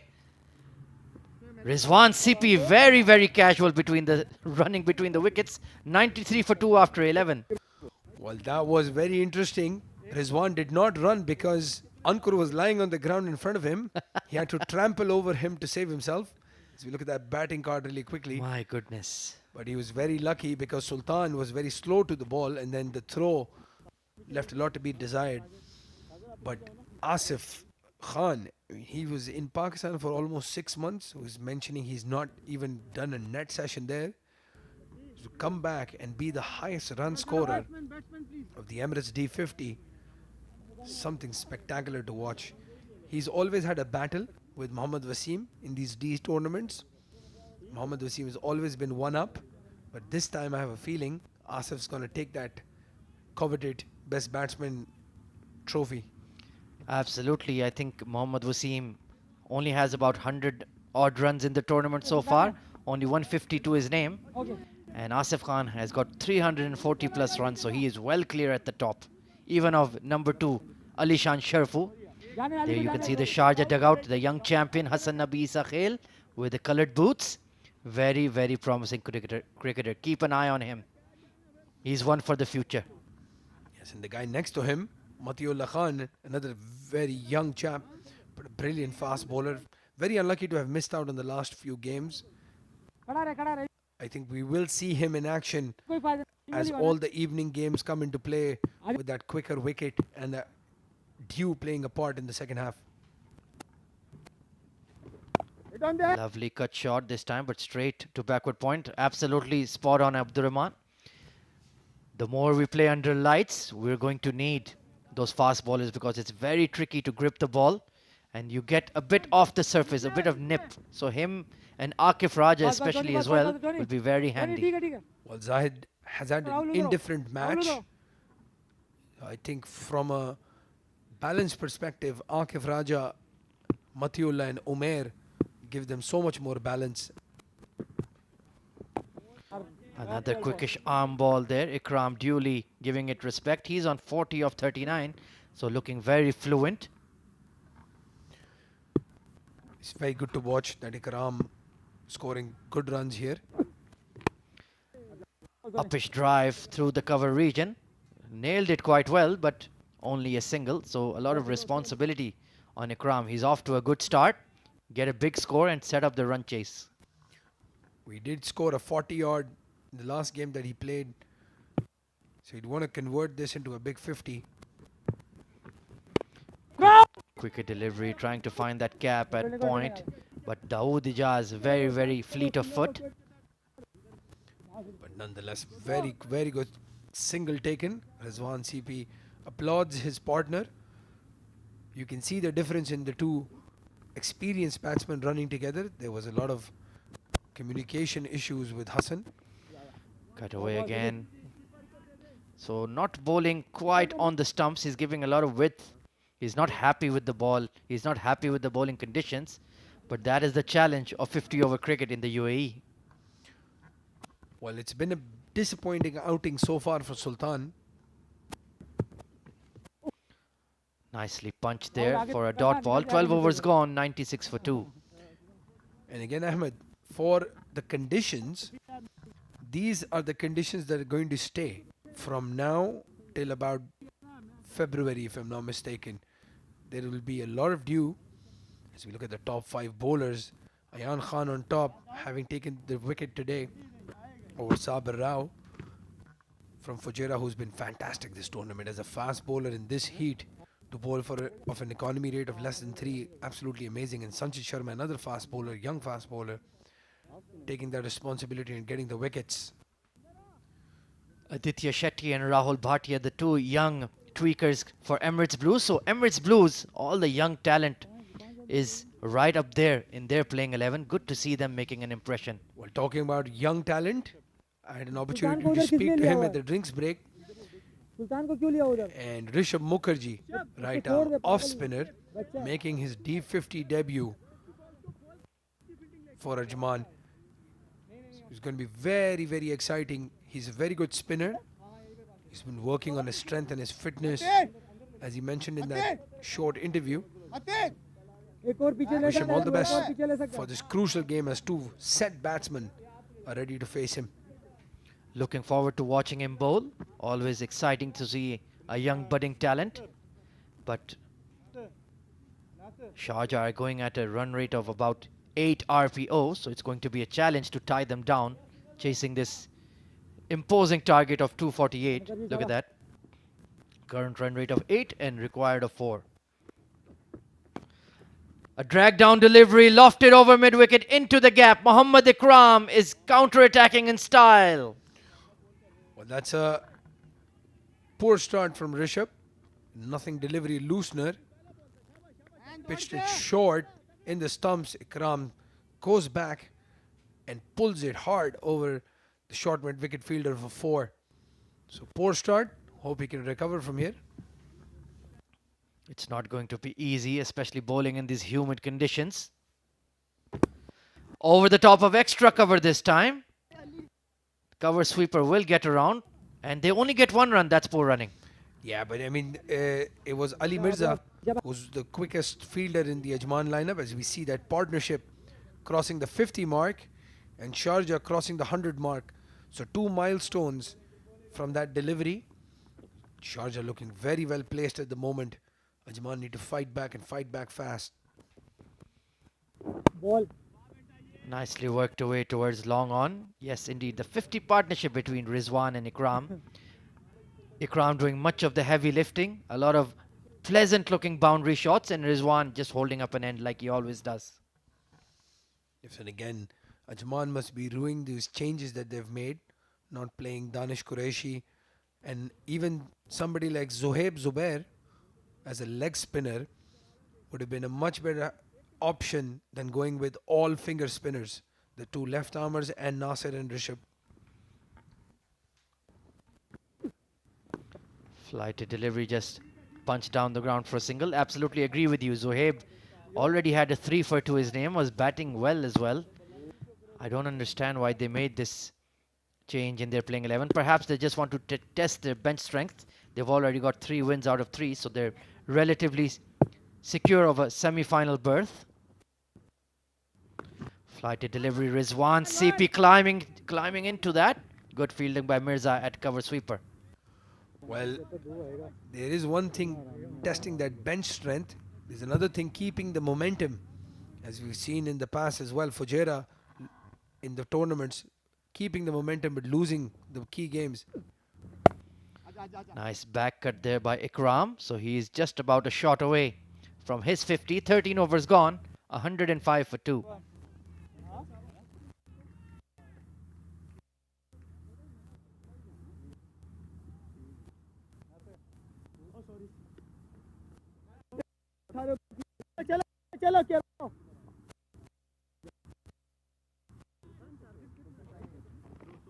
As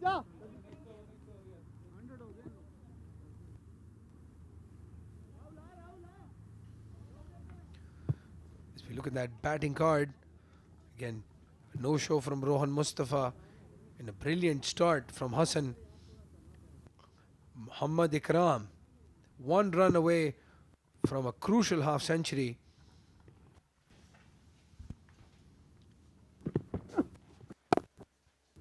Punch down the ground, and that is 50 for Mohammad Ikram of 46 deliveries. He's gotten a promotion in the batting lineup today, and he's delivered in style. Well played, young man. Oh, very, very good innings. Again, all that confidence coming in from that domestic form. We can never underestimate the performance, the importance of form. And 50 of 46 deliveries with 4 boundaries and 3 massive sixes. And good to see a 100+ strike rate. Absolutely, that is more like it. That is the kind of aggressive cricket we need in the UAE domestic scene. 50-over cricket has really changed over the last 5-6 years, and you have to be current with the times. Oh, leading edge there from Rizwan CP. Extra cover was interested. Sultan, he struggled tonight. 35 runs already off 4.5 overs. But he needs to produce a wicket here. Dawood Ijaz, you can see the tension on his face. Sultan comes into bowl, the 4th delivery of the over again. A lot of excitement in that delivery. They were going to go up for an appeal for an LBW, but eventually Rizwan sneaks a quick single. But I'll be honest with you here, Abdurrahman. Every time they've gotten excited on that arm ball, it's hit the middle of the bat. Yeah, it is. We've seen that arm ball hit the middle, as you mentioned. That's more like it hitting the splice of the bat. Ikram, he is absolutely well set to get a big score here. But we've seen he tends to lose his concentration. He has a bit too many shots in his quiver. No! Dot ball to end the over. 14 overs gone, 107 for 2.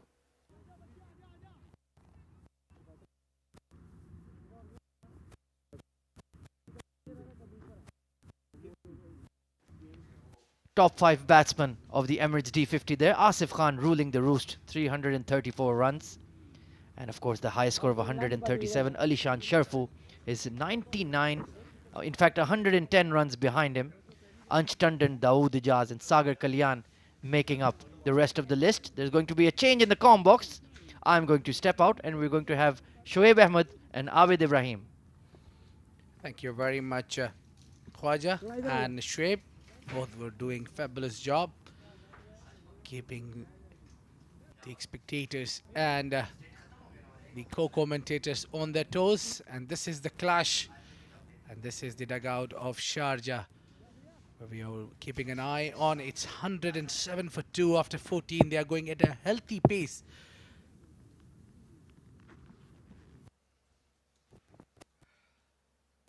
Nicely flighted delivery, driven handsomely. That is gone all the way for 4 runs. Welcome, Shoaib.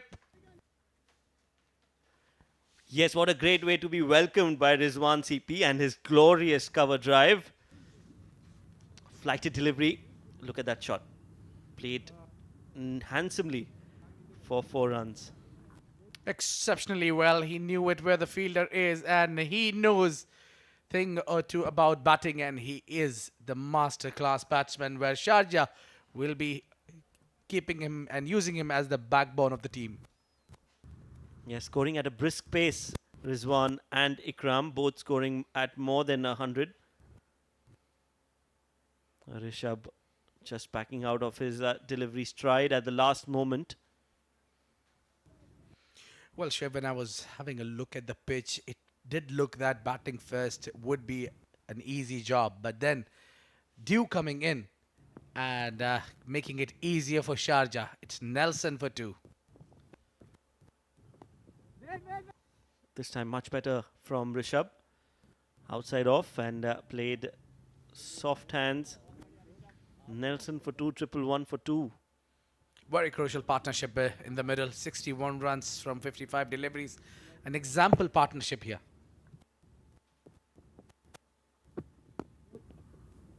Nicely played again. Rizwan CP getting a single. This has been some smart batting from these two players. Rizwan and Ikram both scoring at more than run and over. And they know once they get a boundary, they just want to rotate, strike, take singles and keep the pressure mounting on Ajman.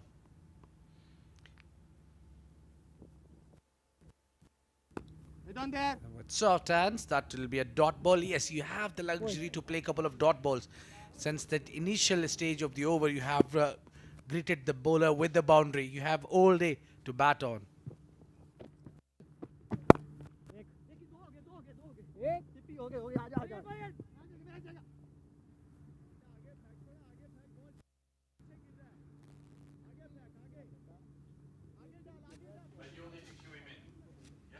14.5 overs, 114 for 2. Ikram on 52 of 50. Great knock coming from Muhammad Ikram. Well, a typical 50 over player. I think he's a great choice for one-dayers. He composes his innings so well. And Rizwan, we all know what wonders he have done so far for UAE. Another flighted delivery. That's too much flight on offer from Rishabh. I wonder if it is getting difficult for spinners to grip the ball.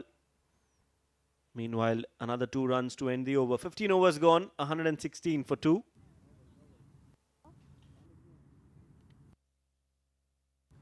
Right, so it's time to head to the sidelines where we have our colleague Abdul Rahman with a special guest.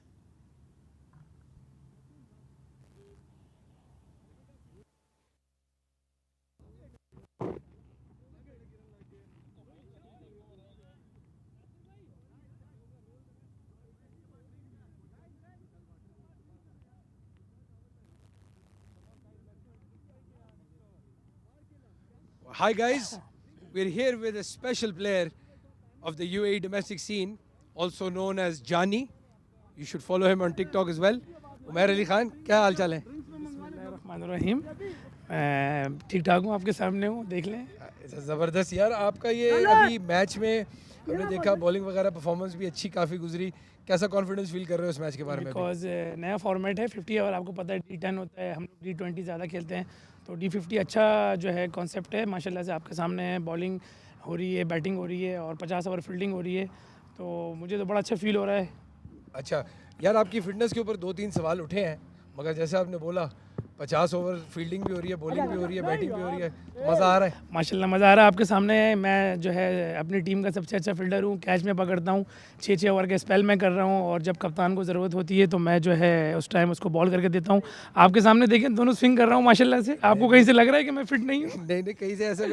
मेरी बात सुनाओ, ये जो इतना confidence और इतनी energy है, ये माशाल्लाह आपकी टिकटॉक वीडियोस में भी देखने को मिलता है. माशाल्लाह असल में क्या है, मैं जब रोहान के साथ खेलता हूँ तो वो एक अलग ही एनर्जी मुझे आती है, क्योंकि वो जो है ना उसके साथ खेलने का एक अलग ही मज़ा है. वो सब लड़कों को एनर्जी दे के रखता है, क्योंकि मैं और जो वो है, मैंने इससे डिस्कस किया था कि हम दोनों एक बहुत अच्छा, क्योंकि हम दोनों ऑलराउंडर हैं, हम दोनों ने ही करना है, क्योंकि हम टीम की जान है, हम लोगों को नहीं टीम को लेके चलना है. और आपके सामने आज भी माशाल्लाह से मैंने 8 और 9 ओवर आपने देखा कितने अच्छे किए. आखिरी ओवर में अगर वो लाला का कैच हो जाता मेरी बॉल पे तो ये 80-90 रन नहीं होते, मगर आप कुछ कह नहीं सकते क्योंकि कैच छोड़ा रोहन ने. और रन ही नहीं छोड़ा है ना, इसलिए. अच्छा, एक और सवाल आपसे ये पूछना है कि अभी माशाल्लाह वही D10 D20 की काफ़ी अच्छी परफॉर्मेंसेस, इधर भी बड़ी कंसिस्टेंसी से परफॉर्म कर रहे हो, तो है उम्मीद कि एक दफ़ा फिर UAE का कॉल अप आएगा? इंशाल्लाह ज़रूर आएगा. लास्ट मैच में भी आपने देखा मैंने बॉलिंग नहीं की थी, मैं गया जब टीम को ज़रूरत थी, मैंने 30 रन 35 रन बनाए थे, उसी लिए हम लोग वो मैच जीत गए थे. और आज भी इंशाल्लाह यही कोशिश करेंगे कि हम ये मैच जीतें और पॉइंट टेबल पे टॉप पे आएँ और इंशाल्लाह आपको अच्छे जो है परफॉर्मेंस देखने को मिलेगी. चलिए इंशाल्लाह, ऑल द बेस्ट यार. Nice talking to you. Thank you so much. TikToks बनाते रहो भाई, टिकटॉक बनाते रहूँगा, आप लोग एंजॉय करते रहिएगा और हम भी आपके बड़े फ़ैन हैं. आप भी इसीलिए आपकी सपोर्ट ही चाहिए हम लोगों को. आपकी सपोर्ट होगी तो इंशाल्लाह हम जो है अच्छी से अच्छी क्रिकेट खेलेंगे. चलिए ज़बरदस्त. Thank you. Back to you guys at the comm box. So that was Umair Ali Khan, bravo, as we fondly call him, a live character, likes to be in the thick of things, batting, bowling, fielding, ticks all departments. An absolute pleasure to be witnessing his game and a hearty conversation with Abdul Rahman out there on the sidelines. Yeah, he's straight. There is a call for 2 straight away from Rizwan, but they'll settle with 1. That will bring the over number 16 to end. 121 for 2, Sharjah. Well, what Abdurrahman was telling him that your fitness has been under the question, so you need to prove yourself. And what he's in reply, he says that he's bowling 10 overs, 6 on throat, scoring runs. He's amongst the best fielder in his side. Well, absolutely a fine all-rounder, and clearly knocking the doors of the UAE side. Yes, that's the bowling card for, in fact, the batting card for Sharjah. Rohan Mustafa getting out for a golden duck. Hassan Isa Khail scoring a handy knock of 30 or 15. Mohammad Ikram and Rizwan CP are out there in the middle. A solid partnership between them.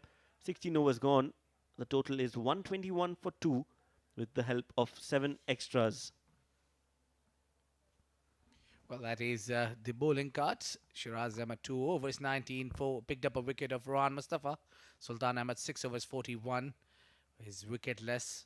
Ankur Sangwan 4 overs 23 for none. Nasir Aziz, the skipper of Ajman, has picked up a wicket in his 2 overs, giving away 19 runs. Rishabh Mukherjee 2 overs 18. I mean, apart from Sangwan, everybody have been on a higher side in terms of economy. Sultan Ahmed with the economy of 6.83, which is in his caliber, which is huge. But I think they had to deal with one man, Hassan Isa Khail, who did the damage in the initial stages, where he was playing flawless, played a big knock.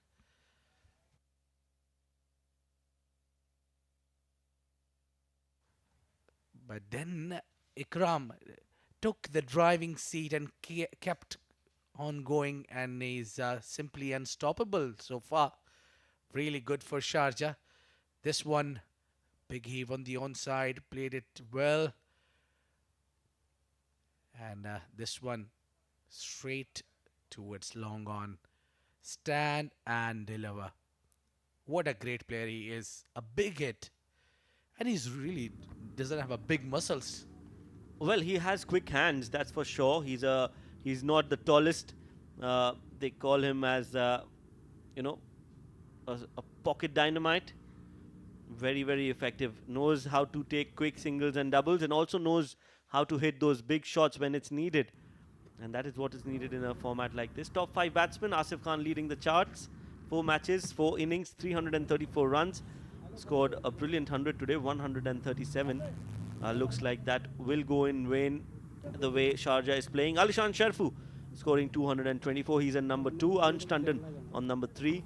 Dawood Ijaz on number 4. And Sagar Kalyan on number 5. Well, 2 from Ajman, 2 from Emirates Blues. In fact, 3 from Ajman and 2 from Emirates Blues. There is no Sharjah player in top 5 figures so far. But, well, there is a lot of matches yet to scheduled to be played in this ground. Excellent piece of batting from these two batters, Rizwan alongside Mohammad Ikram. Middle. I think this was partnership was lacking for the team Ajman. Yes, this has been a good performance between these two players, Rizwan and Ikram. No! Outside off, slashed, looking for 2, and will get them easily in the end. Well, that sound from the willow was a cracker. His timing is magical, Rizwan CP. Well, has put on a little weight since he's come back from India. Yeah, indeed. Even how this came into my notice as well.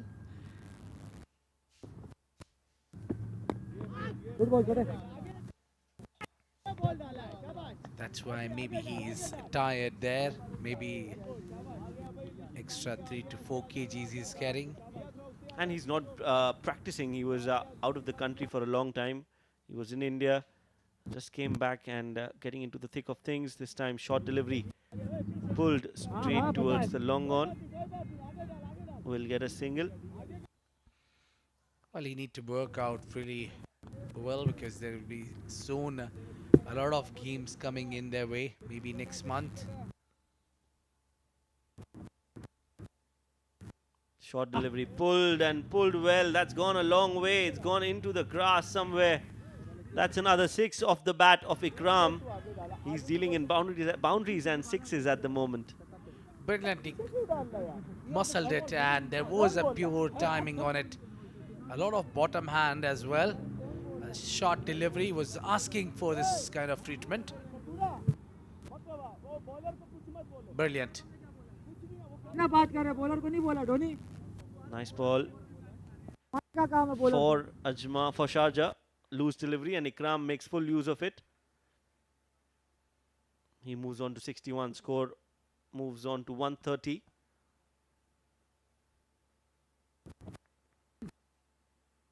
That's a good delivery up in the air. This has not been timed well, but will land safely. Could have been a catch, but not to be. Ikram is lucky to stay out there in the middle. Well, there was Charles Dawood who gave his 100%, but just could not reach. Out of his reach. Rishabh once again. This is a trademark shot of Rizwan CP. And we'll give him easy too. Yes, Sharjah require 117 of 199 deliveries. Required rate of 3.53. 17 overs gone. The score is 133 for 2.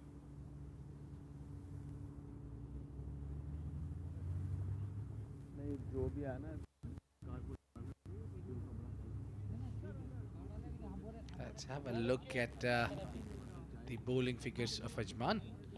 Only 2 bowlers have picked up 2 wickets. Nasir Aziz, 2 overs 19, picked up a wicket. Shiraz Ahmed, 2 overs for 19, picked up a wicket. The same figures, same economy for both. Yes, 9.5 in 2 overs for Shiraz Ahmed and Nasir Aziz. Total of 133 for 2. पीछे जाएगा लड़के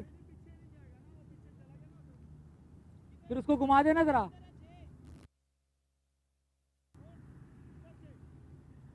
तो उसको घुमा दे कर देना Dhoni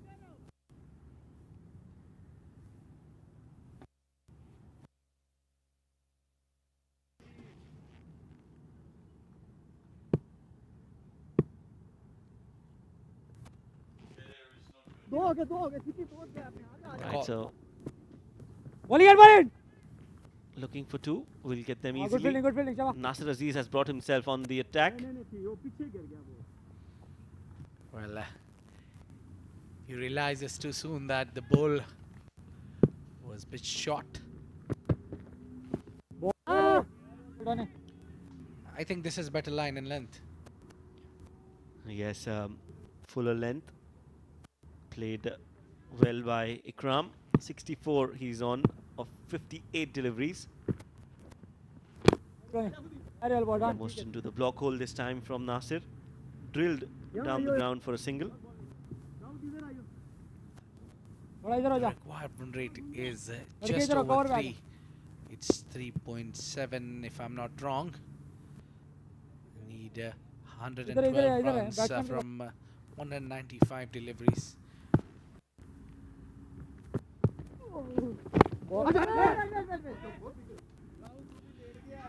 It looks very easy for Sharjah from here to go on and chase down this 200, close to 250 runs. But batting first was really tough. Ball was gripping to the surface. Ken drilled towards the sweeper cover. This time the fielder was inside the circle. So once that cleared, it was always going to be 4 runs for Rizwan CP. This is his shot, trademark shot, and he plays that to perfection.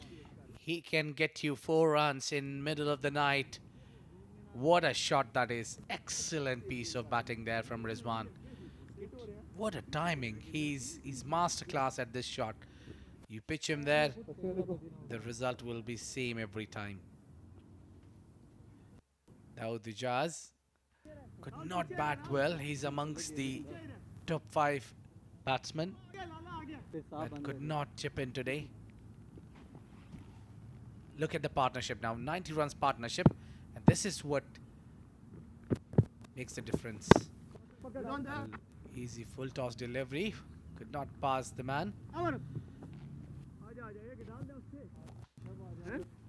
End of over number 18, Sharjah, 140 for 2. This is what is the difference between Ajman's inning and Sharjah's inning, is a partnership which made a difference. There was only one partnership between Asif and Nasir. There was no partnership. This is the batting of Sharjah. Rohan, the skipper, got out on a golden duck, and then everybody so far have chipped in. Hassan played a cameo role, gave the start.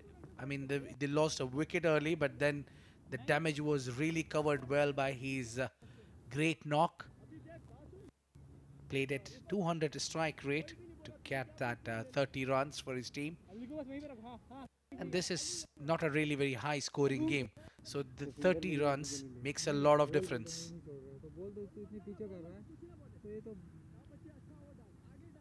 Yes, 140 on board. 108 runs more needed.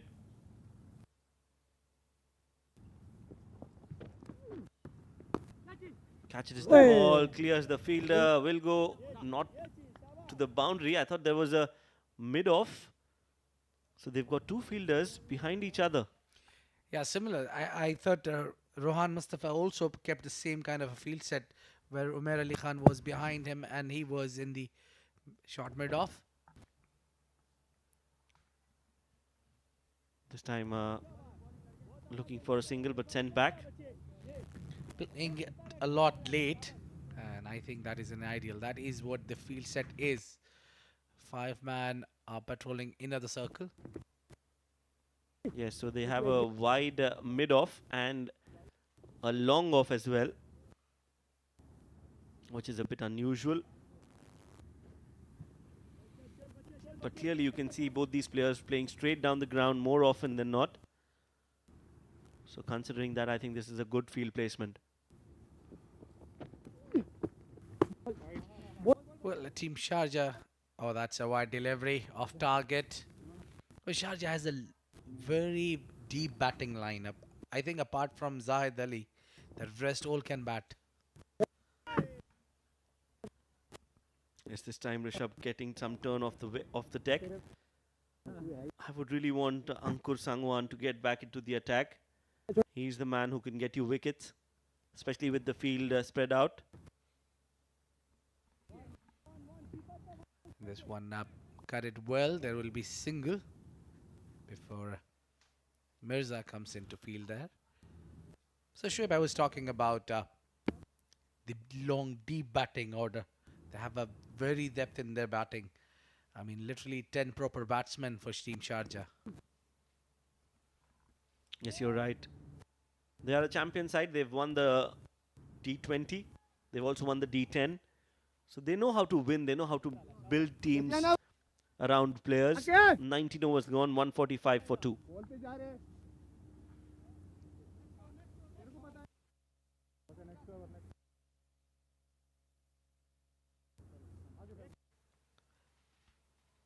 Yeah, they are doing a few things pretty right. Really expensive economies are there in the middle. So you see Ankur Sangwan, 4 overs, 23 runs without a wicket. He's got the best economy. And this is when he was bowling in the power play restrictions. I would want him to bowl now and try to break this partnership. Yeah. Your hunt for Ankur is on. Yes, he's the most economic bowler so far for Team Ajman. Or maybe a right man to be introduced now. लाले को पीछे क्यों करना SVEEP तो SVEEP नहीं मार रहे SVEEP नहीं हाँ सीपी उधर ही खेलता जा Nasir is continuing, relying on himself a lot. Maybe just because he have got the wicket.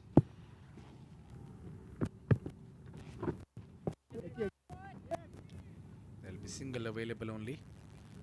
how smoothly Sharjah is chasing down this total. And this pair is an ideal pair to chase down in the 50 overs format. Yes, they have shown how to chase totals in the second innings. Catch it. Catch is the call. Has played that in the air. But there is the fielder there, so won't go all the way. These two players have really batted well. Rizwan is on 41, Ikram on 67. Babu Aisha Badane. Ajman need a wicket desperately. What are you doing? जाओ दे It's a slightly different जाओ दे field इधर set जाओ here. उधर। Dawood Ijaz standing at short. अब आ जा Shot mid on. Trying to stop Badane, that क्या single Badane? down the ground.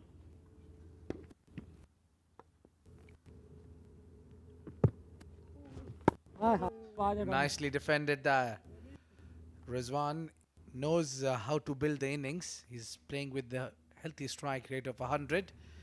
He's looking for those loose deliveries to get just 4 runs and then stick around.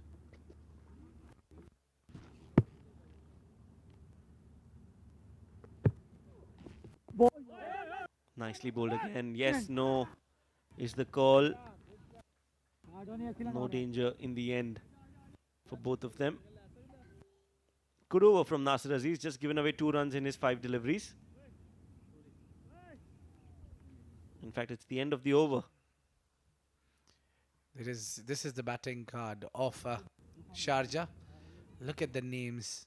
All of them have a capability to play all 50 overs. Look at the number Mohammad Bhuta is settled on. Ali Intizar, Ayan, Umair Ali Khan, Khalid Shah, Fayaz Ahmed, Rizwan CP, Mohammad Ikram, Hassan, Rohan. I mean, a very deep batting lineup. Imagine now Mohammad Bhuta coming at number 10. You're right. That is a great batting lineup.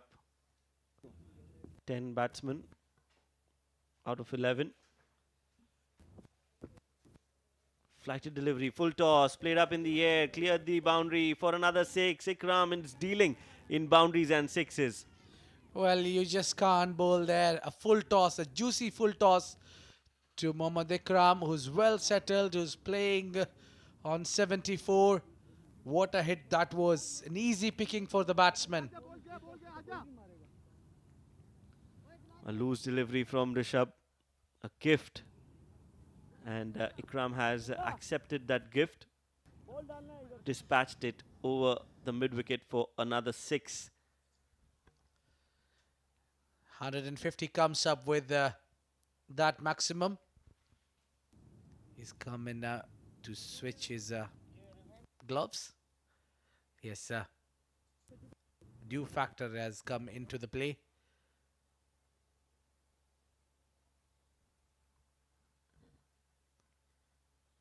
Yes, a short break here, but clearly Ajman need a wicket, and the sooner they get Ankur, the better chances they have of getting a wicket. Ankur Sangwan has been the pick of the bowlers.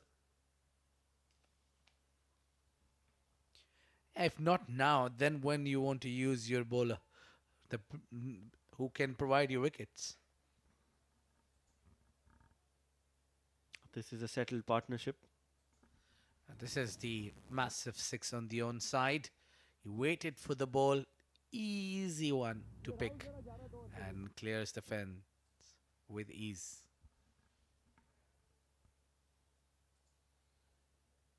This is a good partnership between these two players, Rizwan CP and Ikram. Ikram looks set for a century here. We saw Asif Khan playing a brilliant century.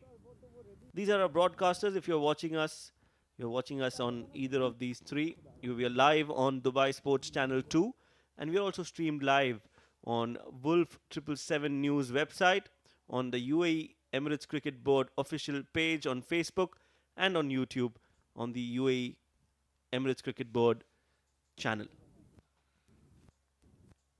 Kudos to these broadcasters who have done a wonderful job to promote the game in the region. Very expensive, Rishabh. 100 runs partnership comes up with that 6. Now, he does not need to even take a single. Your asking rate is somewhere close to 3, and you're getting 6 from the first ball. What else you need? Yes, does not need to do anything silly from here. Just try to rotate strike, build his innings, get his confidence going into the important matches. Yes.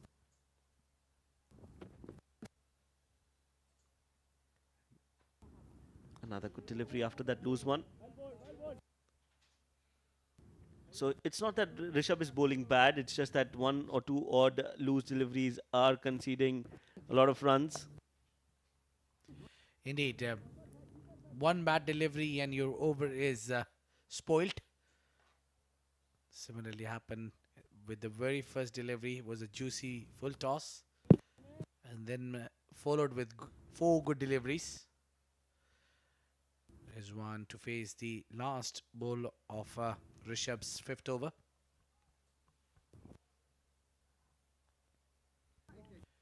Another good drive from Rizwan, another single. So clearly now Sharjah are in the driver's seat, in full control of this innings. The 93 of 174 deliveries, 21 overs gone. Sharjah 155 for 2.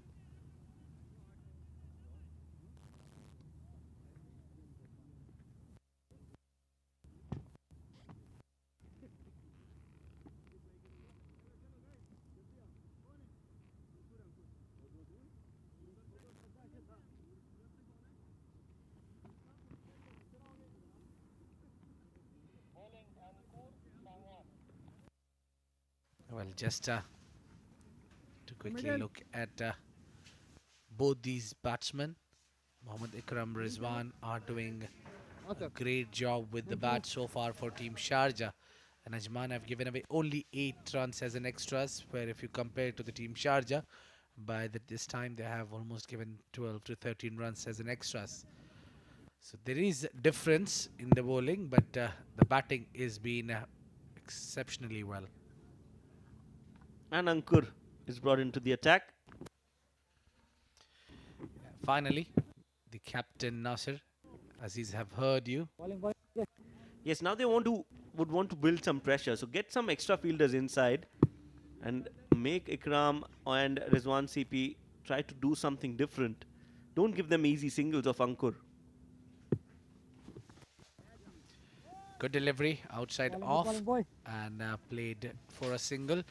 Yes, I would agree that let's cut those singles to build the pressure on the batsman. The more dot balls you'll bowl, the more batsmen will get under pressure. Yes, and when they don't get those singles, they will try to go for a big hit. Especially when Ankur is bowling. Yes, that's a wicket.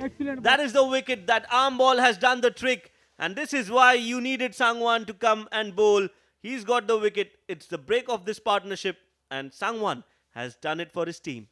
Yes, Shoaib, you also you have done a wonderful job. You've been asking to bring the change, bring Sangwan in, and Sangwan did the trick. Got out, Rizwan CP, the dangerous batsman getting out.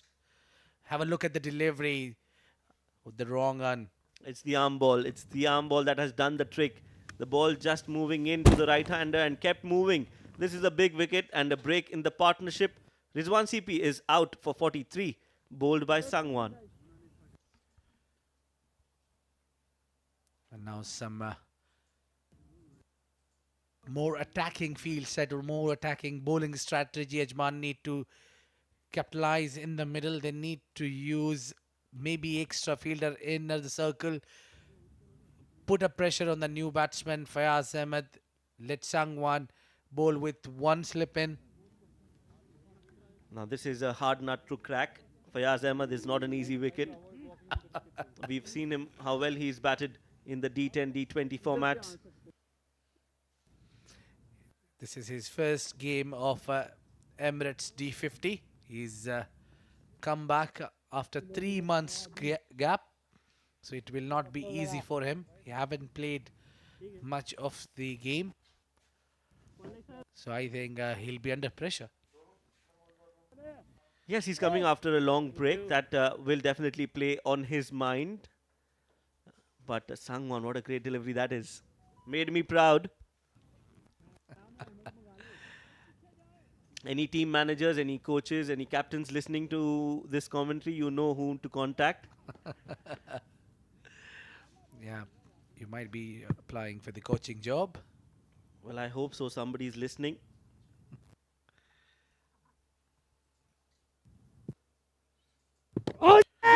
Oh, big shout from behind the stumps. Abdul Shakur was a little too excited. And a perfect delivery to welcome Fayaz Ahmed. Yes, as you rightly said, he's come after a long break. He looks a little hesitant. The foot not moving. Just a hesitant push. Lucky not to get an edge.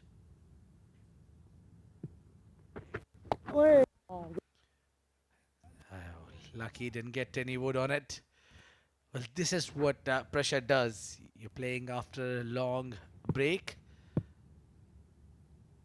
I think it's an arm ball coming now. It was an arm ball outside off.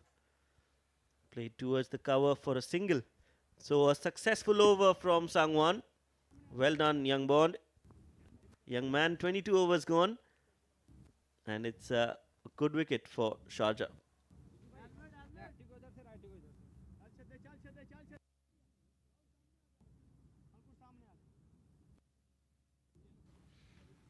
It's 158 on board for the loss of 3 wickets. 22 overs gone. 8 runs coming as an extras. They've been first wicket out on Not. And then 50 runs partnership between Hassan along with Ikram, yes. And then a very good partnership in the middle who took Sharjah on a very comfortable place between Rizwan and Ikram. Shiraz Ahmed who's been brought back into the attack, maybe because Rizwan CP is back in the hut. Again, a good change, I would say. Get your main bowlers to bowl. Get your bowlers who can get you wickets, because containing is not going to help you win this game. You have to attack and try to get some wickets. This is a good change. This is a good change from Ajman, because Fayaz is a new man in, so he will have certain hesitancy against fast bowling. And Shiraz coming in against Fayaz, this is going to be an exciting contest. Yes, exciting contest. And Fayaz, who's making his comeback, look little rusty. And straight away he has to face Shiraz Ahmed.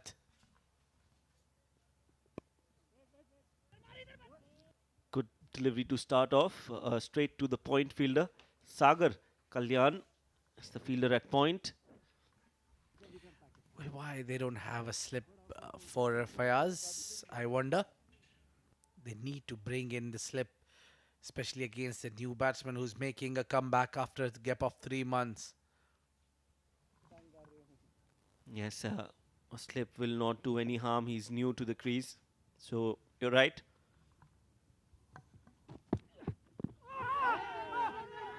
Well, that is drifting down the leg side. A big shout, and umpire is unmoved. Yes, going down leg. A half-hearted appeal. Have a look at this replay. Yeah. Clearly going down leg. Good call by the umpire.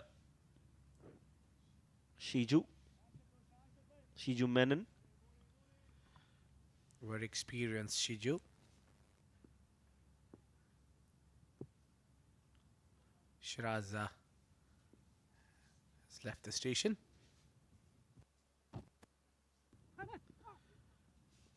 Oh, drifting down the leg side. A wide delivery. That would be the last thing captain want you to bowl. He's going down leg clearly. Straying in his line and length against the left-hander. He needs to bowl in the off-stump channel to Fayaz, because Fayaz is very good on the pads. He likes to flick He is very strong down the ground as well. He needs to make sure that he bowls it right outside the off stump and then put some pressure. That's the ball. Very good ball, but it's a no ball. Yes, a free hit here coming, and the way Mohammad Ikram is batting, I think is the right candidate to take the free hit. Here is Asif Khan. Will be pretty sad to see how his team and his bowlers are responding. He have done wonderful job with the bat. But the job is not over. The team need to gather together and understand how to get out of this situation. Maybe a couple of wickets will bring Ajman back in the contest. Oh yes, couple of wickets will do the trick for Ajman. And you know cricket is a funny game. 87 runs are not less. Wide ball should be called a wide. Yes. Oh, Ikram doesn't look fit there. He doesn't look comfortable. He's hurt.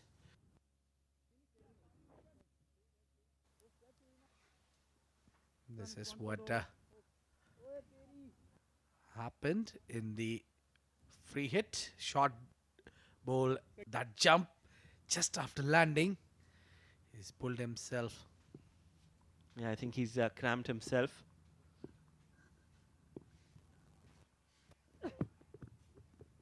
Good delivery outside off. Good free hit delivery. Coming back strongly. Yeah, that was an ideal delivery. Usually what we see. This is what happens when you bat at the humid conditions. The cramps.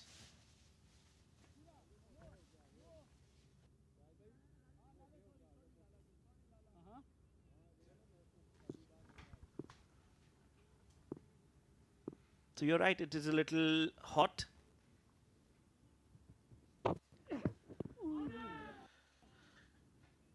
Going down leg again, and this round the wicket strategy will not help Shiraz. Has looked a little off color today, not in his best. Yeah, he's got the brilliant start. He got the Rohan Mustafa out on a golden duck. He was supposed to be dominating. He was supposed to. This is not good. What a great inning he's playing. But then under pain.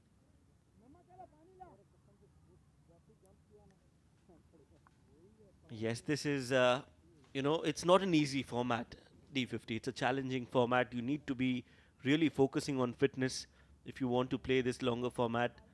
Ikram is not the fittest in the team.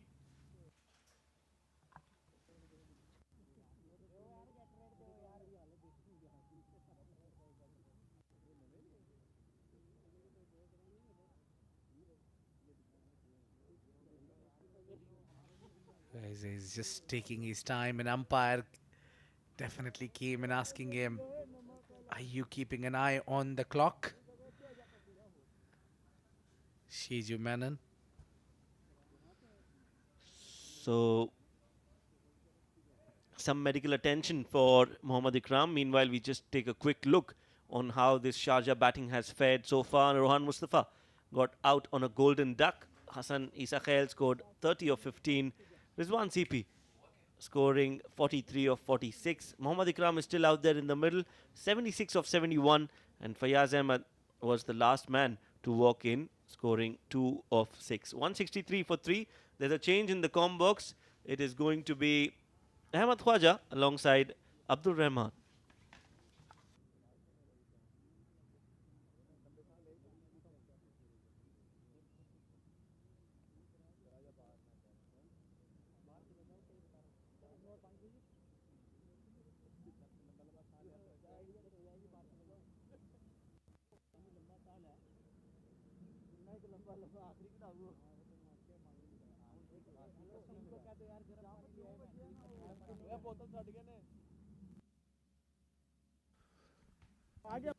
Thank you, Shoaib and Abid. If you look at these massive hits from Ikram.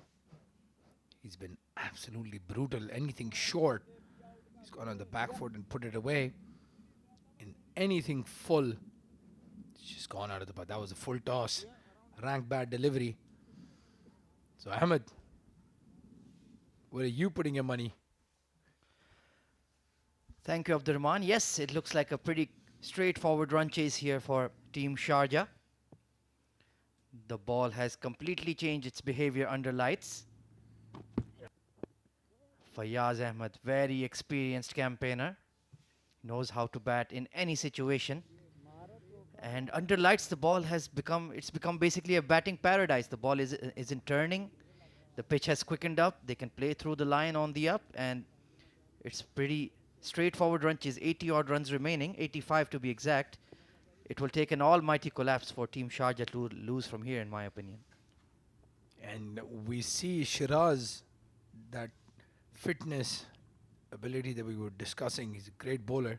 He comes into bowl again to Fayaz, but that wide outside off stump, he did a lot of this in the D10, D20.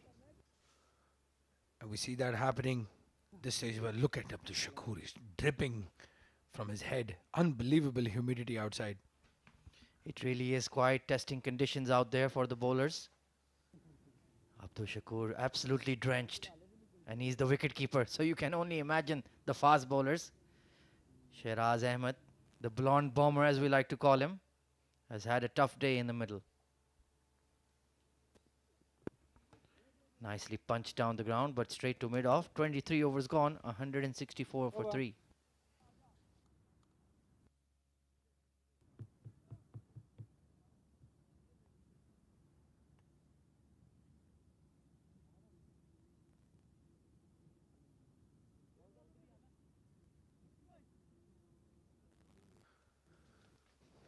If we have a look at that bowling card, Shiraz Ahmed 3 over 24, very expensive. Economy rate of 8. Sultan Ahmed clawed it back.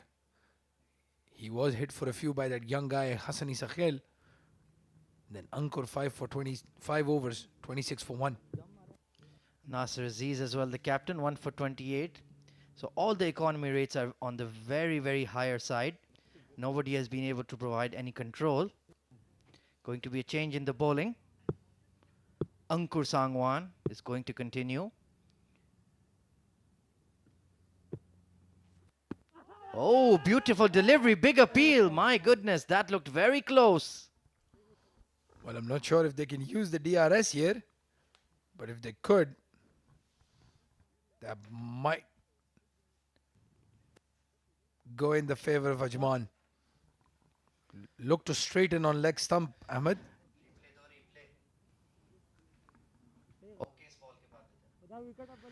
Very, very close shout. We'll definitely need to see a replay of that. But Ikram, 76 of 72. He needs to maintain his concentration. Nicely punched down the ground. He's hobbling a bit. Seems to have been hit on the fleshy part of his upper thigh. But let's take a look at that replay, Abdurrahman. I'm going to trust your umpiring skills. Well, the only umpiring skills in this com box were of Shoaib. He did mention he has a level 1 umpiring course done. Ankur Sangwan, you can see the rag even he's using to dry his hands, and the ball is absolutely drenched. My goodness. Fayaz Ahmed over the top of extra cover. One bounce over the ropes. Beautiful shot. What a good looking shot that by Fayaz. That's his strength. He's very strong over cover. And again, that wet ball, difficult to grip. Outside off. Hit me ball, and Fayaz. Beautiful shot there. That'll give him a lot of confidence having come back into the side after a long break. It's quite amazing how these guys are coming back after breaks and making runs for fun. This time pulled away. It was a bit short, but not quite catching it on the blade, but he will get a single. So Fayaz Ahmed immediately within the flow. He is looking in good rhythm, Fayaz. And rhythm is something that Sangwan is lacking at the moment. He's struggling with that ball. Look at that. 170 for 3. Team Sharjah. This has been sliced over the top of point. Cover sweeper is giving it a chase. And Dawood, bit of a misfield, but he will haul it in. They'll pick up an easy 2, but Mohammad Ikram is definitely hobbling out there. This is difficult. Well, I think the plan now for Ikram is to go for that boundary shot. That would have not helped him one bit, having to run for 2. Again, wide outside off. Dawood said extra cover. That went to the cover point boundary. And honestly, in this situation, it's just the halfway stage of the tournament. Why are you risking your fitness, my friend? Just go off and live to fight another day. You're a key player for your side. The match is very much in a winnable position. Why do you want to risk aggravating an injury? Well, Ahmed, as we look at that batting card, there is Umair and Khalid Shah. Then not a lot to come. Well, to be honest, again, there's Mohammad Bhuta as well. They do have a lot of batting. But the responsibility right now is at Ikram, and he's 21 runs away from that triple figure mark. Something that will make him a lot more excited and play through that pain that he's feeling. As we see Shiraz at the top of his bowling mark. He's had an indifferent over the last one. Bowled a lot of wides and no balls.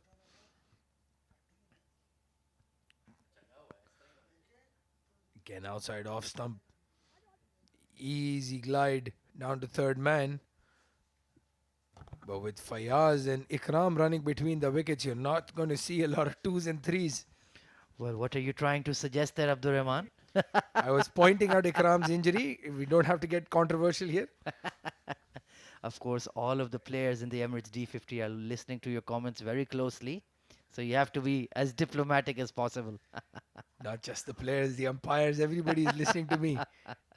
Diplomacy is the name of the game. 79 of 75 is Mohammad Ikram. Shiraz. Lovely cut shot there in the gap. Cover sweeper giving chase, but it's going all the way for 4. Mohammad Ikram is batting like he is in paradise. My goodness, what a shot. And again, a poor delivery by Shiraz. A lot of width outside off stump. That's a full delivery, and all Ikram had to do is get some bat on it. Ali Mirza, he's extremely quick, and if he can't reach it, nobody's reaching it. He's so strong in that cover, extra cover region. Loves to play shots, be it against pace bowling or even the spinners. Really, really competent on that side. And Shiraz is like, look at the state of my hands, mate. Give me a rag. Well, this is something that the teams will have to think of. All our games are now in the evening.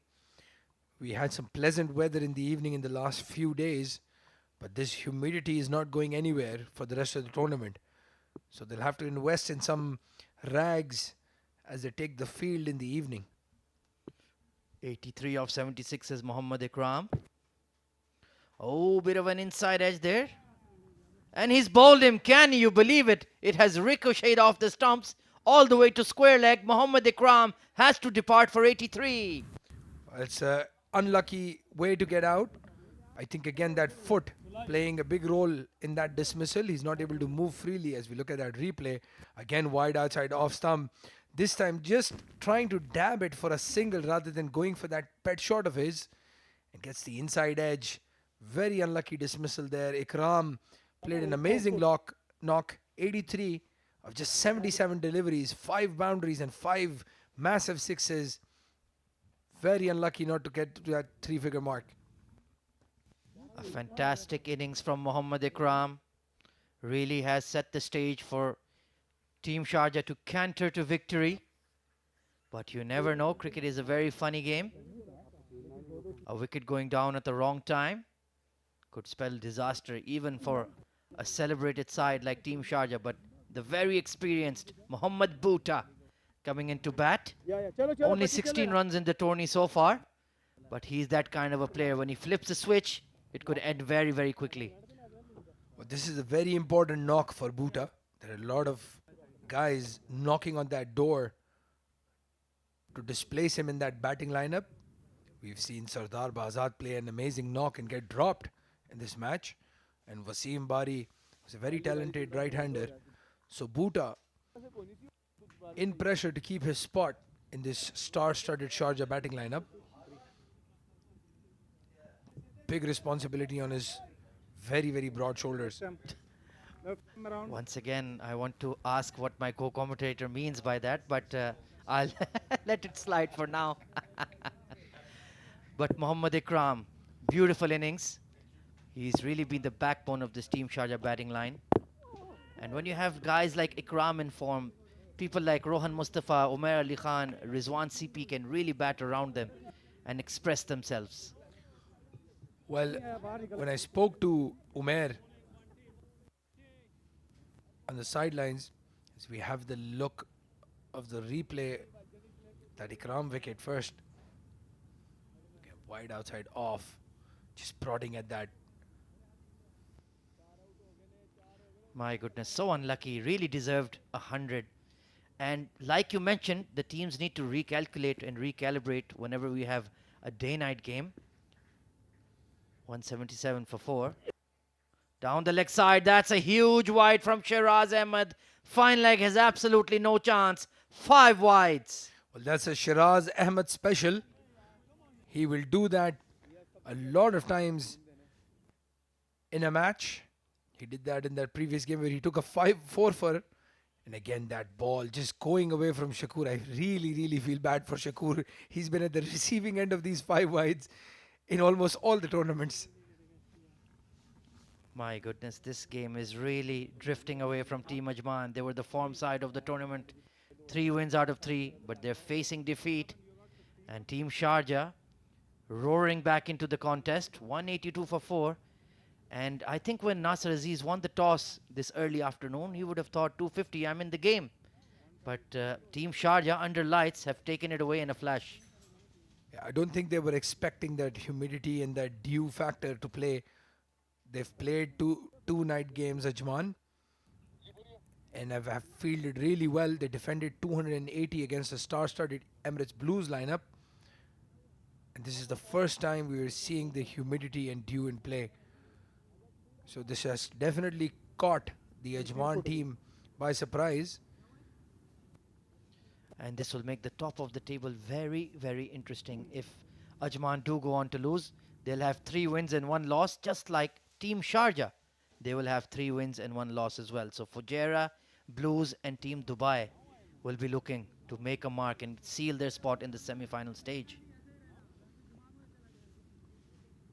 Don't know what the hold-up is.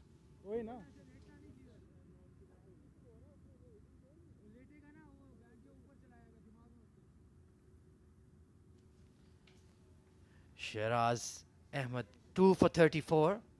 He's been very expensive, but once again just manages to get wickets for his side.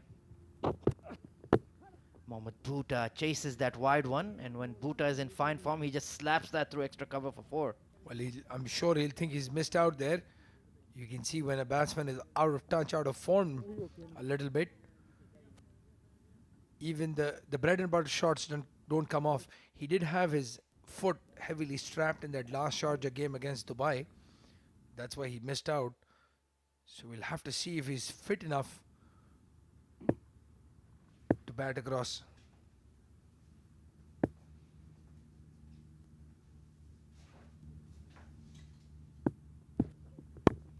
Once again mistiming that square drive.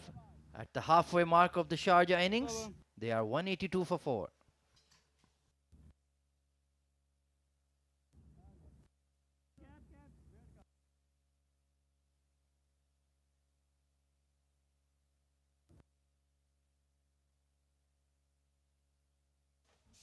As we have that quick look at the bowling card again, not a lot has changed. Unfortunately for the young gun Rishabh, going for 8.6 in over, 5 overs for that 43. Very difficult to grip that ball when you're an off spinner. Nasir Aziz 4 overs 28, taking that 1 wicket of the young gun Hassan Isa Khail. And then Ankur and Sultan giving some sort of support, but going for a lot of runs nonetheless. You can see the fall of wickets there. A 50-run partnership for the second wicket and a 107-run partnership. So that is where Team Sharjah have laid the foundations of what should be a relatively straightforward win. Going to be a change in the bowling then. It is the captain, the Don, Nasser Aziz, coming back into the attack. 4 overs, 1 for 28. He's gone for some tap as well. But this will be a good change from Ajman. With the left-hander on strike, the off-spinner turning it away from him. But if he can get that ball to turn, otherwise Fayaz is going to tonk him over cover. Just firing in that arm ball. We've seen that used a lot today. The spinner's not willing to throw it up and turn the ball. 8 of 11 is Fayaz Ahmed. Nicely cut away into the gap. And that will bring on Mr. Bhuta on strike. He's a very, very handy player of off spin. Loves to smack it with that slog sweep and over cow corner. It'll be interesting to see what his approach will be tonight. Well, Bhuta's release shot is that shot, as you mentioned, over long on and mid-wicket. And Nasser Aziz with the ball drifting in. That's the only way he's going to gain some confidence in his batting. Go for Nasser Aziz.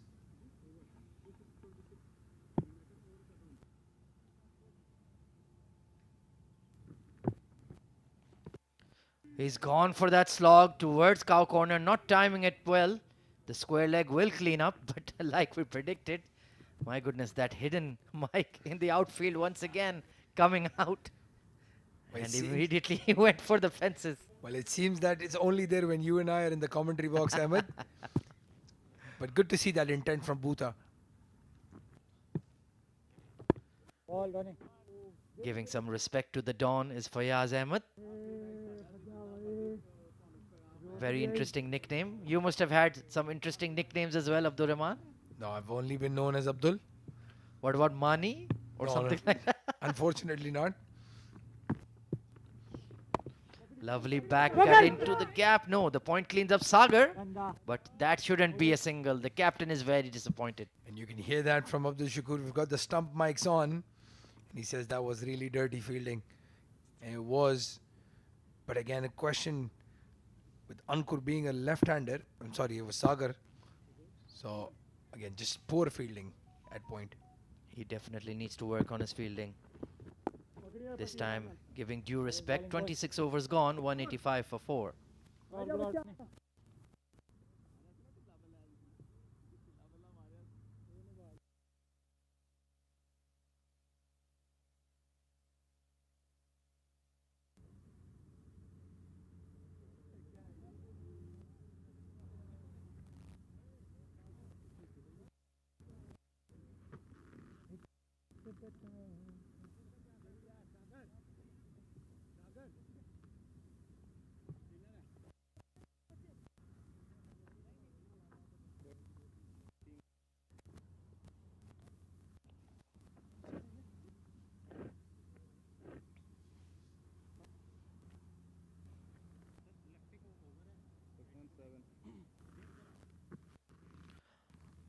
Ankur Sang on to continue.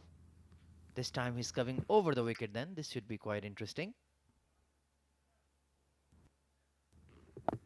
Trying to slog that over cow corner. Bit of a bottom edge, but they will rotate the strike. There was a little bit of turn. Maybe that dry ball. They tried to keep drying it in between overs. The first ball gets that grip. We'll have to see if the other balls in this over do the same. As you can see, he's trying it again. Horrible conditions if you're a spinner.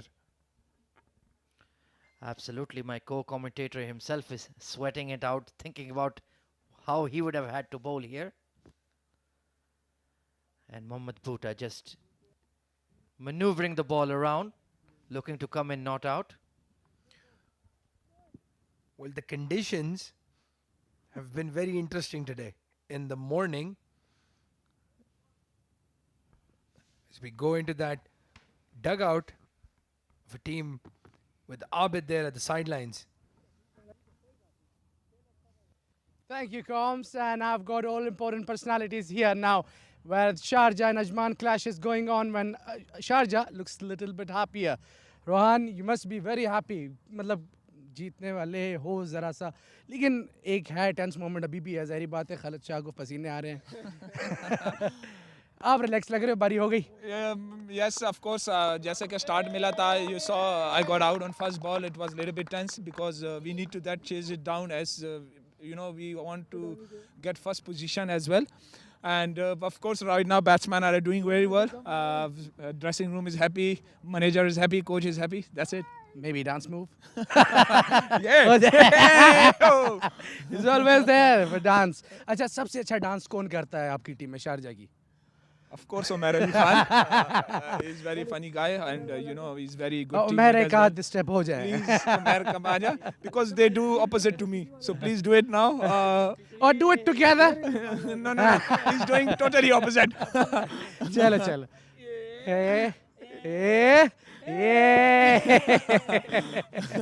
Well done. Umar, आपसे पूछता हूँ मैं. TikTok सबसे अच्छा कौन बनाता है? नहीं, यहाँ पे कंपटीशन खराब है. मेरा वोट काउंट होगा. मैं सीख रहा हूँ. अभी मेरा वोट काउंट होता है. थोड़े दिनों में आपको भी और कुछ नजर आएगा. हम आपको डांस करते हुए असल में देखते हैं. आजकल हमारे बड़े हॉट टॉपिक चल रहे हैं. हम लोग अभी मैच पे फोकस कर रहे हैं. इंशाल्लाह मैच जीतेंगे तो हमने बड़ा डिस्कस करना है. अच्छा, दूल्हे मियाँ से तो पूछें जरा. खालिद, कैसी रही है? मुझे पहले बहुत परेशान है इस टाइम पे.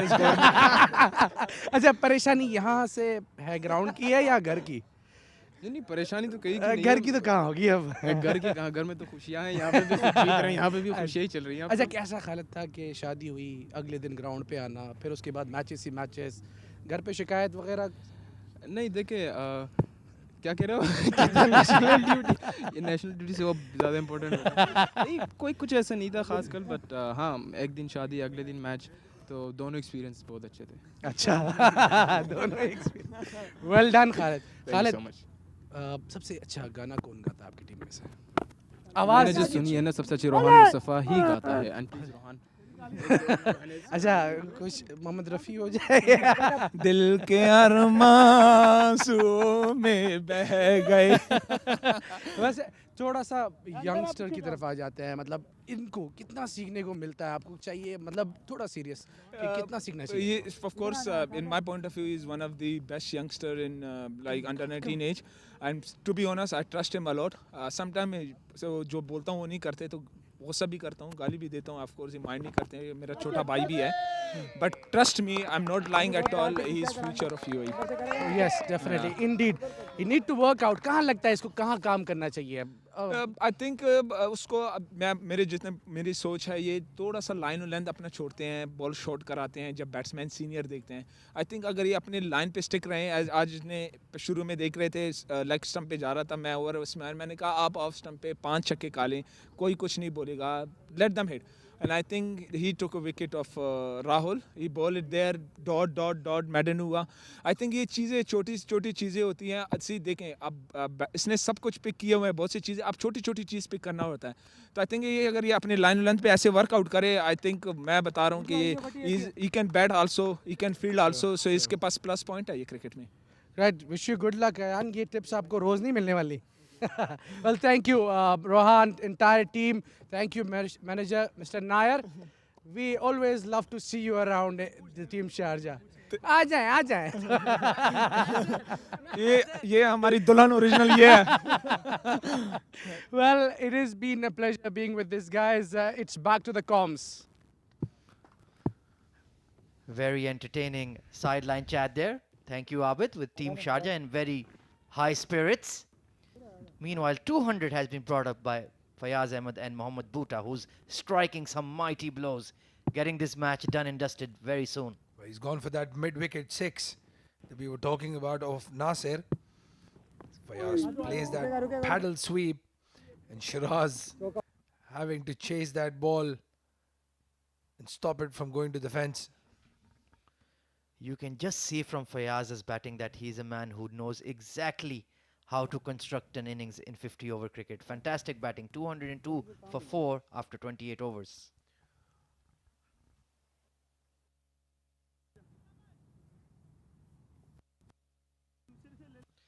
There you have it then. Rohan Mustafa, unfortunately, going for a golden duck of Shiraz Ahmed. But Hassan Isa Khail, he was fantastic today. Counter-attacked the ball beautifully, 30 of 15. Mohammad Ikram played a fantastic hand, 83 of 77. when he was finally bowled off an inside edge, and Rizwan CP was quite fluent today, 43 or 46. After that, it's been the Fayaz and Bhuta show, batting really nicely here under lights.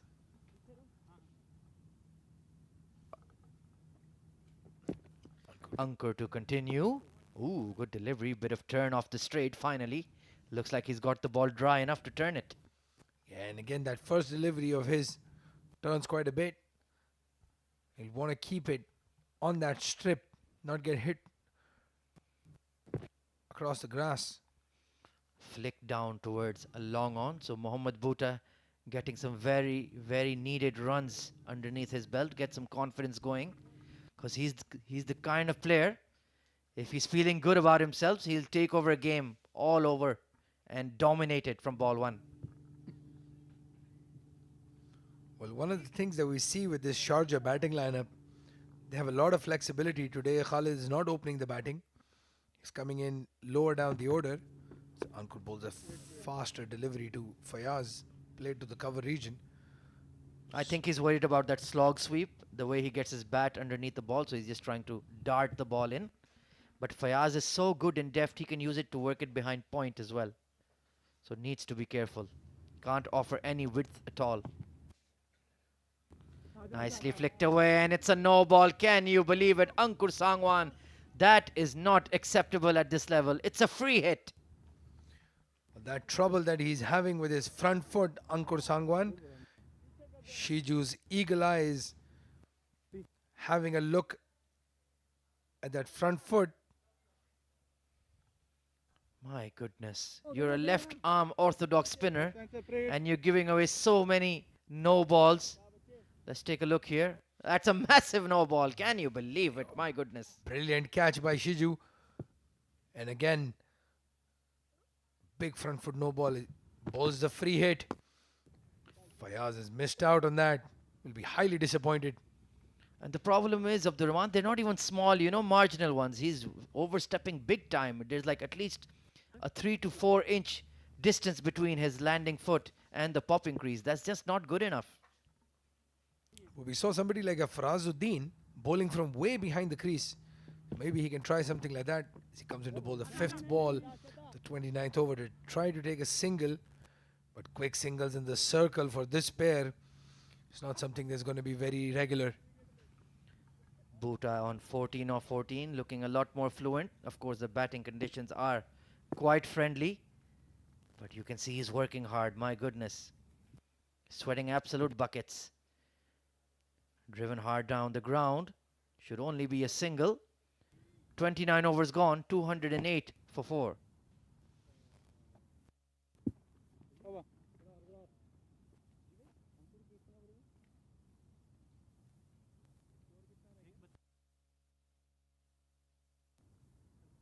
Shadday.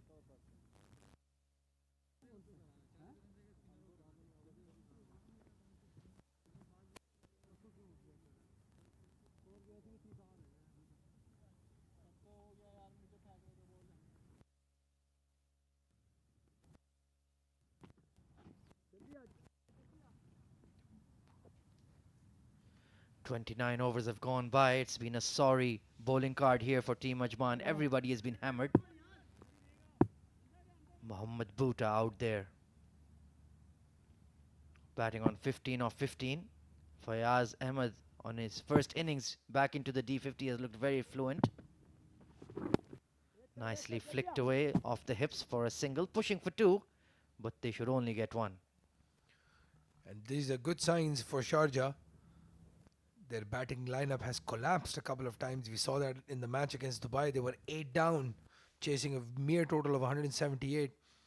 And they didn't score a lot of runs against Fujairah. So this will give them a lot of confidence as they get into the business end of the tournament. Completely agree with you there, Abdurrahman. And of course, they have won the other 2 D tournaments, D10 and D20. So this is, they want to do the sweep, the treble. You know what? They were favourites to win the first edition as well. Nasir bowls again with the outside. Cut it in, but well fielded there by Sagar. They were the favourites, and Umair Ali was taking them single-handedly to that trophy, but they lost the semi-final against Fujairah, which was a complete shock to everyone. Oh, edged away into the slip cordon, running down to the third man boundary. And it's going to go all the way for 4. Fayaz Ahmed, the trickster. Lovely shot. Very, very well played by Fayaz. There's no slip. Nasir outside off. He guides it. That was very deliberate indeed. Goes all the way to the fence for 4. The ground, the outfield is getting faster because of the water or the dew on it. So good looking shot there by Fayaz. Solidly behind that. And of course, they were lacking the runs that Mohammad Usman was not delivering in the middle order. And Fayaz Ahmed, experienced campaigner, has come in and shown them how it's supposed to be done. Fantastic batting. Short delivery, given due respect. Punch down the ground for a single to retain the strike. 30 overs gone, 214 for 4. Well, I mean, that was, as I was telling you, Sharjah first lost their qualifier game against the Emirates Blues team, where Rohan Mustafa, believe it or not, was the man of the match. As you see the broadcasters for this tournament, we're now live on Dubai Sports Channel 2, Dubai Riyadiyah. And there's also the live streaming on YouTube, WOLF777 News, and the Emirates Cricket Board site. Brilliant coverage here. Absolutely. The response to this tournament has been overwhelming. A lot of eyeballs on it on Dubai Sports and on YouTube. So do get on that live stream, be part of the conversation. This is the cream of the crop of the UAE domestic scene. Lovely cut shot behind point once again. Fayaz Ahmed is batting absolutely sensationally here. Boundary. Well, it doesn't look like he's been out for vacation. Looks like he was batting in the nets yesterday and he's batting here today. Brilliant shot, that width outside off stump. Again, beautiful cut shot there in the gap. No choice, no chance for that point fielder to stop that from going to the boundary. Fayaz looking like $1 million. Lovely batting here from Fayaz. Oh, tries that glide once again. A bit of extra bounce there for Ankur. This is going to be a learning curve, a steep learning curve for him. How to bowl under lights in the UAE. But he's all the better for it. Good fielding of his own bowling. And the thing is, when he tries to pitch it up, Fayaz can just swing it away on the leg side. And if he drops it even half a millimeter short, he'll cut you away. This chase has gone at brisk pace, Ahmed. They only need 30 runs and they've got 20 more overs to go. So Sharjah is doing a big favor to the net run rate as well. This is going to play a huge role in the last half of this tournament. Absolutely spot on. Down the track, slapped over cow corner this time. Fayaz Ahmed is taking no prisoners tonight. Beautiful shot for 4. A lovely looking shot that. If you look at that replay, again, Ankur pitching it a bit short. Fayaz dancing down. Plays it over that mid-wicket fielder who's in the circle. Nobody there at cow corner. Safe shot for 4. This has been an absolutely delightful innings here from Fayaz Ahmed. Comes immediately into the playing 11 and shows why he is one of the top batters in the UAE scene. He's massaged and manipulated the spinners so well. It's been truly a treat to watch. Once again, cut away, but this time straight to point. 31 overs gone. Double Nelson on the board. Pardon me. Well, Ahmed, it'll be interesting to see if he's the captain in the next game. He's back. Maybe Rohan wanted to give him that one game to settle in. Absolutely, one of the most senior players on the UAE domestic scene. Let's take a look at the batting scorecard then. They were rocked early. Rohan Mustafa gone for a golden duck. Got behind of a beautiful outswinger from Shiraz Ahmed. Hassan Isa Khail, bright and breezy, 30 of 15. Mohammad Ikram played a fantastic hand, 83 of 77. Rizwan CP played his usual fluent, stable role, 43 of 46. But since then, Fayaz Ahmed and Mohammad Bhuta have taken over the run chase. And they still have quite a lot of batting to come. So they're looking very confident, very comfortable at this pace.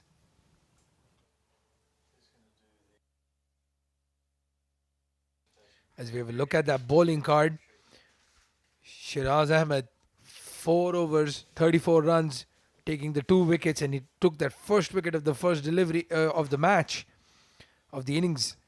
So after that, very laborious setup for him. Sultan Ahmed, 6 overs, 41 runs.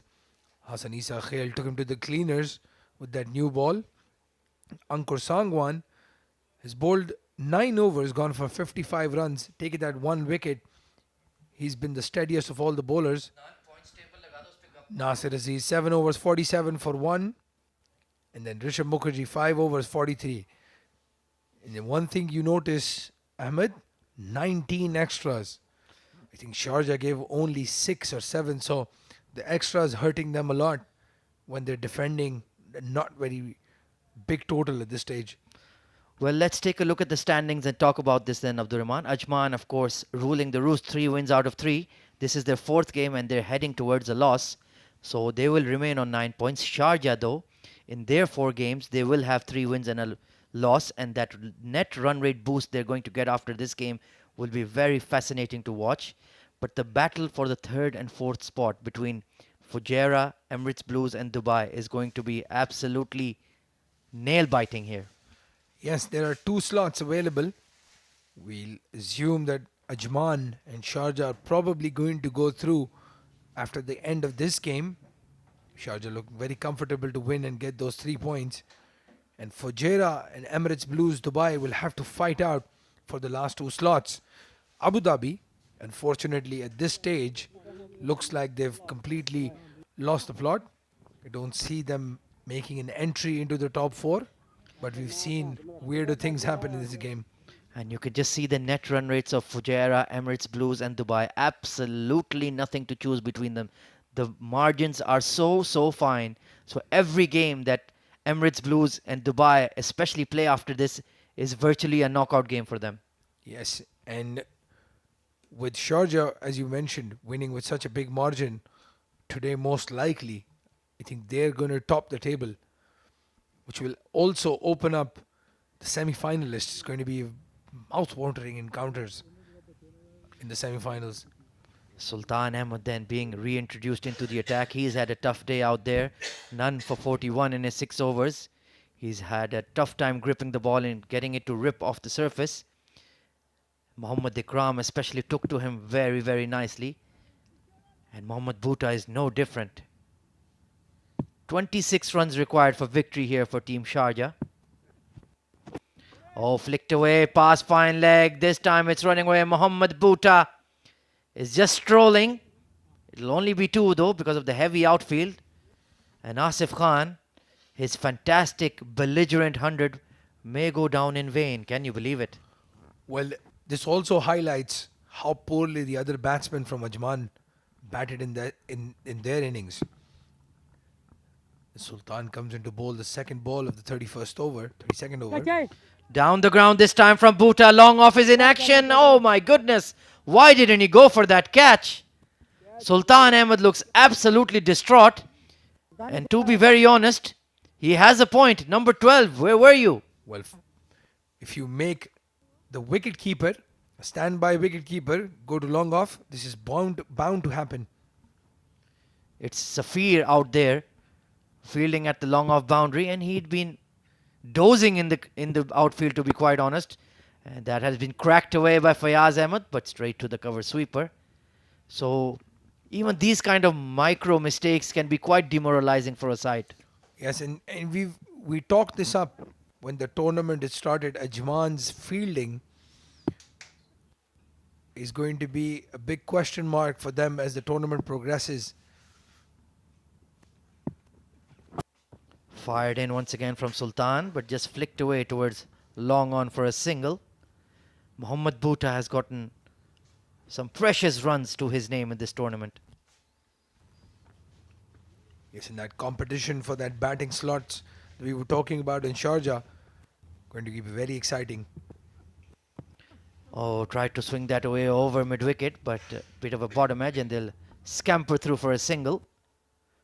So Sultan batted really well, but unfortunately with the ball, the wetter ball under the lights, he just couldn't get anything going. None for 47 in his 7 overs. It's been a tough day.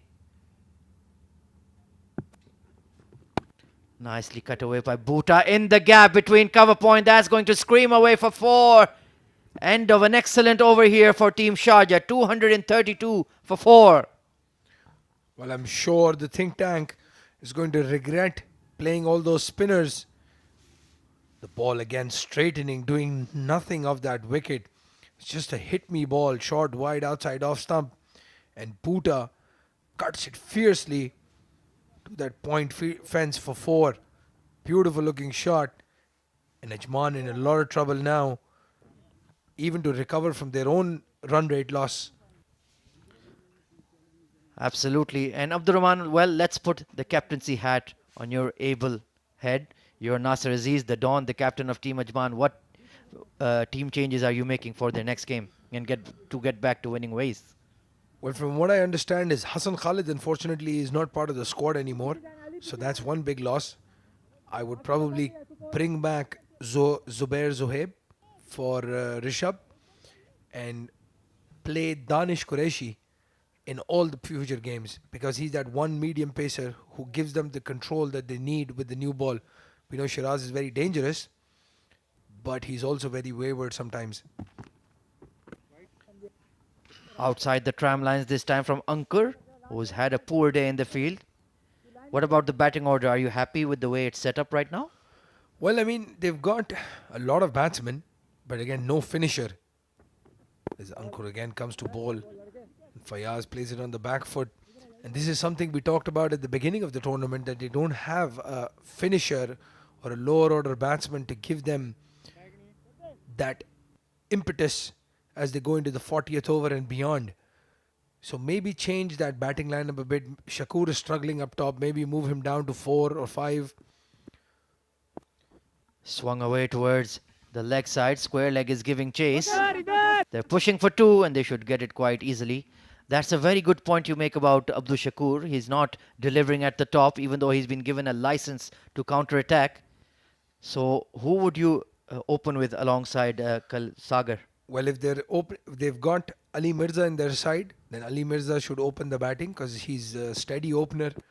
He plays the new ball again. Bhuta coming down the wicket, trying to talk that over long on, and then have Shakur at maybe 5. That is probably the only thing that makes sense, because if you see Sharjah, they've got the likes of Umair, and now they're playing Khalid Shah as a finisher. If you look at Dubai, they've got Muhammad Hassan. Fujairah has got Ahmed Raza. This has been lofted over point, but the cover sweeper will not be able to get around to it. So they're definitely swinging for the fences and trying to finish this even earlier than we imagined. Excellent points you're making there, Abdurrahman. Every side has a aggressor at that number 7, number 8 spot, except Team Ajman, who have their captain, the Don, Nasser Aziz, batting at 7 or 8. So they definitely need to tweak that batting lineup. Their deficiencies are being masked by that man, Asif Khan. Hard hit towards mid-wicket this time, but there will be a sweeper in place. So less than 10 runs required for Sharjah to complete a comprehensive win. And this is a big margin. You have to realize that 239 runs in 32.5 overs is no joke. If Sharjah would have batted first and batted like this, they could have crossed the 400 mark.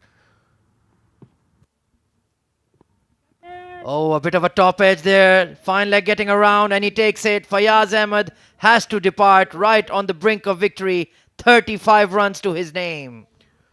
Well, too little too late as Sagar takes that catch. Sangwan just helping his tournament bowling figures. As we have a look again, that nice jump. Fayaz going for that sweep shot. Top edge. And brilliant camera work as we see that ball go land into the hands of Sagar.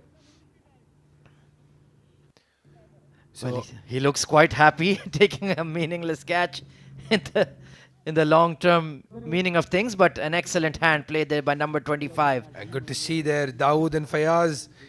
A fist bump. Dawood appreciating his fellow batsman as he walks out. Good looking knock there. But again, with Dawood and Asif, the only batsmen scoring for Ajman, they need to fix their things very quickly. As we see the hard hitting Umair Ali Khan come into bat for Sharjah. Look at that strike rate. Just in the 3 innings, he scored 60 runs, but he's already hit 5 sixes. Bhuta going over cow corner, and that is a huge 6. My goodness, what a shot. Well, we'll have to see if Umair gets to face a single delivery. He's going to stay at the non-striker end. And Bhuta's looking to finish this match in 2 deliveries. Outside off stump, he's fetched that, all that strength, all that power that Bhuta has. He's thrown it into that delivery and tonked it out of the park. Well, I have a bit of a dad joke here for you, Abdurrahman. We know about brute strength. This is boot strength. This time, once again, down the ground, and it's going all the way for 6. Team Sharjah sealed the victory by 5 wickets in just the 34th over of the game. What a victory! Well, another good-looking shot there by Bhuta. That boot strength you were talking about. Brilliant shot this. There was long on position there, but Rishabh Mukherjee was nowhere close to this. This was always going for 6. And Bhuta and Umair celebrating. They know they have made a big statement in this tournament by beating the table toppers Ajman. So this tournament is now taking an interesting twist, with Ajman losing their first game of the Emirates D50, powered by WOLF777 News. A commanding victory for the men in red. Team Ajman had been ruling the roost. They had posted a decent score thanks to that man on the left of your screen in the black cap, Asif Khan, 139 not out. But Hassan Nabi Isa Khail, Mohammad Ikram, Mohammad Bhuta, Fayaz Ahmed, Rizwan CP, it was a collective batting effort, and they completely took over the run chase in difficult bowling conditions, and in the end they have romped home to victory by 5 wickets. And this is also a statement for Sharjah's confidence. They lost their captain, their talisman, Rohan Mustafa. The first ball of the innings still managed to chase down 248 runs in 32 overs. What a brilliant batting performance by them. That run rate, that net run rate we keep talking about, so important in tournaments like these. Sharjah is definitely making a solid statement. They're here to win this. Of course, they are the D10 winners, the D20 winners, and now they have the Emirates D50 in their sights. And they're looking very, very solid here. It's going to be an entertaining second week of the tournament as we take a look at the Sharjah batting scorecard. Rohan Mustafa unfortunately got a beauty first up. Gone for naught. A golden duck. Hassan Nabi Isa Khail back into the side, and he was fantastic. A brilliant cameo, 30 of 15. Mohammad Ikram played an outstanding innings, was very, very elegant, 83 of 77. Rizwan CP, the anchor, the solidifier, always looking good, 43 of 46. Then Fayaz Ahmed, 35 of 40, gave them that much needed stability and quick runs in the middle order. Played a lovely hand of 35 of 40. And Mohammad Bhuta, can you believe it, gone to 40 of 25 in an absolute blink of the eye. Well, 33.2 overs needed to overcome those 251 runs. As we look at that sorry bowling card, very unfortunate for Shiraz Ahmed having taken that first wicket. The first wicket was to fall was at 0, and then 50-run partnership, 100-run partnership. They were scoring runs for fun. Sultan Ahmed, very disappointing, 7 overs, 51 runs. Ankur Sangwan, 10 overs, 62. He took 2 wickets. Nasir Aziz got the breakthrough, 7 overs, 47 for 1, getting Hassan out when he was looking very good. And then the 2 off spinners having a very bad day in the office.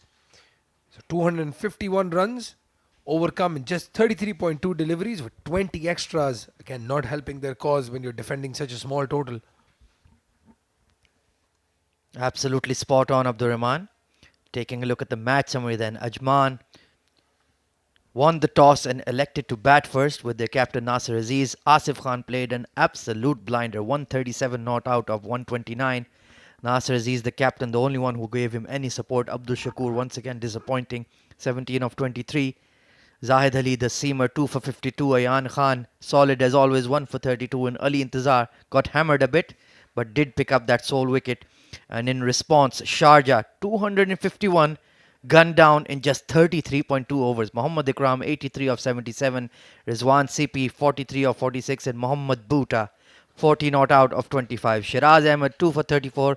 He did his figures some justice, but Ankur was absolutely hammered, 2 for 62. And Nasir Aziz, 1 for 47, as Sharjah clinched the victory by 5 wickets. And you can see, for Ajman, their batting lineup, Asif Khan was a completely different level. So very disappointing.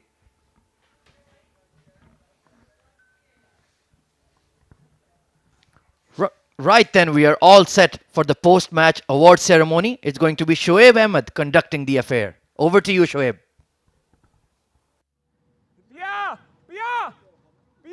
Right.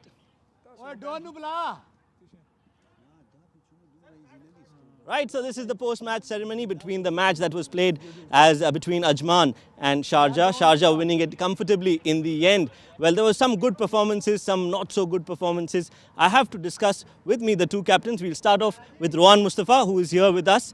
Rohan, well, congratulations for the win. I think it was a good win because initially the pitch looked a little difficult, but in the second innings, it was really nice to bat on. When we went for a toss, Nasir Aziz asked me later on that what were you thinking to do. I said I was really confused because sometimes when there is wind, there is no dew. But today there was no wind, which was that was in our bonus. And the later on ball were coming on the bat, and we chased it down in 33, 240 runs. It's not easy to chase. Yes, I think in the bowling department also you juggled your bowlers really well. What was the plan to bring Mohammad Bhuta in the penultimate over? There was no other bowler because Zahid did only 6 overs, so there was no other option. CP doesn't want to bowl because it was like, his hand was wet. So there was no other option. So I told to Bhuta to, he can bowl it out. So then he said, okay, I will bowl. So then he bowled it. And also you started with seam up first and then you moved on to off spin. What was the plan behind that? Asif plays spin really well, and there was a little bit, ball was a little bit seaming, and so I was thinking to take advantage of that. And when the team needed me to bowl fast, so I can do it. And tell us about the batting. I think Ikram came really well, and there was some good partnership between Rizwan, CP, and then Fayaz and Bhuta. So your middle order is playing really well. Yeah, Fayaz is back from Pakistan. I think is good for us. As you know, he has a lot of experience. Yes, Ikram played really well, and the young guy Hassan, who started 15 ball 30, who gave us some more morale up. Then the batsman went in the flow, and as I said, there was a little bit dew, ball was coming on the bat, and we took advantage of that. Disappointed not to score today? To be honest, I was not a disappointment, but I was disappointed to drop a catch of Asif. He scored till 140. If I have took that catch, they were restricted till 180. So in batting, when you got out on first ball, you don't get us disappointed because it was not a reckless shot or something like that. But yes, of course, dropping these kind of catches in main matches, it's not good. Well, a good win for you. All the best for your future matches. Thank you very much. Thank you. So that was the winning captain, Rohan Mustafa. We also have the losing captain for today. It was Nasir Aziz from Ajman. We'll have a quick word with him as well. Nasir, hard luck. I think toss की अगर बात करें, आप जीते toss, आपने पहले बल्लेबाजी करने का फैसला किया. अब जब मैच हो गया है तो आपको लगता है कि शायद वो डिसीजन थोड़ा सा गलत था? डिसीजन तो मुझे लगता नहीं कि गलत था, क्योंकि मैं जो देख रहा था रन के 250 का टारगेट था, हमारा पूरा मिडल ऑर्डर फ्लॉप हो गया. लाला ने बहुत अच्छी बैटिंग की, हम लोग 245 पे आ गए. रन तो अच्छे गए, लेकिन कंडीशन टोटली चेंज हो गया. हम लोग सोचा भी नहीं था इतना ड्यू हो जाएगा. तो बॉलर कैन नॉट ग्रिप ना. Correct, absolutely. बट ये प्रॉब्लम हमेशा से ही रही है अजमान टीम में. आसिफ तो हमेशा खेलते ही अच्छा, लेकिन उनको सपोर्ट करने वाला कोई प्लेयर या मिडिल ऑर्डर कुछ खास परफॉर्म नहीं करता है. नहीं, थ्रू आउट तो सारे मैचों में सारे मिडल ऑर्डर परफॉर्म करते हैं। ये फर्स्ट मैच है कि जो है मिडल ऑर्डर अब फ्लॉप हो गया, क्योंकि सब ने माशाल्लाह रन किए हैं। राइट। तो ये है कि एक अच्छा हमें थोड़ा कंडीशन का भी आइडिया हो गया कि अभी दूसरे मैच में ड्यू फैक्टर भी आ सकता है जी। तो आगे से हम लोग प्रिपेयर होंगे इसके लिए। बॉलिंग में लगता है 1-2 फास्ट बॉलर्स कम थे आज। फास्ट बॉलर अब कह सकते हैं क्योंकि थ्रू आउट हम लोग इस कॉम्बिनेशन से जा रहे हैं, लेकिन कंडीशन कुछ ऐसी थी, फास्ट बॉलर से भी बॉल नहीं हो रहा था क्योंकि बहुत ज़्यादा गीला हो गया था। राइट। बहुत सारे मैचेस अभी भी बाकी हैं, so all the Yes, best of for the future matches. Thank you. Right, so that was Nasir Aziz, the losing captain, but it is an important time in this post-match presentation because it is someone who's really, really special in this tournament. He's also the man of the match for today. It is Asif for his brilliant 137. Asif, बहुत बहुत मुबारक हो। फिर से एक बार आपने बहुत ही अच्छा perform किया है। खुशी उस बात की ज़रूर होगी, लेकिन मैच नहीं जीत पाए तो उस बात का गम भी होगा। बिस्मिल्लाहिर्रहमानिर्रहीम। सबसे पहले तो अल्लाह का शुक्र है। मेरा ख्याल है कंडीशन थोड़ा सा उनको सूट कर गई है, लेकिन पार्ट ऑफ गेम है। जो हमारे कैप्टन थे उन्होंने, हमारा प्लान यही था हम टॉस जीत के पहले बैटिंग करेंगे, तो क्योंकि थ्रू आउट ही हम बैटिंग करते आ रहे थे तो काफ़ी अच्छा, मतलब लड़के जो हमारे मिडल ऑर्डर हैं काफ़ी अच्छा खेल रहे थे। आज थोड़ा सा क्लैप्स हुआ, खैर ये गेम है, गेम का हिस्सा है। तो मेरा ख्याल है थोड़ा सा ड्यू की वजह से उनकी फेवर में गेम गया। आपके परफॉर्मेंस की बात करते हैं। D10 में आपने बहुत अच्छा परफॉर्म किया, D20 में भी आपने बहुत अच्छा परफॉर्म किया और अब D50 को तो आपने अपना बना लिया है। तो ये डिफरेंट फॉर्मेट्स में आप अपने आप को कैसे अडेप्ट करते हैं? देखिए, हम एज ए प्रोफेशनल हमारी जो भी यही है, हमें एडजस्ट करना पड़ता है। मेरी कोशिश यहाँ ये होती है, चाहे मैं डोमेस्टिक खेलूँ चाहे यहाँ पे खेलूँ, तो मेरी कोशिश ये होती है जो टॉप 3-4 बैट्समैन हैं ताकि उसमें रहूँ, उसके ऊपर टॉप पे रहूँ ताकि हाईलाइट में रहूँ। आगे के मैचेस के लिए कुछ खास तैयारी? हाँ, बस मेरा ख्याल है आज हमने एक फास्ट बॉलर कम खिलाया, तो हमने भी मीटिंग में भी यही बात की है। इंशाल्लाह कोशिश करेंगे पॉजिटिव खेलें, अपनी टीम को जिताएं। जी हाँ, अभी भी आप टॉप 2 में हैं, तो अभी भी काफ़ी मैचेस बाकी हैं। एक अच्छा कॉम्बिनेशन अगर बैठ जाएगा तो शायद वो आपके लिए, आपकी टीम के लिए बेहतर होगा। मेरा ख्याल है जो अगला मैच है वो रन रेट पे दोनों टीमों के लिए क्रूशल है, शारजा के लिए, हमारे लिए भी। तो इंशाल्लाह हम कोशिश करेंगे उनको कम रन पे स्टिक करें और जल्दी चेस करें। बहुत अच्छी performance, all the best. Thank you very much, thank you. So that was the man of the match, Asif, in this game. It is back to you guys in the com box. Thank you very much, Shoaib. A wonderful post-match ceremony there. Asif Khan, although on the losing side, but deservedly named man of the match for his outstanding hand of 139 not out. But it was Team Sharjah, the men in red, who got the victory by 5 wickets. Rohan Mustafa looking very, very satisfied with the victory. Taking a look at the second innings highlights then. Abdur Rahman, take us through it. Well, a brilliant catch taken by Abdul Shakur, and the dream start for Ajman. Sharjah losing their first wicket on the first delivery. It is all downhill for Ajman after that, with no wickets falling for a long time. Shiraz P a little bit all over the place, and then a big shot from Hassan, giving him that loosener, that free hit. He was really enjoying himself on the crease. So we'll have a look at some of those big hits. He really took Sultan Ahmed to task, Ahmed. Absolutely, and then that man in the yellow helmet, Mohammad Ikram, played an absolutely beautiful innings, was really good on the offside, lovely punch through cover point. And then down the leg side, Shiraz Ahmed, he's always had that problem, struggling to control his swing. Some good deliveries as well in the middle of that. But Mohammad Ikram, look at that, lovely through the offside once again. He's such a free-flowing player when he gets going. And then down the ground, we've seen a truckload of sixes today from Asif Khan and from the likes of Mohammad Ikram and of course Hassan Nabi Isa Khail. Really, really clean striker of the ball, very talented youngster. And if you give any width to Mohammad Ikram outside off stump, he's going to crack you away each time. Nasir Aziz came into the attack and then did produce a wicket. Very good catch there at mid-off by Dawood Ijaz. You felt like there could be a bit of unsteadiness from Sharjah, but then Mohammad Ikram just took over. Lovely shots down the ground. Really punished Nasir Aziz. Nicely glided past short third man for a boundary there as well. But the spinners just couldn't get any grip on the ball, couldn't get any turn on it. Rizwan Sipi with a very, very elegant extra cover drive. He's been in excellent form in this tournament. And then Mohammad Ikram, just a flick of the wrist. My goodness. Good catch taken there as well. And Rizwan Sipi peppering that extra cover boundary as always. He's very confident through the covers. We saw that, and again, as you see, Ikram was just enjoying himself. It's good to see playing such an innings in such a crucial game in a tournament like this. He sort of enjoyed batting against Rishabh, who's playing his first game in the D50. A lot of poor deliveries, full or short. Nasser Aziz as well tried his level best, but Rizwan CP was in princely form. And Rishabh really struggled. Big, hanging full toss that was slapped over cow corner. So Mohammad Ikram was capitalizing on any poor deliveries. And then eventually Rizwan CP missed a straight one. Good delivery by Ankur.